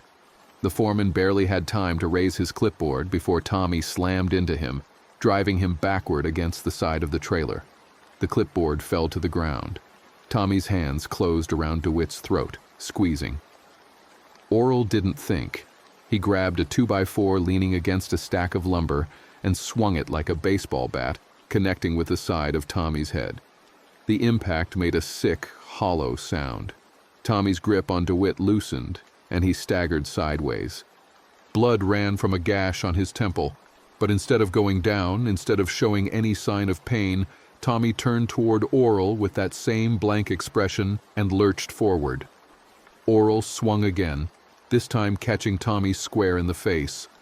Bone crunched, Tommy's nose collapsed. Still he came on, reaching for Oral with hands that looked more like claws, fingers hooked and grasping. "Jesus Christ," Stanford breathed, backing away. Oral swung a third time, putting all his strength into it. The board connected with Tommy's skull, and this time Tommy went down, collapsing in a heap. He didn't move. Oral stood there panting, the 2x4 still gripped in both hands, staring down at the motionless body.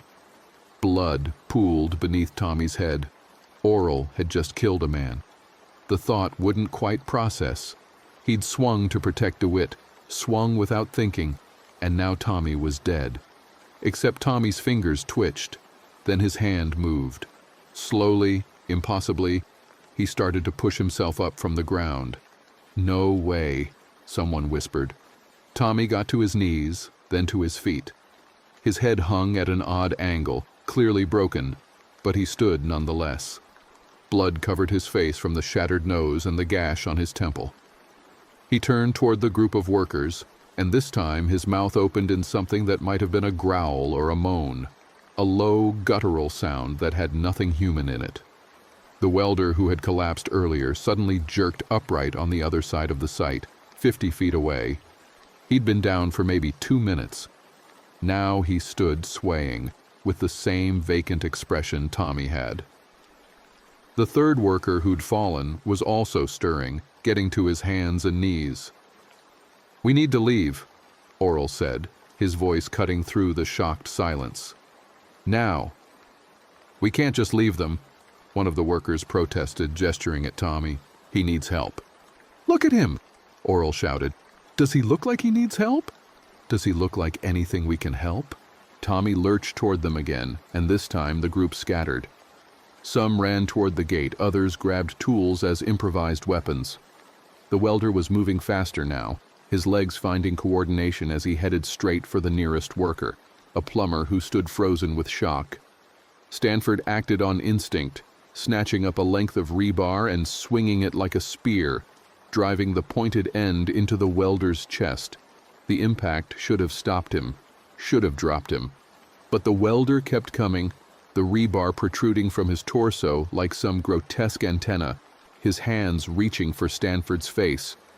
"Hit the head," Oral heard himself say, remembering action movies, zombie films, every piece of fiction he'd ever absorbed about things that refused to die.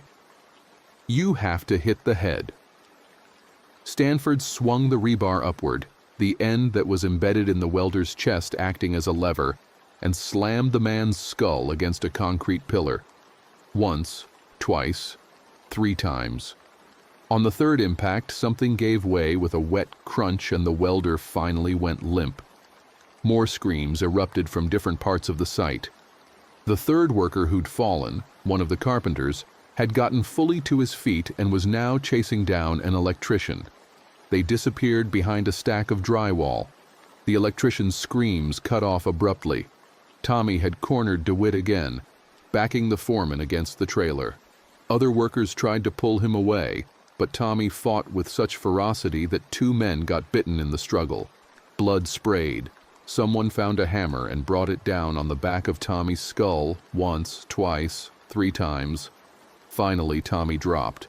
But now the 2 men who'd been bitten were stumbling away from the group, clutching their wounds.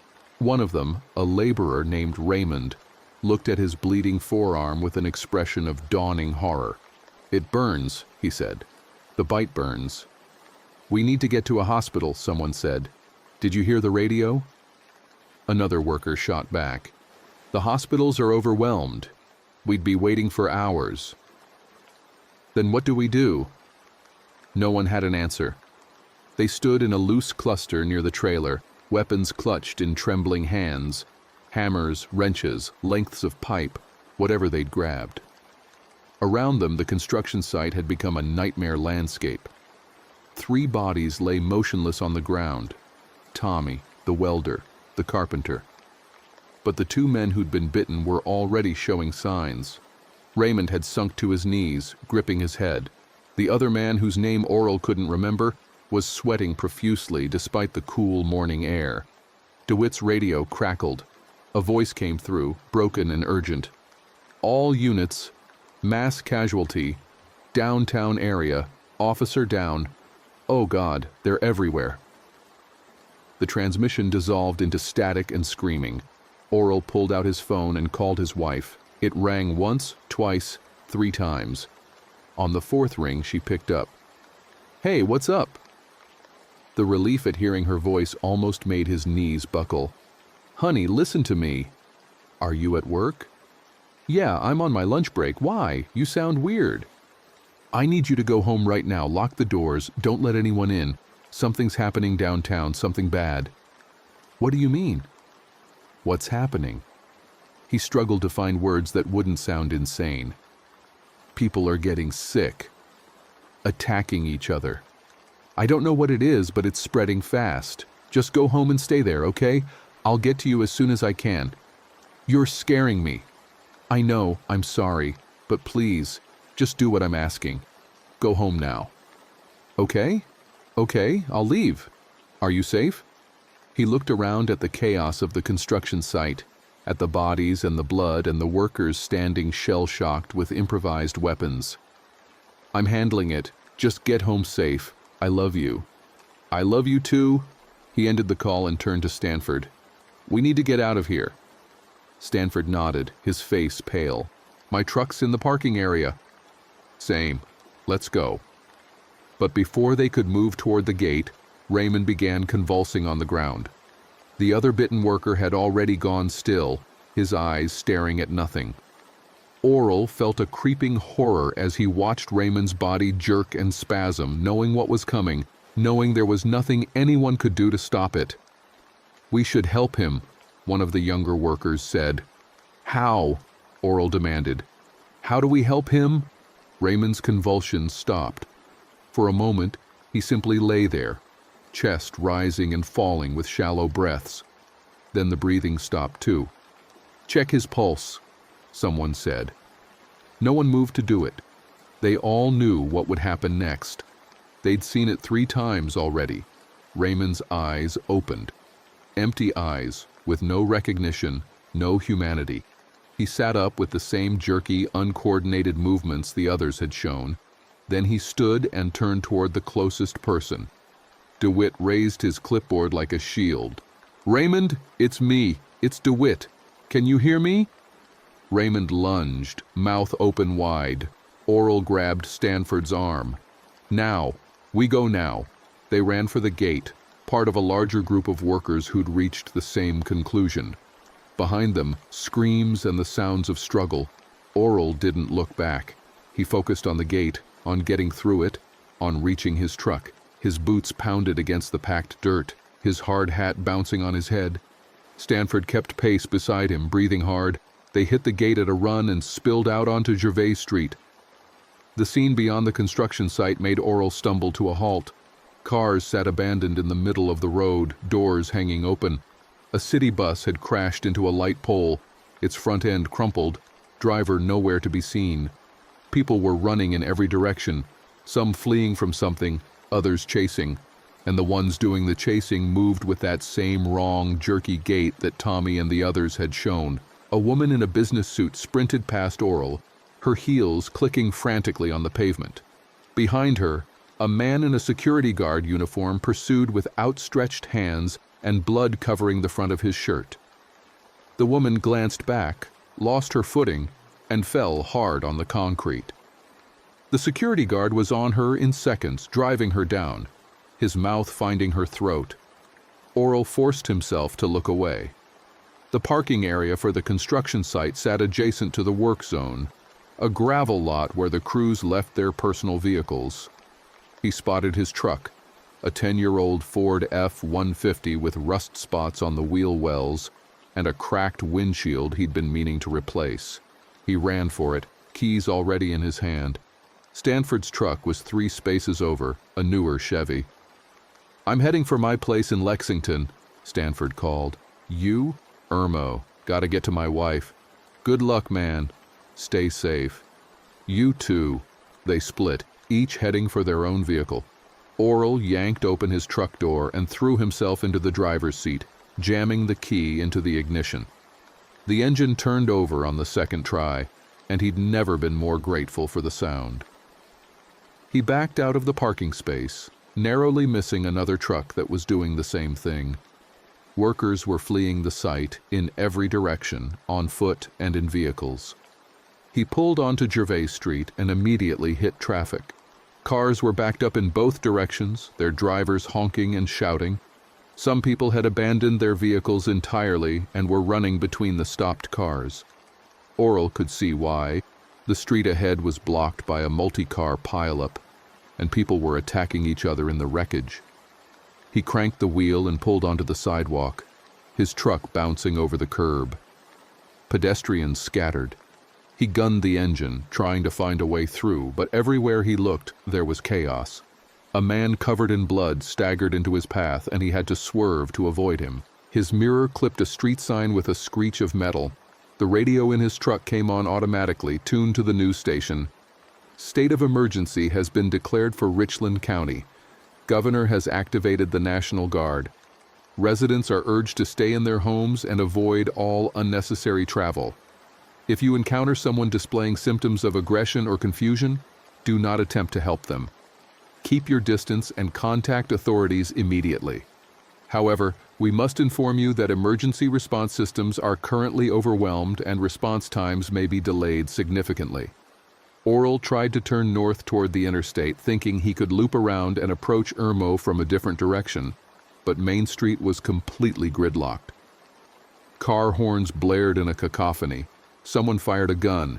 He couldn't see where, but he heard the sharp crack and saw people dropping to the ground, covering their heads. He backed up and tried another street, this one heading west. Less traffic here, but the sidewalks were packed with panicked people. He could see the State House dome in his rearview mirror, that familiar landmark he'd driven past 1,000 times. Now it looked strange and ominous against the chaos of the streets. His phone rang. His wife. He answered on speaker, keeping both hands on the wheel. "I'm on my way," he said before she could speak. "The office is locked down," she said, her voice shaking. "Something happened at Lake Murray. They're saying people attacked the boat ramp, that it's spreading. The doctors sent everyone home, but now we're trapped here. There's some kind of accident blocking Harbison Boulevard. Can you go out the back? I don't know. They're screaming outside. I don't know if it's safe." Oral's grip on the steering wheel tightened until his knuckles went white. "Stay put. Barricade the door if you can. I'll get there." "How?" "You're downtown." "I don't know yet, but I will. Just hold on. I'm coming for you." A figure lurched into the street ahead of him, a woman in a torn dress, her face covered in blood. He swerved around her and kept driving. The street opened up slightly and he accelerated, pushing the truck as fast as he dared. But at the next intersection, he had to slam on the brakes. Bodies lay scattered across the pavement, some moving, some not. A police cruiser sat in the middle of the intersection with its lights still flashing. Both doors open, no sign of the officers. He turned down an alley, trying to find any route that would take him north and west toward Irmo. The alley was narrow, barely wide enough for his truck, with dumpsters and loading docks on both sides. Halfway through, he encountered a group of people huddled behind one of the dumpsters, a man and 2 women, all wearing hospital scrubs. They looked up as his truck approached, their eyes wide with terror. One of them waved frantically. He slowed, rolling down his window. "You need help?" The man nodded. "We're trying to get to our cars. They're in the staff lot 2 blocks over, but those things are everywhere." "Get in the back," Oral said, gesturing to the truck bed. "I'll take you as far as I can." They didn't need to be told twice. They scrambled into the truck bed and he continued down the alley. When he emerged onto another street, he could see a crowd of the infected about a block away, clustered around something, or someone, on the ground. The hospital workers crouched low in the truck bed. Oral turned away from the crowd and drove slowly, trying not to attract attention. The infected seemed to respond to movement and sound. The ones feeding on the ground didn't even look up as he passed, but a few stragglers on the periphery turned their heads at the sound of his engine. He kept his speed steady, not too fast, not too slow. 3 blocks later, he pulled into a parking lot that had several other vehicles. The hospital workers jumped out of the truck bed. "Thank you," the man said. "Thank you so much." "Be careful," Oral replied. "And if someone gets bit, stay away from them." The man's face went even paler. "How do you know that?" "Saw it happen. They turn. It takes a few minutes, but they turn." The workers ran for their cars and Oral continued on.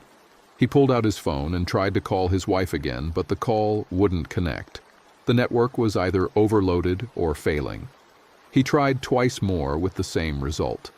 He drove for another 10 minutes, taking side streets and residential roads, slowly working his way toward the western edge of downtown. The scenes he witnessed made his stomach churn.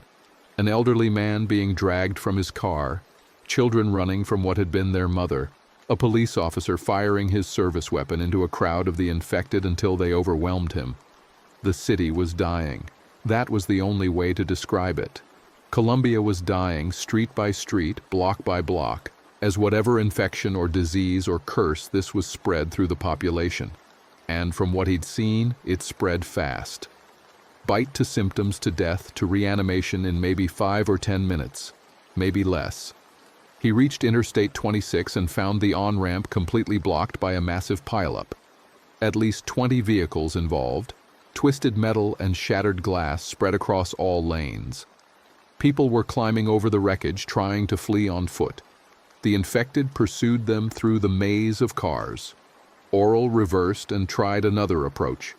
The side streets were becoming more dangerous as the number of infected grew. They were congregating in groups, drawn by the screams and movement of the living. He saw packs of them pulling down fleeing people, their mouths red with blood, their clothes torn and filthy. His phone buzzed with a text. His wife, "Trapped in office.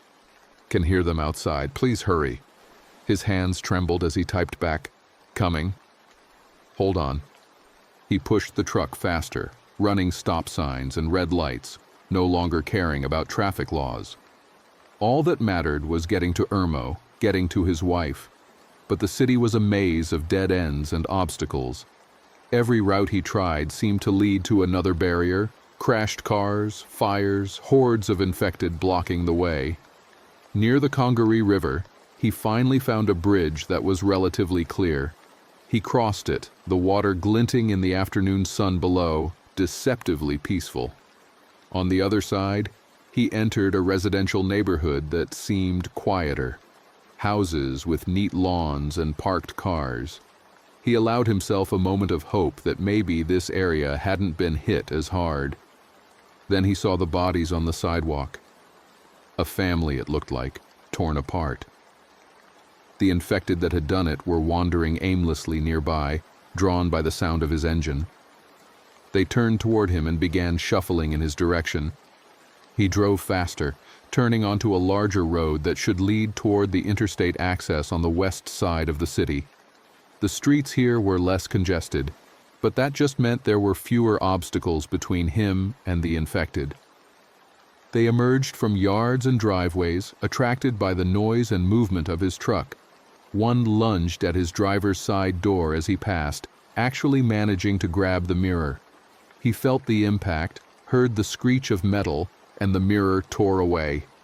The infected man tumbled to the pavement and immediately got back up, resuming his pursuit, even though the truck was already pulling away. The radio continued its litany of horrors. National Guard units are encountering difficulty containing the outbreak. The infection appears to spread through bodily fluids, particularly through bites. Death occurs within minutes of exposure, followed by reanimation. We repeat, if you are bitten, seek immediate medical attention, though we must emphasize that hospitals are no longer able to treat victims effectively. The mortality rate appears to be 100%. We're now receiving reports that the infection has spread beyond Columbia to surrounding communities. Lexington, Irmo, Forest Acres, and Casey are all reporting incidents. Interstate highways are gridlocked and impassable in many areas. Irmo was infected. The words seemed to echo in his skull. His wife was trapped in a building in an area that was already overrun. He pressed the accelerator harder, the truck's engine roaring. He made it another mile before running into a National Guard checkpoint. Soldiers in full combat gear had blocked the road with Humvees and concrete barriers. They flagged him down, weapons raised. He slowed to a stop and rolled down his window. "Sir, you need to turn around," one of the soldiers called out. "This area is under quarantine." "My wife's in Irmo," Oral said. "I need to get to her." "I'm sorry, sir, but we can't let anyone through. The situation in Irmo is critical. Turn your vehicle around and proceed to one of the evacuation centers." "Evacuation centers? I need to get to my wife." "Sir, I understand, but we have our orders. Turn around now." Behind the checkpoint, Oral could see smoke rising from several locations. Gunfire rattled in the distance. Whatever was happening in Irmo, the military wasn't controlling it. He thought about trying to ram through the checkpoint, but the barriers would stop his truck cold, and the soldiers would almost certainly shoot him. He thought about trying to go around, but the soldiers had positioned themselves to cover all approaches to this road. He had no choice. He turned around. For the next hour, he tried different routes, different roads, always encountering the same result: checkpoints, blockades, impassable highways. The military and police were trying to contain the infection by sealing off entire sections of the city, but from what he could see, it was only making things worse. People were trapped in the infected zones with no way out, and the living were fighting both the dead and each other for any avenue of escape. The sun was beginning its descent toward the horizon when he finally accepted that he wasn't getting to Irmo today. Maybe not tomorrow either. The city had become a war zone, divided into pockets of chaos separated by military cordons. His wife was on the wrong side of those cordons, and he was stuck here. He pulled into an empty parking lot behind a closed grocery store and sat in his truck with the engine running, staring at his phone. No signal. The network had finally given up. He couldn't call her, couldn't text her, couldn't even know if she was still alive. He rested his forehead against the steering wheel and tried not to imagine what might be happening to her. Tried not to picture those things breaking into the dental office, finding her hiding there. Tried not to hear her screaming his name. The radio crackled, advising all residents to shelter in place. Do not go outside.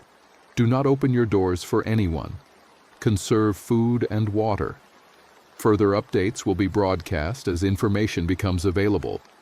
If you are separated from loved ones, do not attempt to travel to reach them. Repeat, do not attempt to travel. The roads are not safe. He lifted his head and looked out at the empty parking lot. The grocery store's windows were dark. No cars, no people, no sound except the radio and his own breathing. He needed to find shelter before dark. Needed to find food and water. Needed to survive the night so he could try again tomorrow to reach his wife. He turned off the radio and got out of the truck. The grocery store's front doors were locked, but he found a loading dock around back with a roll-up door that was slightly ajar. He grabbed a tire iron from his truck bed and pried the door open enough to duck under. Inside, the store was dark and silent. His eyes adjusted slowly to the dimness. Shelves stretched away in neat rows, still mostly stocked. People had been shopping here this morning, going about their normal lives, not knowing everything was about to end. He could see a few shopping carts abandoned in the aisles, their contents scattered. He moved carefully through the store, the tire iron held ready. The produce section smelled of decay, fruit and vegetables already beginning to rot without refrigeration. The power was out, which meant the freezers were warming up, meat beginning to spoil. But the canned goods and dry foods were still viable. He found a shopping cart and began loading it with supplies. Canned vegetables, beans, tuna fish, crackers, bottled water, a manual can opener, matches, a first aid kit from the pharmacy section. He grabbed a flashlight from the hardware aisle and tested it. Still worked. Batteries too, several packs. A sound made him freeze. Footsteps, shuffling and irregular, coming from deeper in the store. He turned toward the sound, raising the tire iron. A figure emerged from one of the far aisles, moving with that distinctive jerky gait. An older woman in a store clerk's vest, her name tag still pinned to her chest. Blood covered the lower half of her face. She saw him and moaned, a low sound that raised the hair on the back of his neck. Then she started moving toward him, her pace quickening. He didn't wait. He turned the shopping cart and pushed it toward the loading dock exit, moving as fast as the cart's bad wheel would allow. The woman followed, her footsteps growing closer. He reached the loading dock and shoved the cart under the roll-up door, then squeezed through after it. The woman was only a few feet behind him. He grabbed the bottom of the door and pulled it down, slamming it shut just as she reached it. The door shuddered as she threw herself against it from the inside, but the lock held. He loaded his supplies into the truck bed, his heart pounding. The sun was low now, maybe an hour of daylight left. He needed to find somewhere safe to spend the night, somewhere he could defend if necessary. He drove through the surrounding neighborhoods, evaluating potential shelter sites. Most houses had too many windows, too many access points. He needed something more secure. Eventually, he found a small storage facility a few blocks from the grocery store, rows of individual storage units surrounded by a chain-link fence topped with barbed wire. The office was locked, but he broke a window and climbed inside. No one challenged him. The office had a single door with a deadbolt, thick walls, and only 2 windows. Defensible. He carried his supplies inside and locked the door behind him. Night fell, and with it came the sounds of the dying city. Gunfire in the distance, sirens that eventually fell silent, screams that cut off abruptly, and underneath it all a constant chorus of moans and shuffling footsteps, the infected wandering through the darkness, hunting. Oral sat on the floor with his back against the wall, the tire iron across his lap, and thought about his wife. Thought about their house in Irmo with its small backyard. Thought about the text she'd sent. Trapped in office. Can hear them outside. That was hours ago. The network was down now. He had no way to know if she'd gotten out, if she'd found shelter, if she was even alive.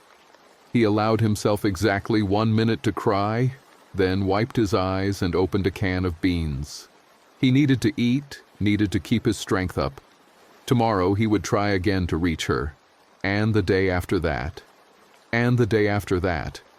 He would keep trying until he found her, or until those things killed him. Outside, something scratched at the office door. He went very still, barely breathing. The scratching continued for a minute, then moved away. He heard footsteps shuffling past the windows. He checked his watch. 8:30 p.m. It had been 12 hours since the first reports of the attack at USC, 12 hours since the world ended. He thought about the construction site, about Tommy and the others who'd turned, about Stanford, who he'd watched drive away toward Lexington, about the hospital workers he'd helped and whether they'd made it to safety, about all the people he'd seen attacked and killed today, their screams still echoing in his memory. Most of all, he thought about his wife's voice on the phone. "You're scaring me." "I'm sorry," he whispered to the empty office. "I'm so sorry." He didn't sleep that night. Every sound made him grip the tire iron tighter. Every shadow made him think something was trying to get in. He sat there until dawn broke, painting the office windows with gray light. When the sun was fully up, he packed his remaining supplies and prepared to try again. He would get to Irmo today. He would find his wife. He had to believe that, or else there was no point to any of this. He opened the office door carefully, peering out. The parking lot was empty. A few of the infected wandered among the storage units, but they were far enough away that he thought he could reach his truck unnoticed if he moved quietly. He locked the office behind him, no sense burning bridges, and crept toward his truck. 50 feet, 40, 30. One of the infected turned its head in his direction. He froze. It stared at him with those empty eyes, and for a moment he thought it would attack. Then it turned away, apparently not interested. He reached his truck and climbed in as quietly as possible, started the engine and backed out slowly. The infected didn't react. He pulled out of the storage facility and onto the street. The city looked different in daylight. Worse, somehow. Bodies everywhere, some mobile, some not. Burned-out cars, buildings with broken windows and bloodstains on the walls, smoke rising from multiple fires. And the smell, he'd rolled down his window just a crack for air and immediately regretted it. The smell of death and rot and smoke, thick enough to taste. He drove north, trying yet another route toward Irmo. The streets were less congested today. Most people had either fled, died, or were hiding. The infected were the main obstacle now, and he'd learned how to avoid drawing their attention. Keep the engine noise low, don't make sudden movements, don't honk the horn. He made it almost to the old Irmo border before hitting another military checkpoint, this one even more heavily fortified than yesterday's. Concrete barriers stretched across all lanes, backed by sandbag positions with mounted machine guns. Soldiers in full MOPP gear moved among the defenses. He pulled up slowly, hands visible on the steering wheel. A soldier approached with his rifle raised. "Vehicle, stop right there! Driver, step out with your hands up!" Oral complied, opening the door and stepping out with his hands raised. Two more soldiers moved in from the sides, covering him. One of them had a device that looked like a thermometer on a stick. He pointed it at Oral from 6 feet away. "He's clean," the soldier reported. "No fever." The first soldier lowered his rifle slightly. "Sir, what's your business at this checkpoint?" "My wife," Oral said. "She's in Irmo, at a dental office near Lake Murray. I'm trying to reach her." The soldiers exchanged glances. The first one spoke again, his voice gentler now. "Sir, I'm sorry, but Irmo is under level 5 quarantine. No entry, no exit. The infection spread through there yesterday afternoon. We lost contact with most of our units inside around 10 p.m. "What does that mean? Lost contact?" "It means Irmo is gone, sir. Anyone still alive in there is on their own. We don't have the resources to conduct rescue operations." Oral felt like he'd been punched in the gut. "Gone? The whole town? We estimate over 80% casualty rate. The remaining survivors are either barricaded or mobile. We're maintaining this perimeter to prevent the infected from spreading further south. I need to get to her. Sir, I can't let you through. I have orders to shoot anyone attempting to breach the quarantine zone. Then let me go around." "I'll find another way." The soldier shook his head. "There is no other way. We've sealed off all the roads, and even if you did somehow get into Irmo, you'd be on your own. No support, no extraction. You'd most likely die. I don't care. She's my wife. I understand, sir, but I can't help you. I'm sorry." Oral stood there staring at the checkpoint, at the soldiers and their weapons, and the concrete barriers. Behind them, he could see Irmo in the distance, smoke rising from several locations. His wife was somewhere in that hell, and he couldn't reach her. "There's an evacuation center at the old fairgrounds," the soldier continued. "About 5 miles east of here. They've got food, medical supplies, shelter. You should go there." "And what about my wife?" The soldier didn't answer. He didn't need to. The silence said everything. Oral got back in his truck, his movements mechanical. He sat there for a moment, engine idling, staring through the checkpoint toward Irmo. So close. 8 miles, maybe 10. Might as well be 1,000. He put the truck in gear and turned around, but instead of heading east toward the evacuation center, he turned west, following the perimeter road that ran along the quarantine boundary. The soldiers had said all the roads were sealed, but there had to be a gap somewhere, a dirt road, a trail, something they'd missed. He drove for miles, watching the fence line that marked the quarantine zone. Every half-mile or so, he'd see another checkpoint or patrol. The military was serious about containment, but he kept driving, kept searching. Around noon, his fuel gauge dropped below a quarter tank. He would need to find gas soon. He passed an abandoned gas station and pulled in, but the pumps were dead without electricity.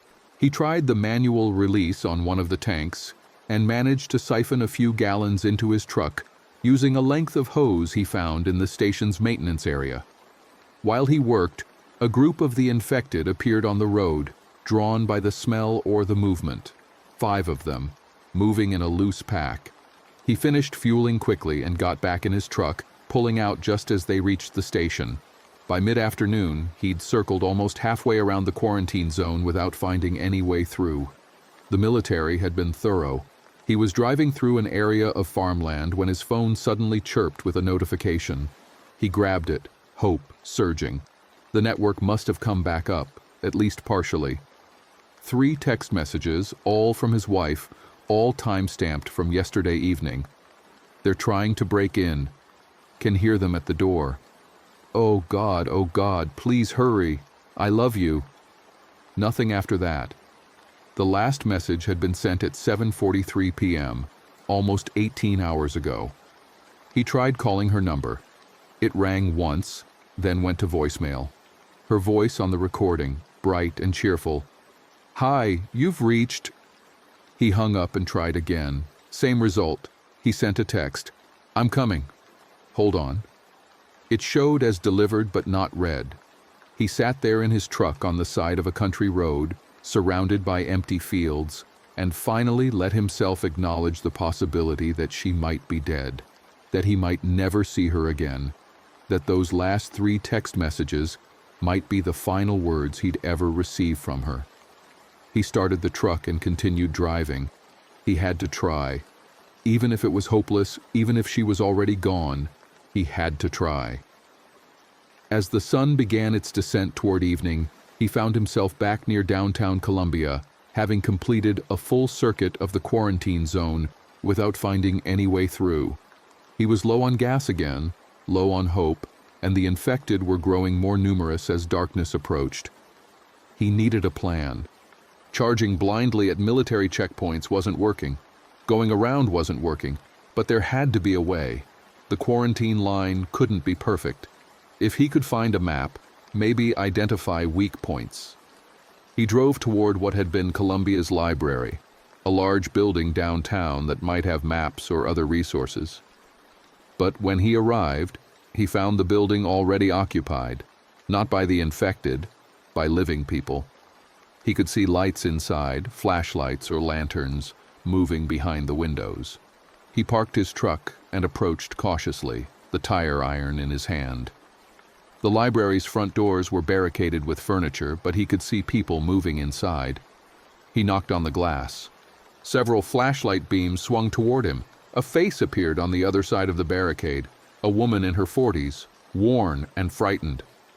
"What do you want?" "Shelter," Oral said. "Supplies." "Maybe a map of the area."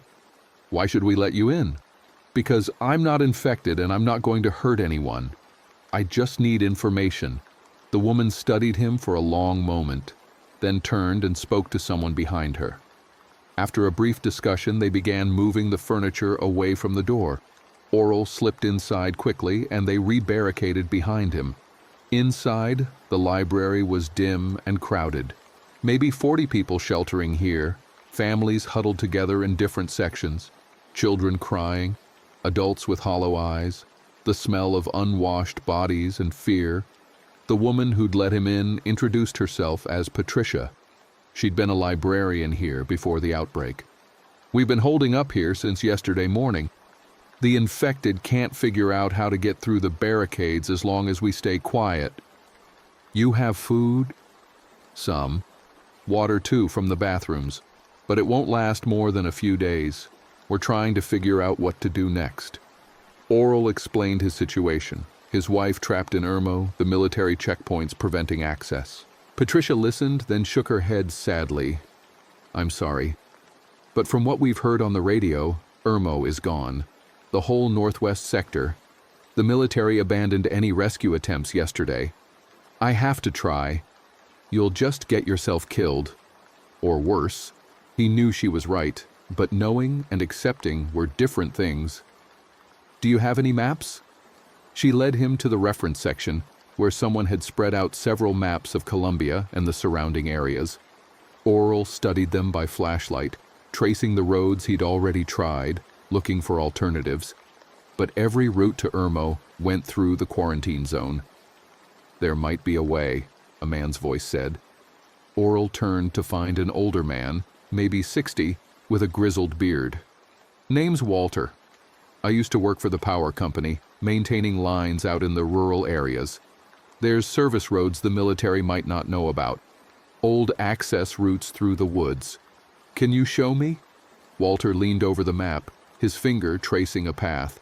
"Here, north of the quarantine line, there's a dirt access road that runs along the old power right-of-way, connects to some service substations, If you could get to this point, you might be able to slip past their patrols.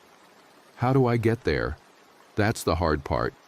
You'd have to go northeast from here through some pretty heavily infected areas, and the road might be blocked or compromised.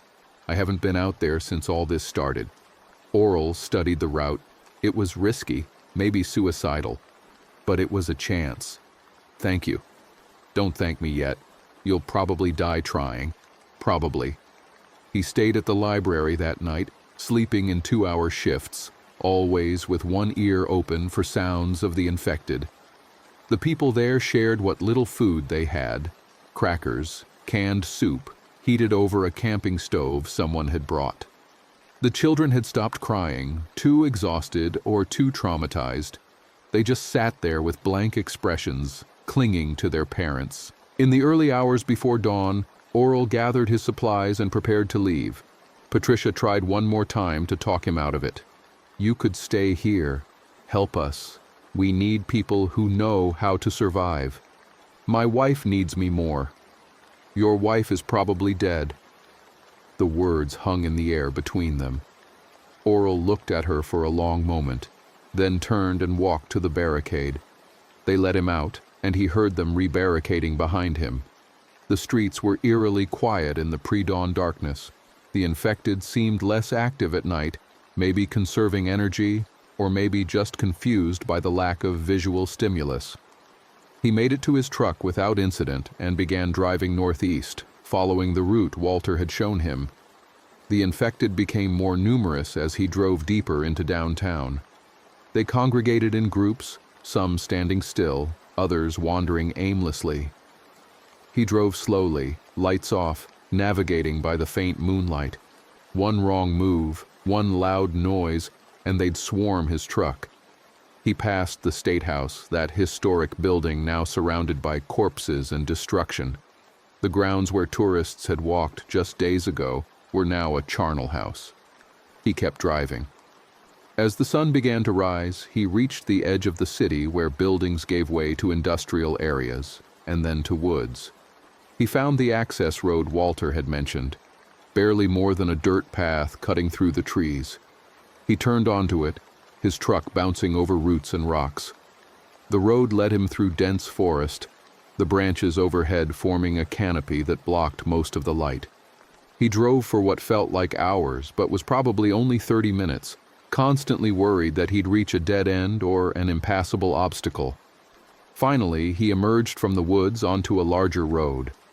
According to his mental map, he should be north of the quarantine zone, in an area the military might not have fully secured. He turned west, toward Irmo. The landscape here was rural, with scattered houses and farms. He saw bodies in the fields, both human and the infected. A farmhouse burned in the distance, smoke rising in a dark column. But he didn't see any military checkpoints. He drove faster, his hope rising. Maybe Walter's route had worked. Maybe he could actually reach Irmo. His hands trembled on the steering wheel. He passed through a small town, abandoned and silent. Several of the infected stood in the street, but they seemed sluggish, their movements slow. He steered around them and kept going. Another 10 miles, and he saw a sign. Irmo, 5 miles. His phone chirped. He grabbed it, nearly swerving off the road. A text message, but not from his wife. From an unknown number. Emergency broadcast. All residents in Richland County are ordered to evacuate south immediately. Quarantine containment has failed. The infection is spreading uncontrolled. This is not a drill. Evacuate now. He stared at the message, then looked ahead at the road to Irmo. Containment had failed. That meant the military had given up, pulled back to establish new defensive lines further away. Irmo was now completely overrun with no one left to hold the perimeter. He kept driving.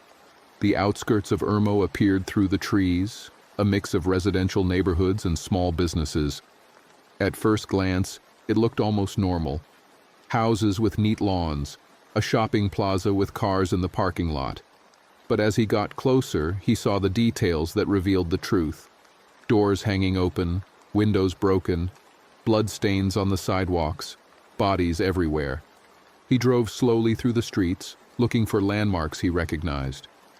His wife's dental office was near Lake Murray, in a strip mall that also held a pharmacy and a nail salon.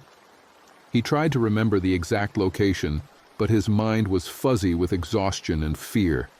A group of the infected emerged from a house and shuffled toward his truck. He sped up, leaving them behind. At an intersection, he recognized a street sign and turned left. 3 blocks up, he saw the strip mall. His heart leaped. The dental office was there, second unit from the left. The front window was intact. The door appeared closed. Maybe she'd managed to hold out. Maybe she was still alive. He parked in front of the office and grabbed his tire iron. The parking lot was empty except for one car, a Honda Civic that he recognized as his wife's. She was here, or at least she had been. He approached the door carefully, listening. No sounds from inside, no movement visible through the window. The door was locked. He knocked softly. "Honey? It's me. Are you in there?" No response. He knocked louder. "Please, if you can hear me, I'm here. I came for you." Still nothing. He looked around the parking lot. A few of the infected were visible in the distance, maybe drawn by the sound of his truck. He didn't have much time. He tried the door handle again, pulling hard. The lock held. He raised the tire iron, hesitating. If he broke the window, he'd bring every infected thing in the area down on him. But he had to know, had to see if she was inside. He swung the tire iron, shattering the window in a cascade of glass. The sound seemed impossibly loud. He cleared away the remaining shards and climbed through into the waiting room. The dental office was dark and quiet. Chairs arranged in neat rows. A reception desk with a computer and phone. Magazines scattered on a coffee table. No sign of his wife. "Hello?" he called softly. "Anyone here?" He moved deeper into the office, checking the examination rooms. Empty. The staff break room. Empty. A storage closet. Empty. In the back office, he found a purse. Her purse, with her wallet still inside. Her car keys. Her phone. He picked up her phone. The screen was cracked, but when he pressed the power button, it lit up. 78 missed calls, all from him. 3 text messages from him. The last one she'd sent to him was still on the screen. "I love you." But she wasn't here. The office was empty. She'd left or been taken or... He couldn't finish the thought. Outside, he heard the moans of the infected. They were converging on the office, drawn by the sound of breaking glass. He had to leave now, or he'd be trapped. He pocketed her phone and climbed back through the broken window, cutting his hand on a remaining shard of glass. Blood welled from the cut. He ignored it and ran for his truck. The infected were maybe 50 yards away, coming from multiple directions. He jumped in his truck, started the engine, and peeled out of the parking lot. In the rearview mirror, he saw them converge on the spot where his truck had been, their arms reaching for nothing. He drove aimlessly through Irmo, looking for any sign of her. Maybe she'd made it home. Their house was only a few miles from the dental office. He headed there, his hope dwindling with every passing minute. The neighborhoods grew worse as he went.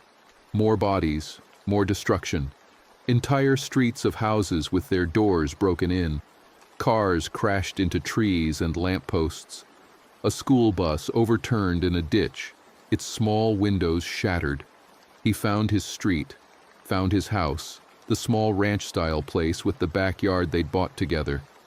The front door was closed, but he could see scratches on it, like something had tried to claw its way in. He parked in the driveway and approached with his tire iron ready. The door was unlocked.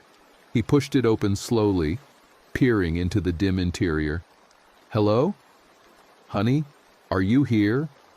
The living room was undisturbed. Furniture in place, their TV on the stand, photos on the walls, their wedding picture, a vacation to Myrtle Beach, her parents at Christmas. Everything exactly as he remembered. He searched the house room by room, kitchen, empty, bedroom, empty, bathroom, empty. The garage held their lawnmower and tools, but no car, no person. In the bedroom, he found a duffel bag on the floor, partially packed with clothes. She'd been here, she'd made it home from the dental office and started packing. But then, something had made her leave in a hurry, because the bag was still here, and half the clothes she'd laid out were still on the bed. He sat on the edge of the bed, her phone still in his hand, and tried to piece together what had happened. She'd gotten his warning, left work early, come home, started packing. Then something happened. The infected broke through, or she heard screaming from a neighbor's house, or she realized the house wasn't safe, so she'd fled in her car, leaving everything behind. But where would she go? He thought about her parents who lived in Greenville 2 hours away. Maybe she'd tried to reach them. Or maybe she'd gone to one of the evacuation centers the radio had mentioned. Or maybe she was still alive somewhere in Irmo, hiding, waiting for help that wouldn't come. He stood and walked through the house one more time, looking for anything that might tell him where she'd gone. In the kitchen, he found a note stuck to the refrigerator with a magnet. Her handwriting, "If you see this, I'm going to try for the hospital. They said they're taking refugees. I'll wait for you there. I love you so much." The hospital. She meant Palmetto Health Baptist, the big medical center on the east side of Irmo. It was maybe 3 miles away. He ran back to his truck and drove toward the hospital, his heart pounding. She'd be there. She had to be there. He'd find her and they'd leave together, head south away from the infection, start over somewhere safe. The hospital came into view, a large modern building with multiple wings. The parking lot was chaos, abandoned cars scattered everywhere, bodies lying on the pavement, but the building itself still looked intact. He parked as close as he could get and approached on foot. The emergency room entrance had been barricaded from the inside with hospital beds and equipment. He could see bullet holes in the glass doors. Dark stains that might have been blood covered the walls. He found a side entrance that was less secure, a door that had been forced open. He slipped inside, the tire iron gripped in both hands. The hospital was a nightmare. Bodies everywhere, patients and staff alike. Some of them were moving, crawling across the floors with broken limbs, moaning in that distinctive way the infected did. Others lay still in pools of congealed blood. The smell was overwhelming. Death and decay and medical antiseptic all mixed together. He moved through the corridors, checking rooms, supply closets, patient rooms, a cafeteria where tables had been overturned and used as barricades. Everywhere he looked, he saw signs of desperate fighting, of people trying and failing to survive. In a stairwell, he found a group of survivors, 5 people huddled on the landing between floors. They looked up at him with terrified eyes as he approached, raising makeshift weapons. "I'm not infected," he said quickly. "I'm looking for someone, a woman about 5'5", dark hair. She would have come here yesterday or the day before." One of the survivors, a man in scrubs splattered with blood, shook his head. "Everyone who came here is either dead or gone. We're all that's left." "There was a refugee center here," the radio said. "That was before," the man interrupted. "The infected got inside yesterday morning, killed almost everyone. A few of us managed to barricade ourselves in different parts of the building, but we can't stay here much longer. We're running out of water. My wife left a note saying she was coming here." The man's expression softened slightly. "I'm sorry. But if she came here, she's probably gone. One way or another." Oral leaned against the stairwell wall, feeling like his legs might give out.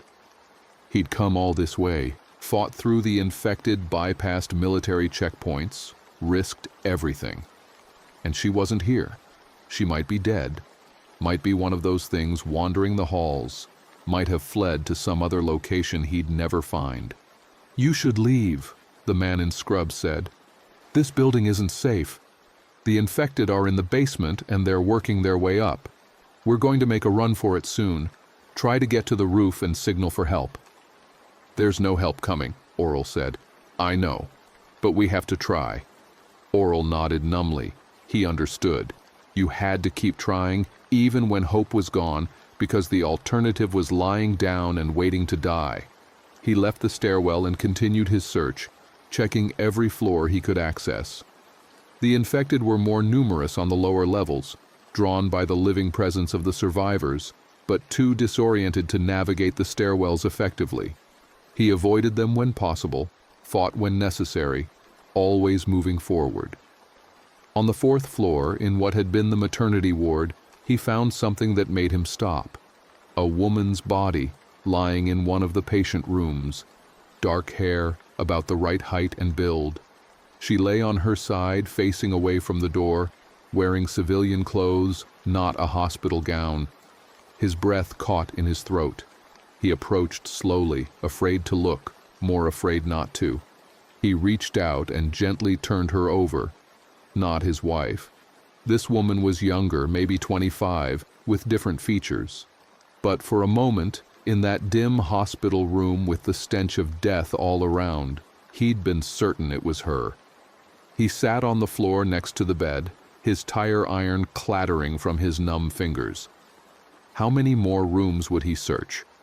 How many more bodies would he turn over, hoping and dreading in equal measure? How long could he keep doing this before the infected found him or he collapsed from exhaustion? His phone buzzed. Another emergency broadcast. All residents south of Interstate 20 must evacuate immediately. Fall back to defensive line along Highway 321. Repeat, immediate evacuation required. The military was pulling back even further. Columbia was lost. Irmo was lost. Everything north of Interstate 20 was being abandoned to the infected. He retrieved his tire iron and stood up. One more floor to check. Then the roof, where the survivors had said they'd try to signal for help. Then, he didn't know. Keep searching. Keep moving. Because stopping meant accepting she was gone, and he wasn't ready for that. The fifth floor was administration offices and conference rooms. Less damage here, fewer bodies. The infected had focused on areas with more people. He moved through the corridors quickly, checking each office. In a corner office with windows overlooking the parking lot, he found an elderly woman hiding under a desk. She screamed when she saw him, then realized he was alive and started crying with relief. "Please help me," she begged. "I've been here since yesterday. I can't find my husband. They took him to surgery and then everything went crazy. Can you walk?" "I think so." He helped her out from under the desk. She was frail, probably in her 70s, and she leaned heavily on him as they made their way to the stairwell. They climbed toward the roof access, passing other survivors who'd emerged from hiding places throughout the building. By the time they reached the roof, there were maybe 15 people total. The roof offered a view of Irmo that confirmed what Oral had feared. The town was overrun. Infected wandered through every street he could see. Smoke rose from dozens of fires. In the distance, he could hear the sound of helicopters and heavy gunfire, the military's new defensive line, miles away. "They're not coming for us," someone said. "We could signal them," another person suggested. "Make a big fire or something." "And then what? You think they'll risk flying into a hot zone to pick up 15 random people?" The argument continued, but Oral wasn't listening. He walked to the edge of the roof and looked out over Irmo, trying to spot his house, his wife's dental office, any landmark that might tell him where to search next.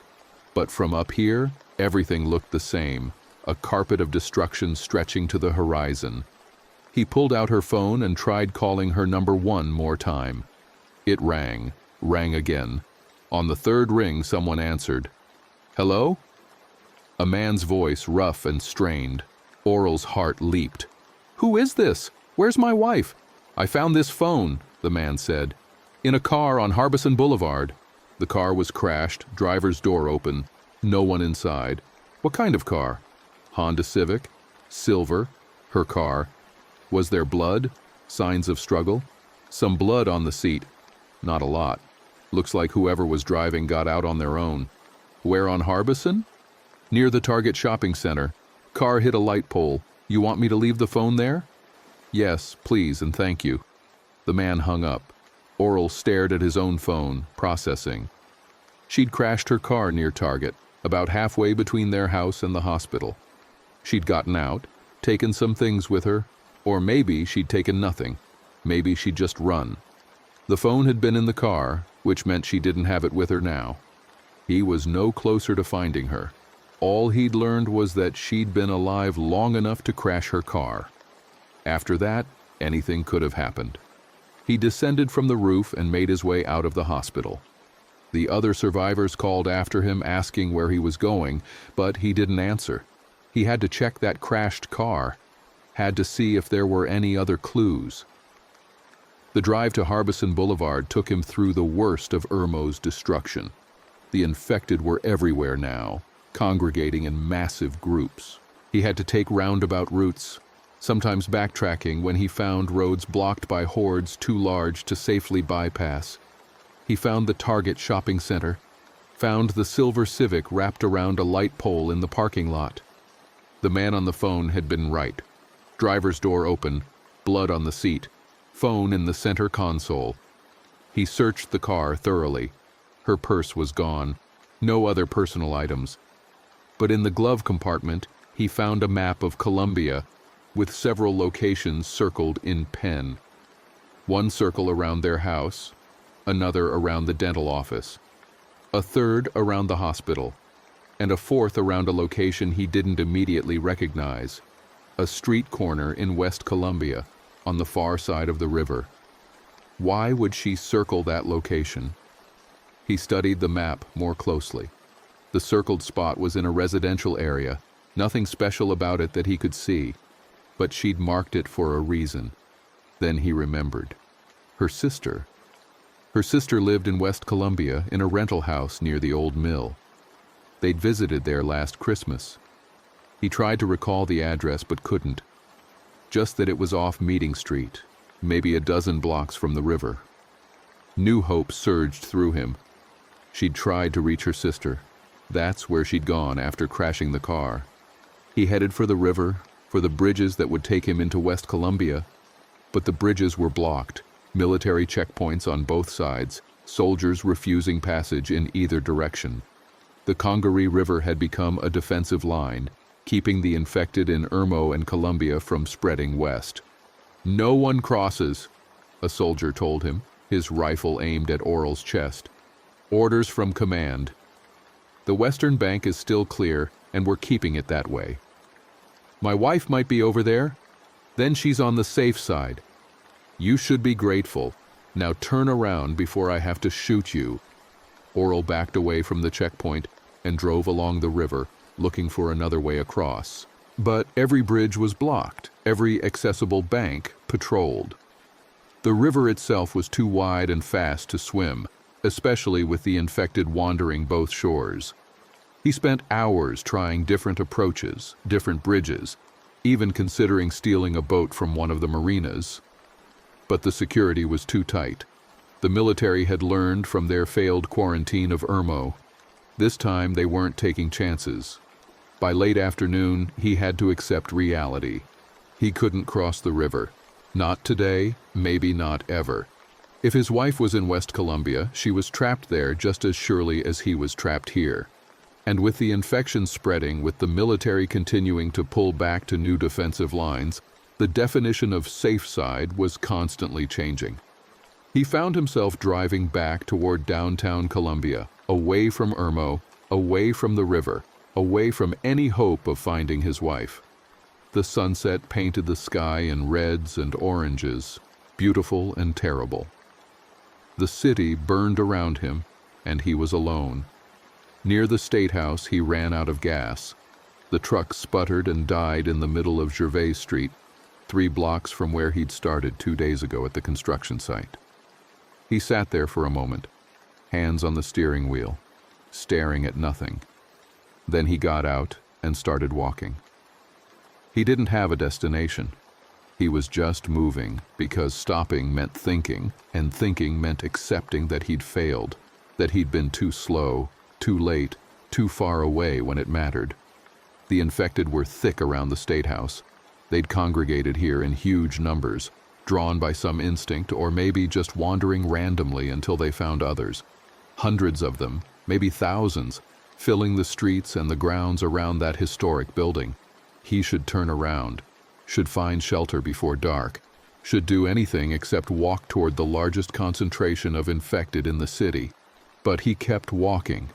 They noticed him when he was a block away. Heads turned. The moaning started, that low chorus that raised every hair on his body. They began moving toward him, slowly at first, then faster as more of them registered his presence. He gripped his tire iron and kept walking. When the first one reached him, a woman in a torn business suit, he swung hard, crushing her skull. The second and third came together and he took them down with brutal efficiency. But there were always more. An endless tide of dead flesh and snapping teeth.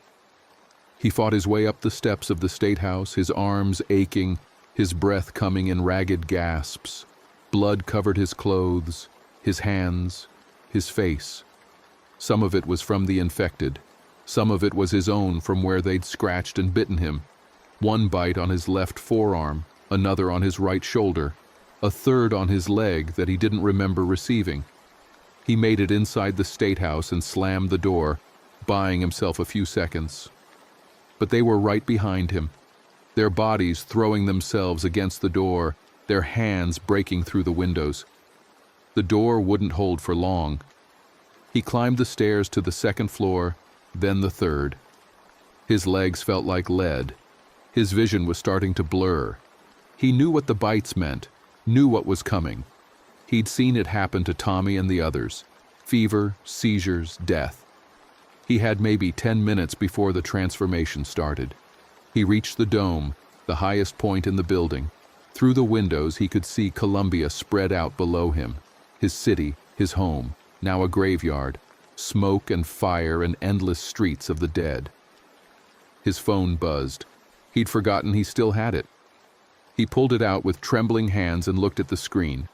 Incoming call from his wife's number. His heart nearly stopped. He answered, pressing the phone to his ear. "Hello? Honey? Oral?" Her voice strained and frightened, but unmistakably hers. "Where are you? I've been trying to reach you. The network just came back up." She was alive. She was alive, and she'd found her phone or got a new one, and she was calling him, and she was alive. "I'm here," he managed to say. His voice sounded strange, slurred. The infection was progressing fast. "I'm in Columbia. At the State House." "The State House? Why are you there?" "I'm in West Columbia, at my sister's house. We're okay here. The military has this side secured. Where are you exactly? I'll come get you." "No."